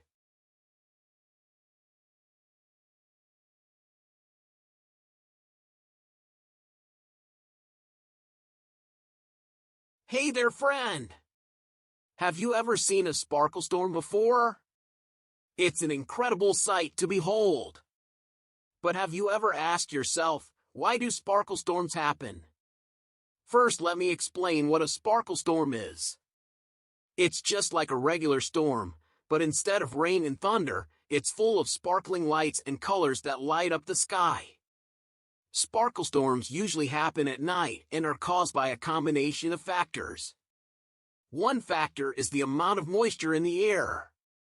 When the air is humid, it's more likely to create sparkles as the light reflects and refracts through tiny water droplets. Another factor is the temperature. Cold temperatures can create a static charge in the air which can cause individual particles to become charged and thus results in a spark. But the most important factor in creating a sparkle storm is electricity. Without electricity, there would be no sparkles. When lightning strikes during a thunderstorm, it creates an electrical charge in the air. This charge can then interact with other nearby charges, causing more sparks and creating the beautiful display we call a sparkle storm. Now, I know what you're thinking. What about those times when there isn't any lightning or thunder around, and yet we still see sparkle storms? Well, my friend, that's where things get interesting. Sometimes, sparkle storms can happen completely on their own, with no apparent explanation. Scientists are still trying to figure out exactly why this happens, but some think it could be related to solar activity or even cosmic rays from outer space. So there you have it, the answer to the question, why do sparkle storms happen? It's all about humidity, temperature, and electricity. And sometimes, it's just a mystery of nature. Next time you see a sparkle storm, take a moment to appreciate the beauty and wonder of our natural world. And who knows, maybe one day you'll be the one to solve the mystery of why they happen.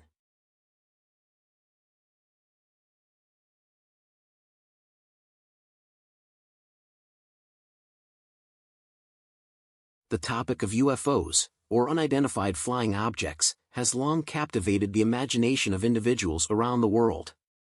The possibility that these mysterious aerial phenomena could be evidence of extraterrestrial visitors has sparked debates, speculation, and fervent beliefs among people. While some argue that there is enough evidence to support the existence of alien visitors, others maintain that further substantiation is necessary before making such claims. This article delves into the ongoing discourse surrounding UFOs and highlights the importance of empirical proof in accepting extraordinary claims. The nature of belief and scientific inquiry. Belief, whether based on faith or evidence, plays a crucial role in shaping individual perspectives. Scientists, renowned for their empirical approach, are known to embrace new theories and models based on rigorous observations. However, when it comes to UFOs, the lack of comprehensive and verifiable information makes it challenging to subject these phenomena to scientific scrutiny. Without tangible evidence, such as extraterrestrial crafts or live extraterrestrial beings available for study, it remains difficult to conclusively establish their origin. The power of empirical observations. The history of science is replete with paradigm-shifting discoveries that initially met with skepticism and disbelief. Concepts like relativity and quantum mechanics, which challenged our understanding of the universe, were initially met with resistance. However, over time, a vast body of experimental evidence and real-world applications emerged, affirming the validity of these theories. In the case of UFOs, the limited data and secrecy surrounding their study hinder comprehensive scientific investigation. Without access to physical evidence or the ability to study alleged extraterrestrial beings, it is premature to conclude their extraterrestrial origins solely based on anecdotal accounts. The role of faith and confirmation bias. In the realm of UFOs, it is important to distinguish between faith-based beliefs and fact-based beliefs. While anecdotal evidence and testimonies exist, accepting the notion of alien visitors requires a certain degree of faith.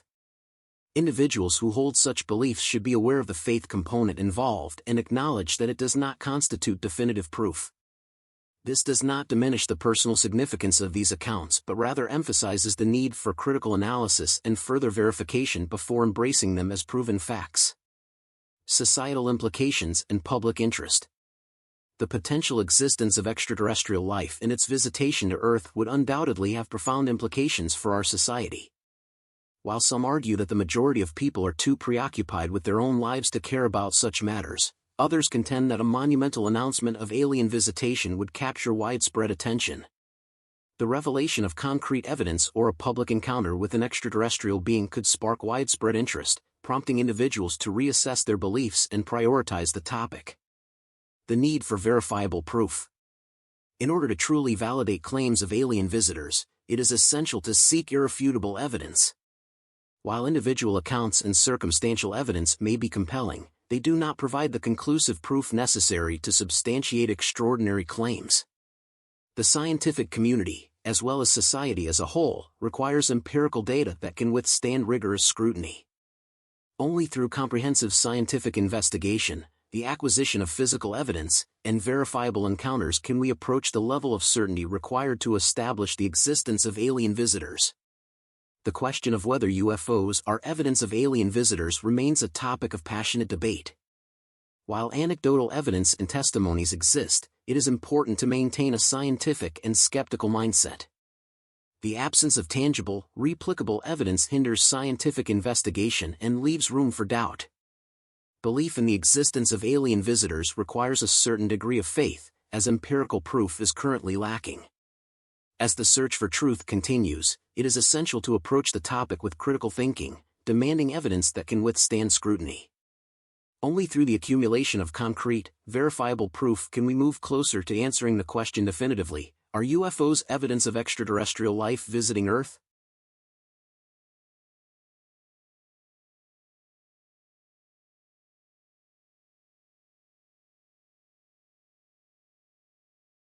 Hey there! Have you heard the latest news from NASA? Brace yourself because it's super exciting. NASA just announced that they are on the verge of discovering life on other planets. Can you believe it? We might not be alone in this vast universe after all. Now, I know this might sound like something out of a sci-fi movie, but NASA is dead serious about it. They have been tirelessly exploring space, sending probes and telescopes to search for signs of life beyond Earth. And guess what? They might just be onto something big. For years, scientists have been fascinated by the possibility of extraterrestrial life. Are there other planets out there where living organisms exist? Could there be aliens roaming around in far-off galaxies? These questions have kept our imaginations running wild, and now NASA might have some answers for us. But how exactly are they planning to make this groundbreaking discovery? Well, NASA has been using a combination of advanced technology, space missions, and years of scientific research to gather evidence. They've been studying the atmospheres of distant planets, looking for chemical signatures that could indicate the presence of life. One of the key factors they are focusing on is the presence of certain gases, like oxygen and methane. On Earth, these gases are closely associated with life, so scientists believe that if they find similar patterns on other planets, it could be a strong indication of living organisms. But let's not get ahead of ourselves just yet. While NASA is optimistic about the potential discovery, they also emphasize the importance of thorough investigation and verification. They want to make sure they have all the facts straight before making any grand claims. So, why is this discovery such a big deal? Well, think about it. If we find life on another planet, it would revolutionize our understanding of the universe. It would show us that the conditions necessary for life are not unique to Earth, opening up endless possibilities. We could learn so much about the origins of life, the potential for habitable environments, and even the existence of intelligent beings. Imagine the implications for space exploration. Finding life elsewhere would give us a sense of direction and purpose. It would drive us to explore and understand other worlds, searching for clues about our place in the cosmos. Who knows, we might even make contact with other civilizations someday. Now, it's important to remember that discovering life on other planets is a complex and challenging task. It requires patience, meticulous research, and a lot of scientific collaboration. But NASA is up to the challenge, and they have the brightest minds working on this mind-boggling mission. So, my friend, keep an eye on the news because the next big revelation might be just around the corner. NASA's efforts to find life on other planets are incredibly exciting, and they could reshape our understanding of the universe and our place within it.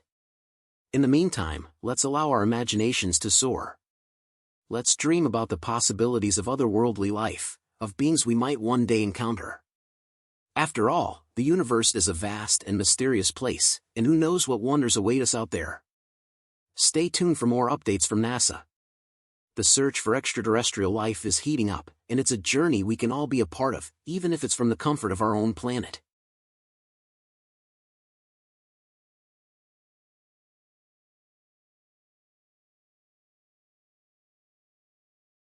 Hey there, fellow finance enthusiasts.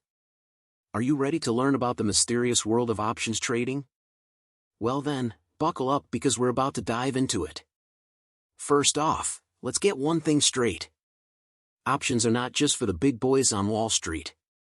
Anyone can get started with options trading, and it's actually a lot simpler than you might think. So, what exactly is an option? Well, in simple terms, an option is a contract that gives the buyer the right, but not the obligation, to buy or sell an underlying asset, like stocks, commodities, or currencies, at a specific price within a certain time frame. Now, I know that may sound a bit confusing, but trust me, it's not as complicated as it seems. Think of it like this: let's say you see a really cool bike at the store, but you don't have enough money to buy it right now. You could make a deal with the store owner where you pay them a small fee, the option premium, for the right to buy the bike within the next month at a set price. If the price of the bike goes up during that month, you'll still be able to buy it at the lower price you agreed upon. But if the price goes down and you decide you no longer want the bike, you can simply walk away from the deal. That's basically how options work in a nutshell. Of course, there are different types of options, such as call options and put options, and various strategies you can use, but we'll save those for another day. One thing to keep in mind with options trading is that there is always risk involved. Just like with any investment, you could potentially lose money. That being said, if you do your research, understand the risks, and develop a solid trading plan, options trading can be a great way to supplement your income and grow your portfolio. So, there you have it, folks. A brief introduction to how options work. If you're interested in learning more, I suggest doing some further research and maybe even trying out a practice account before jumping in with real money. Remember, the world of finance doesn't have to be intimidating or exclusive. Anyone can learn and succeed with the right mindset and approach. So get out there, do your thing, and happy trading. If you like what you hear, subscribe and like this video to see more like it. I got some great stories coming up.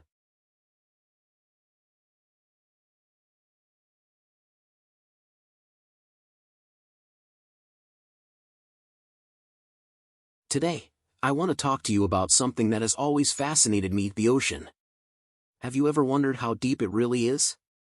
Well, get ready to dive into the depths of Earth's final frontier with me. First off, did you know that the average depth of the ocean is around 12,080 feet? That's more than 2 miles deep.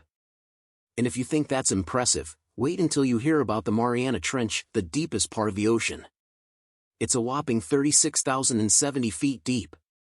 To put that into perspective, that's like stacking 6 Empire State Buildings on top of each other. But why is the ocean so deep in the first place? Well, it all comes down to plate tectonics, the constant movement of the Earth's crust. As plates move apart from each other, magma rises up and new crust is formed. This process also creates deep trenches where the plates collide and are forced under each other, creating some of the deepest parts of the ocean. So what kind of creatures live in the deep sea? Well, you might be surprised to learn that there's actually a lot of life down there. From giant squid to bioluminescent fish, the deep sea is teeming with unique and fascinating organisms. And many of these creatures have adapted to survive in extreme conditions, like complete darkness and crushing pressure. But exploring the deep sea isn't easy. In fact, we still have a lot to learn about this mysterious and largely unexplored part of our planet. That's why scientists are constantly developing new technologies and techniques to study the ocean floor.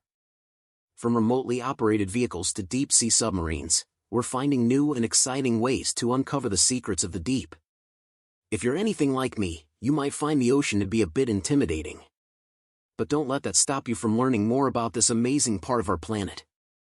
There's always something new and exciting to discover, whether it's a new species of fish or a previously undiscovered underwater volcano. So the next time you're at the beach, take a moment to appreciate the vast and mysterious ocean that stretches out before you. Who knows, maybe one day you'll be the one at the forefront of deep-sea exploration. I hope you enjoyed learning a bit more about the ocean with me today. Until next time, keep on exploring.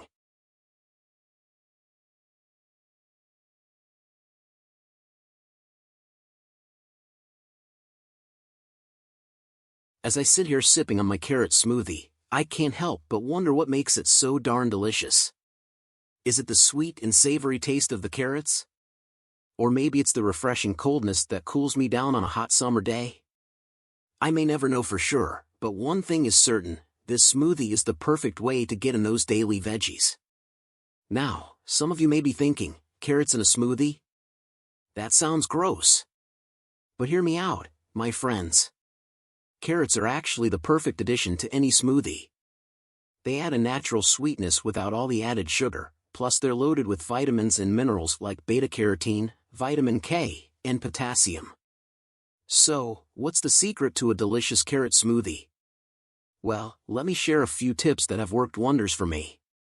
Use fresh carrots. This may seem obvious, but using fresh, crisp carrots will give your smoothie a much better flavor than canned or frozen ones. Add some spice. Adding a pinch of cinnamon or ginger can really enhance the flavor of your smoothie and make it feel more like a treat. Don't forget the liquid. While carrots do contain some water, you'll still need to add some liquid to get the right consistency. Coconut water, almond milk, or even just plain old H2O will do the trick. Get creative. Don't be afraid to experiment with different ingredients in your carrot smoothie. Try adding some frozen berries, a scoop of protein powder, or even a handful of spinach for an extra boost of nutrients. Now, I know what you're thinking, this all sounds great, but does it actually taste good? Well, let me tell you, it does.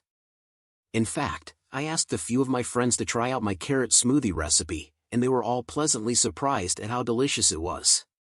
So, what are you waiting for? Grab some fresh carrots, your favorite liquid, and get blending.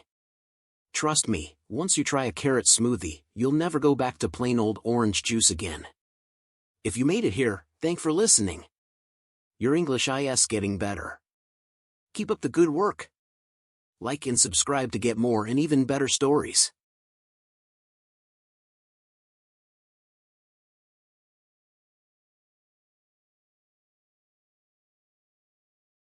The world was a different place now. The streets were empty, and the once bustling cities had become ghost towns. The sound of silence filled the air, as people huddled in their homes, waiting for the storm to pass. I sat alone in my small apartment, staring out the window at the desolate wasteland that lay before me. The world had changed, and it would never be the same again. I had seen it coming. I had warned people about the dangers of living beyond their means, but nobody listened. They had continued to spend money they didn't have, buying things they didn't need, and now they were paying the price. The economy had collapsed, and with it, so had people's lives. Jobs were scarce, and those lucky enough to find work were making pennies on the dollar. The cost of living had skyrocketed, and people were struggling just to put food on the table. But amidst the chaos and despair, there was still hope. There were still ways to survive and thrive, even in the midst of the worst depression the world had ever seen. I knew this because I had prepared. I had saved my money, invested wisely, and built up a network of like-minded individuals who were also ready for whatever the future held. I had learned from the mistakes of others, and I had taken action to ensure that I wouldn't fall victim to the same fate. As I sat there, watching the world slowly crumble around me, I thought back to the lessons I had learned along the way. Lesson number 1, live within your means. Living within your means is the foundation of financial stability. It means spending less than you make and avoiding debt whenever possible. During the good times, it can be easy to get caught up in the excitement of spending, but when the tide turns, it can quickly become a nightmare. By living within your means, you'll be able to weather the storm and come out on the other side with your head held high. Lesson number 2, invest wisely. Investing wisely means taking a long-term approach to building wealth. It means avoiding get-rich-quick schemes and focusing on steady, consistent growth. The stock market can be a great way to build wealth over time, but it's important to be patient and avoid making rash decisions based on short-term fluctuations. By investing wisely, you'll be able to build a solid financial foundation that will help you weather any storm. Lesson number 3, build a network. Building a network of like-minded individuals is crucial to surviving in tough times. It means surrounding yourself with people who share your values, and who are also committed to preparing for whatever the future holds. By building a network, you'll have access to resources and support that you wouldn't otherwise have. You'll be able to share ideas and strategies, and you'll be better equipped to deal with whatever challenges come your way. As I sat there, watching the world slowly crumble around me, I knew that I had done everything I could to prepare. I had lived within my means, invested wisely, and built a network of like-minded individuals. And while the road ahead would be difficult, I was ready to face whatever challenges lay ahead. The world may have changed, but my resolve remained unbroken. I was ready to do whatever it took to survive and thrive in the next Great Depression. Thanks for listening. If you made it this far, then know your English is getting better and that you're amazing. Like and subscribe if you want more.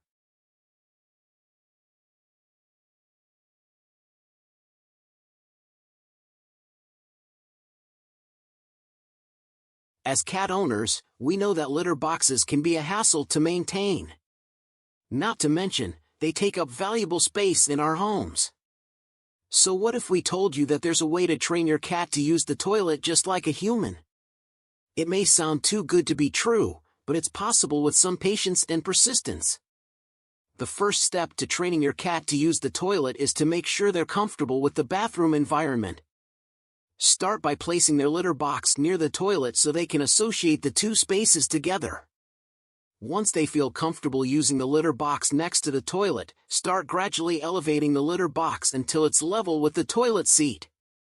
Next, purchase a special training seat that fits over the toilet bowl and features a small hole in the center for your cat to use. Place the training seat on top of the toilet and fill it with a small amount of litter. Encourage your cat to use the new space by gradually reducing the amount of litter in their old litter box. Be sure to praise your cat each time they successfully use the toilet. Positive reinforcement is key to ensuring they continue using the toilet instead of reverting back to their old habits. It's important to note that not all cats will be successful with toilet training. Some may prefer using a litter box or simply refuse to cooperate. In these cases, it's best to respect your cat's preferences and stick with traditional litter box methods.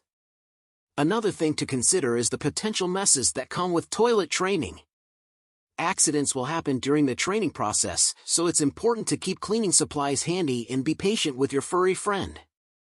Overall, toilet training your cat is possible with the right mindset and approach. While it may take some time and effort, the benefits of having a cat that uses the toilet are worth it.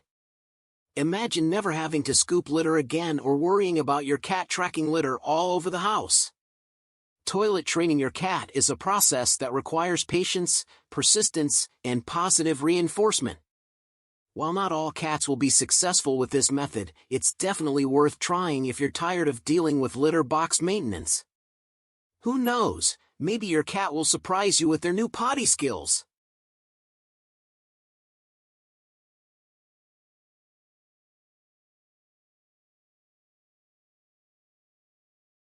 As the world grapples with the COVID-19 pandemic, people have found themselves stuck indoors. While many have taken up the usual activities like binge-watching TV shows or reading books, a new trend has emerged: quarantine hobbies. From baking sourdough bread to painting to learning a new language, people are finding joy in indoor activities that they may not have had time for before. In fact, a recent survey conducted by the Harris Poll found that 72% of Americans have picked up a new hobby since the beginning of the pandemic. One popular hobby that has taken off during quarantine is gardening. With more time spent at home, people are taking advantage of their outdoor spaces and getting their hands dirty. Seed companies have reported record sales, and social media platforms are filled with photos of lush gardens and bountiful harvests. Another popular hobby is cooking and baking.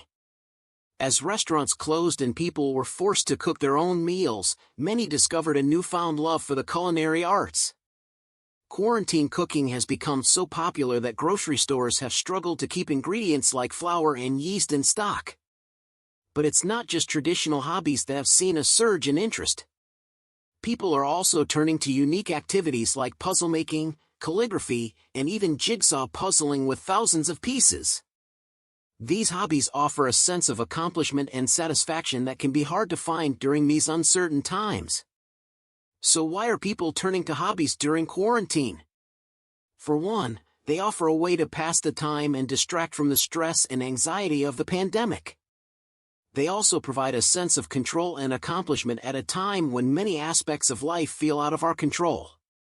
In addition to the personal benefits, some experts believe that hobbies can also have a positive impact on mental health. Engaging in hobbies has been linked to lower levels of depression, stress, and anxiety, says Dr. Adam Dorsey, a licensed psychologist.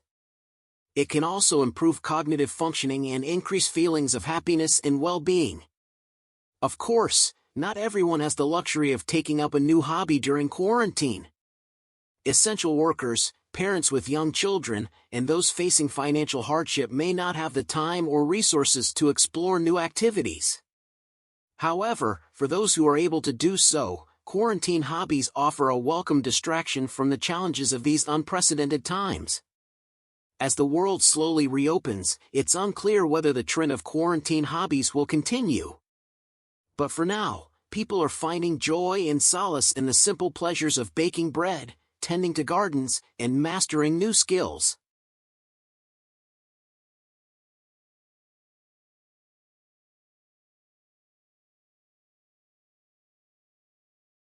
How to find your purpose in life? Do you ever feel like your life lacks direction or purpose? Maybe you're stuck in a job you don't love, or you're unsure of what your passions are. If so, you're not alone. Many people struggle with finding their purpose in life, but the good news is that it's never too late to start searching for it. The first step in finding your purpose is to ask yourself some tough questions. What are you passionate about? What are your core values? What motivates you? These questions can help guide you towards what is truly important to you. It's important to take the time to really reflect on these questions and be honest with yourself. Another key element in finding your purpose is to try new things. This can be anything from taking a class in something you've always been interested in, to volunteering for a cause you care about. By trying new things, you may discover a passion you never knew you had or gain a deeper understanding of what motivates you. Additionally, surrounding yourself with positive influences can be incredibly helpful in finding your purpose. Seek out mentors or friends who share similar values and interests as you. They can offer guidance and support as you navigate your journey towards finding your purpose. It's also important to remember that finding your purpose is a process, not a destination. It's okay to make mistakes or change your mind along the way. Embrace the journey and trust that you will eventually find your way. So, how do you know when you found your purpose? It's often described as a feeling of fulfillment and alignment with your values and passions. It may take time to fully realize your purpose, but once you do, it can bring a sense of peace and satisfaction that is hard to match. Finding your purpose in life is a journey that takes time, reflection, and exploration. By asking tough questions, trying new things, surrounding yourself with positive influences, and embracing the journey, you can discover what truly matters to you and find fulfillment in your life. Remember, it's never too late to start searching for your purpose, so don't give up.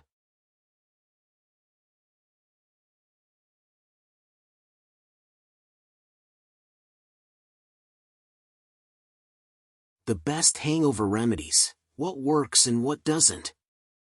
There's nothing quite like the morning after a night of heavy drinking. You wake up feeling groggy, dehydrated, and nauseous. The pounding headache doesn't help either. Some people swear by certain hangover remedies, but do any of them actually work? First, let's talk about what causes a hangover in the first place. Alcohol is a diuretic, which means it makes you pee more than usual. This can lead to dehydration, which is one of the main culprits behind that hangover headache. Alcohol also irritates the lining of your stomach, which can cause nausea and vomiting. So, what can you do to alleviate these symptoms? Here are some of the most popular hangover remedies. Drink water. This may seem obvious, but it's important to rehydrate your body after a night of drinking. Aim to drink at least 1 glass of water for every alcoholic beverage you consumed. This will help flush out toxins from your body and minimize the severity of your hangover. Eat a hearty breakfast. While you may not feel like eating, it's important to give your body some fuel. Opt for foods that are easy on your stomach, such as toast, eggs, and bananas. Avoid greasy or spicy foods, as they can exacerbate nausea. Take painkillers. Over-the-counter painkillers such as ibuprofen or aspirin can help alleviate headaches and body aches caused by a hangover. However, be careful not to take too much, as this can damage your liver. Get some rest. Your body needs time to recover after a night of heavy drinking. Try to get at least 8 hours of sleep, and avoid strenuous activities until you're feeling better. While these remedies may provide some relief, there's no magic cure for a hangover. In fact, some remedies can actually make things worse. Here are some things to avoid. Hair of the dog. Drinking more alcohol in the morning may temporarily alleviate your symptoms, but it will ultimately make your hangover worse. Coffee. While caffeine may help you feel more alert, it can also dehydrate you further and exacerbate your headache. Miracle cures. There are countless products on the market that claim to cure hangovers, from pills to patches to 4 drips. However, there's little scientific evidence to support their effectiveness. The best way to cure a hangover is to prevent one in the first place. Drink in moderation. Alternate alcoholic drinks with water, and eat a meal before or during drinking. But if you do find yourself nursing a hangover, stick to the tried and true remedies: hydration, food, painkillers, and rest. Your body will thank you.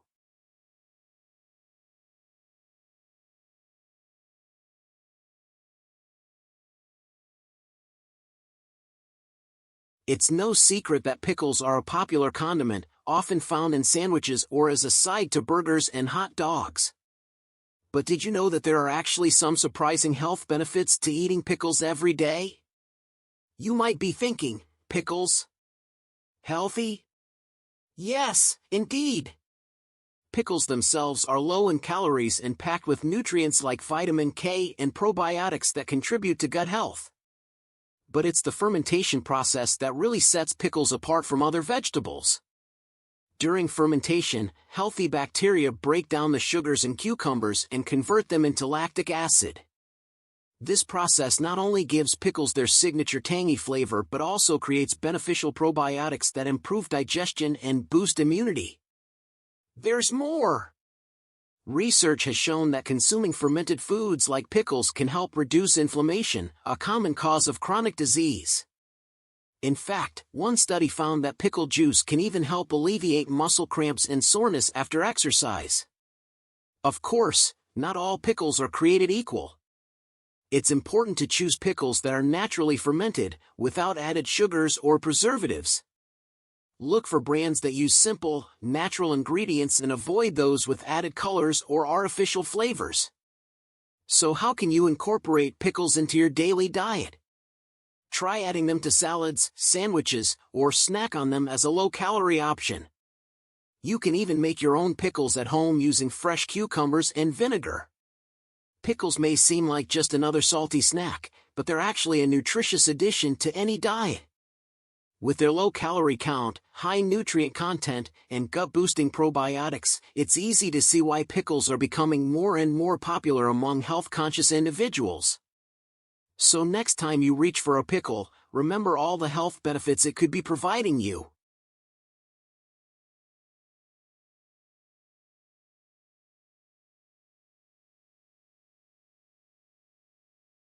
What's the best way to cook a steak? As one of the most popular types of meat in the world, steak is enjoyed by millions of people every day. However, cooking the perfect steak can be a challenge for even the most experienced chefs. With so many different ways to prepare and cook steak, it can be difficult to know where to start. Many people believe that the best way to cook a steak is on the grill. Grilling a steak gives it a delicious charred flavor and crispy exterior while keeping it juicy and tender on the inside. To grill a steak, simply preheat your grill to medium-high heat and lightly oil the grates. Then, place your steak on the grill and cook it for about 4 to 5 minutes per side for medium rare. You can adjust the cooking time based on how you prefer your steak cooked. Another popular method for cooking steak is pan-searing. This technique involves searing the steak in a hot, oiled pan until it develops a brown crust on both sides. To pan-sear a steak, heat a heavy-bottomed skillet over high heat and add a small amount of oil. Then, place the steak in the skillet and let it sear for about 2 to 3 minutes on each side. Finish cooking the steak in the oven at 375 degrees Fahrenheit for another 5 to 10 minutes, depending on how you like it cooked. If you're short on time, broiling is a quick and easy way to cook a steak. Simply preheat your broiler and place the steak on a broiler pan. Broil the steak for about 3 to 4 minutes on each side for medium rare. Be sure to keep an eye on the steak as broiling can quickly burn the outside while leaving the inside undercooked. Sous vide cooking has also become increasingly popular in recent years. This method involves vacuum sealing the steak and cooking it in a temperature-controlled water bath until it reaches the desired internal temperature. Once cooked, sear the steak in a hot skillet to give it a crispy exterior. No matter which cooking method you choose, it's important to remember to let the steak rest for a few minutes before slicing. This allows the juices to redistribute, resulting in a more flavorful and tender steak. There are many ways to cook a steak, but the best method ultimately depends on personal preference. Whether you prefer your steak grilled, pan-seared, broiled, or sous vide, with a little practice and experimentation, you can cook the perfect steak every time. So next time you're craving a delicious steak dinner, try out one of these methods and enjoy.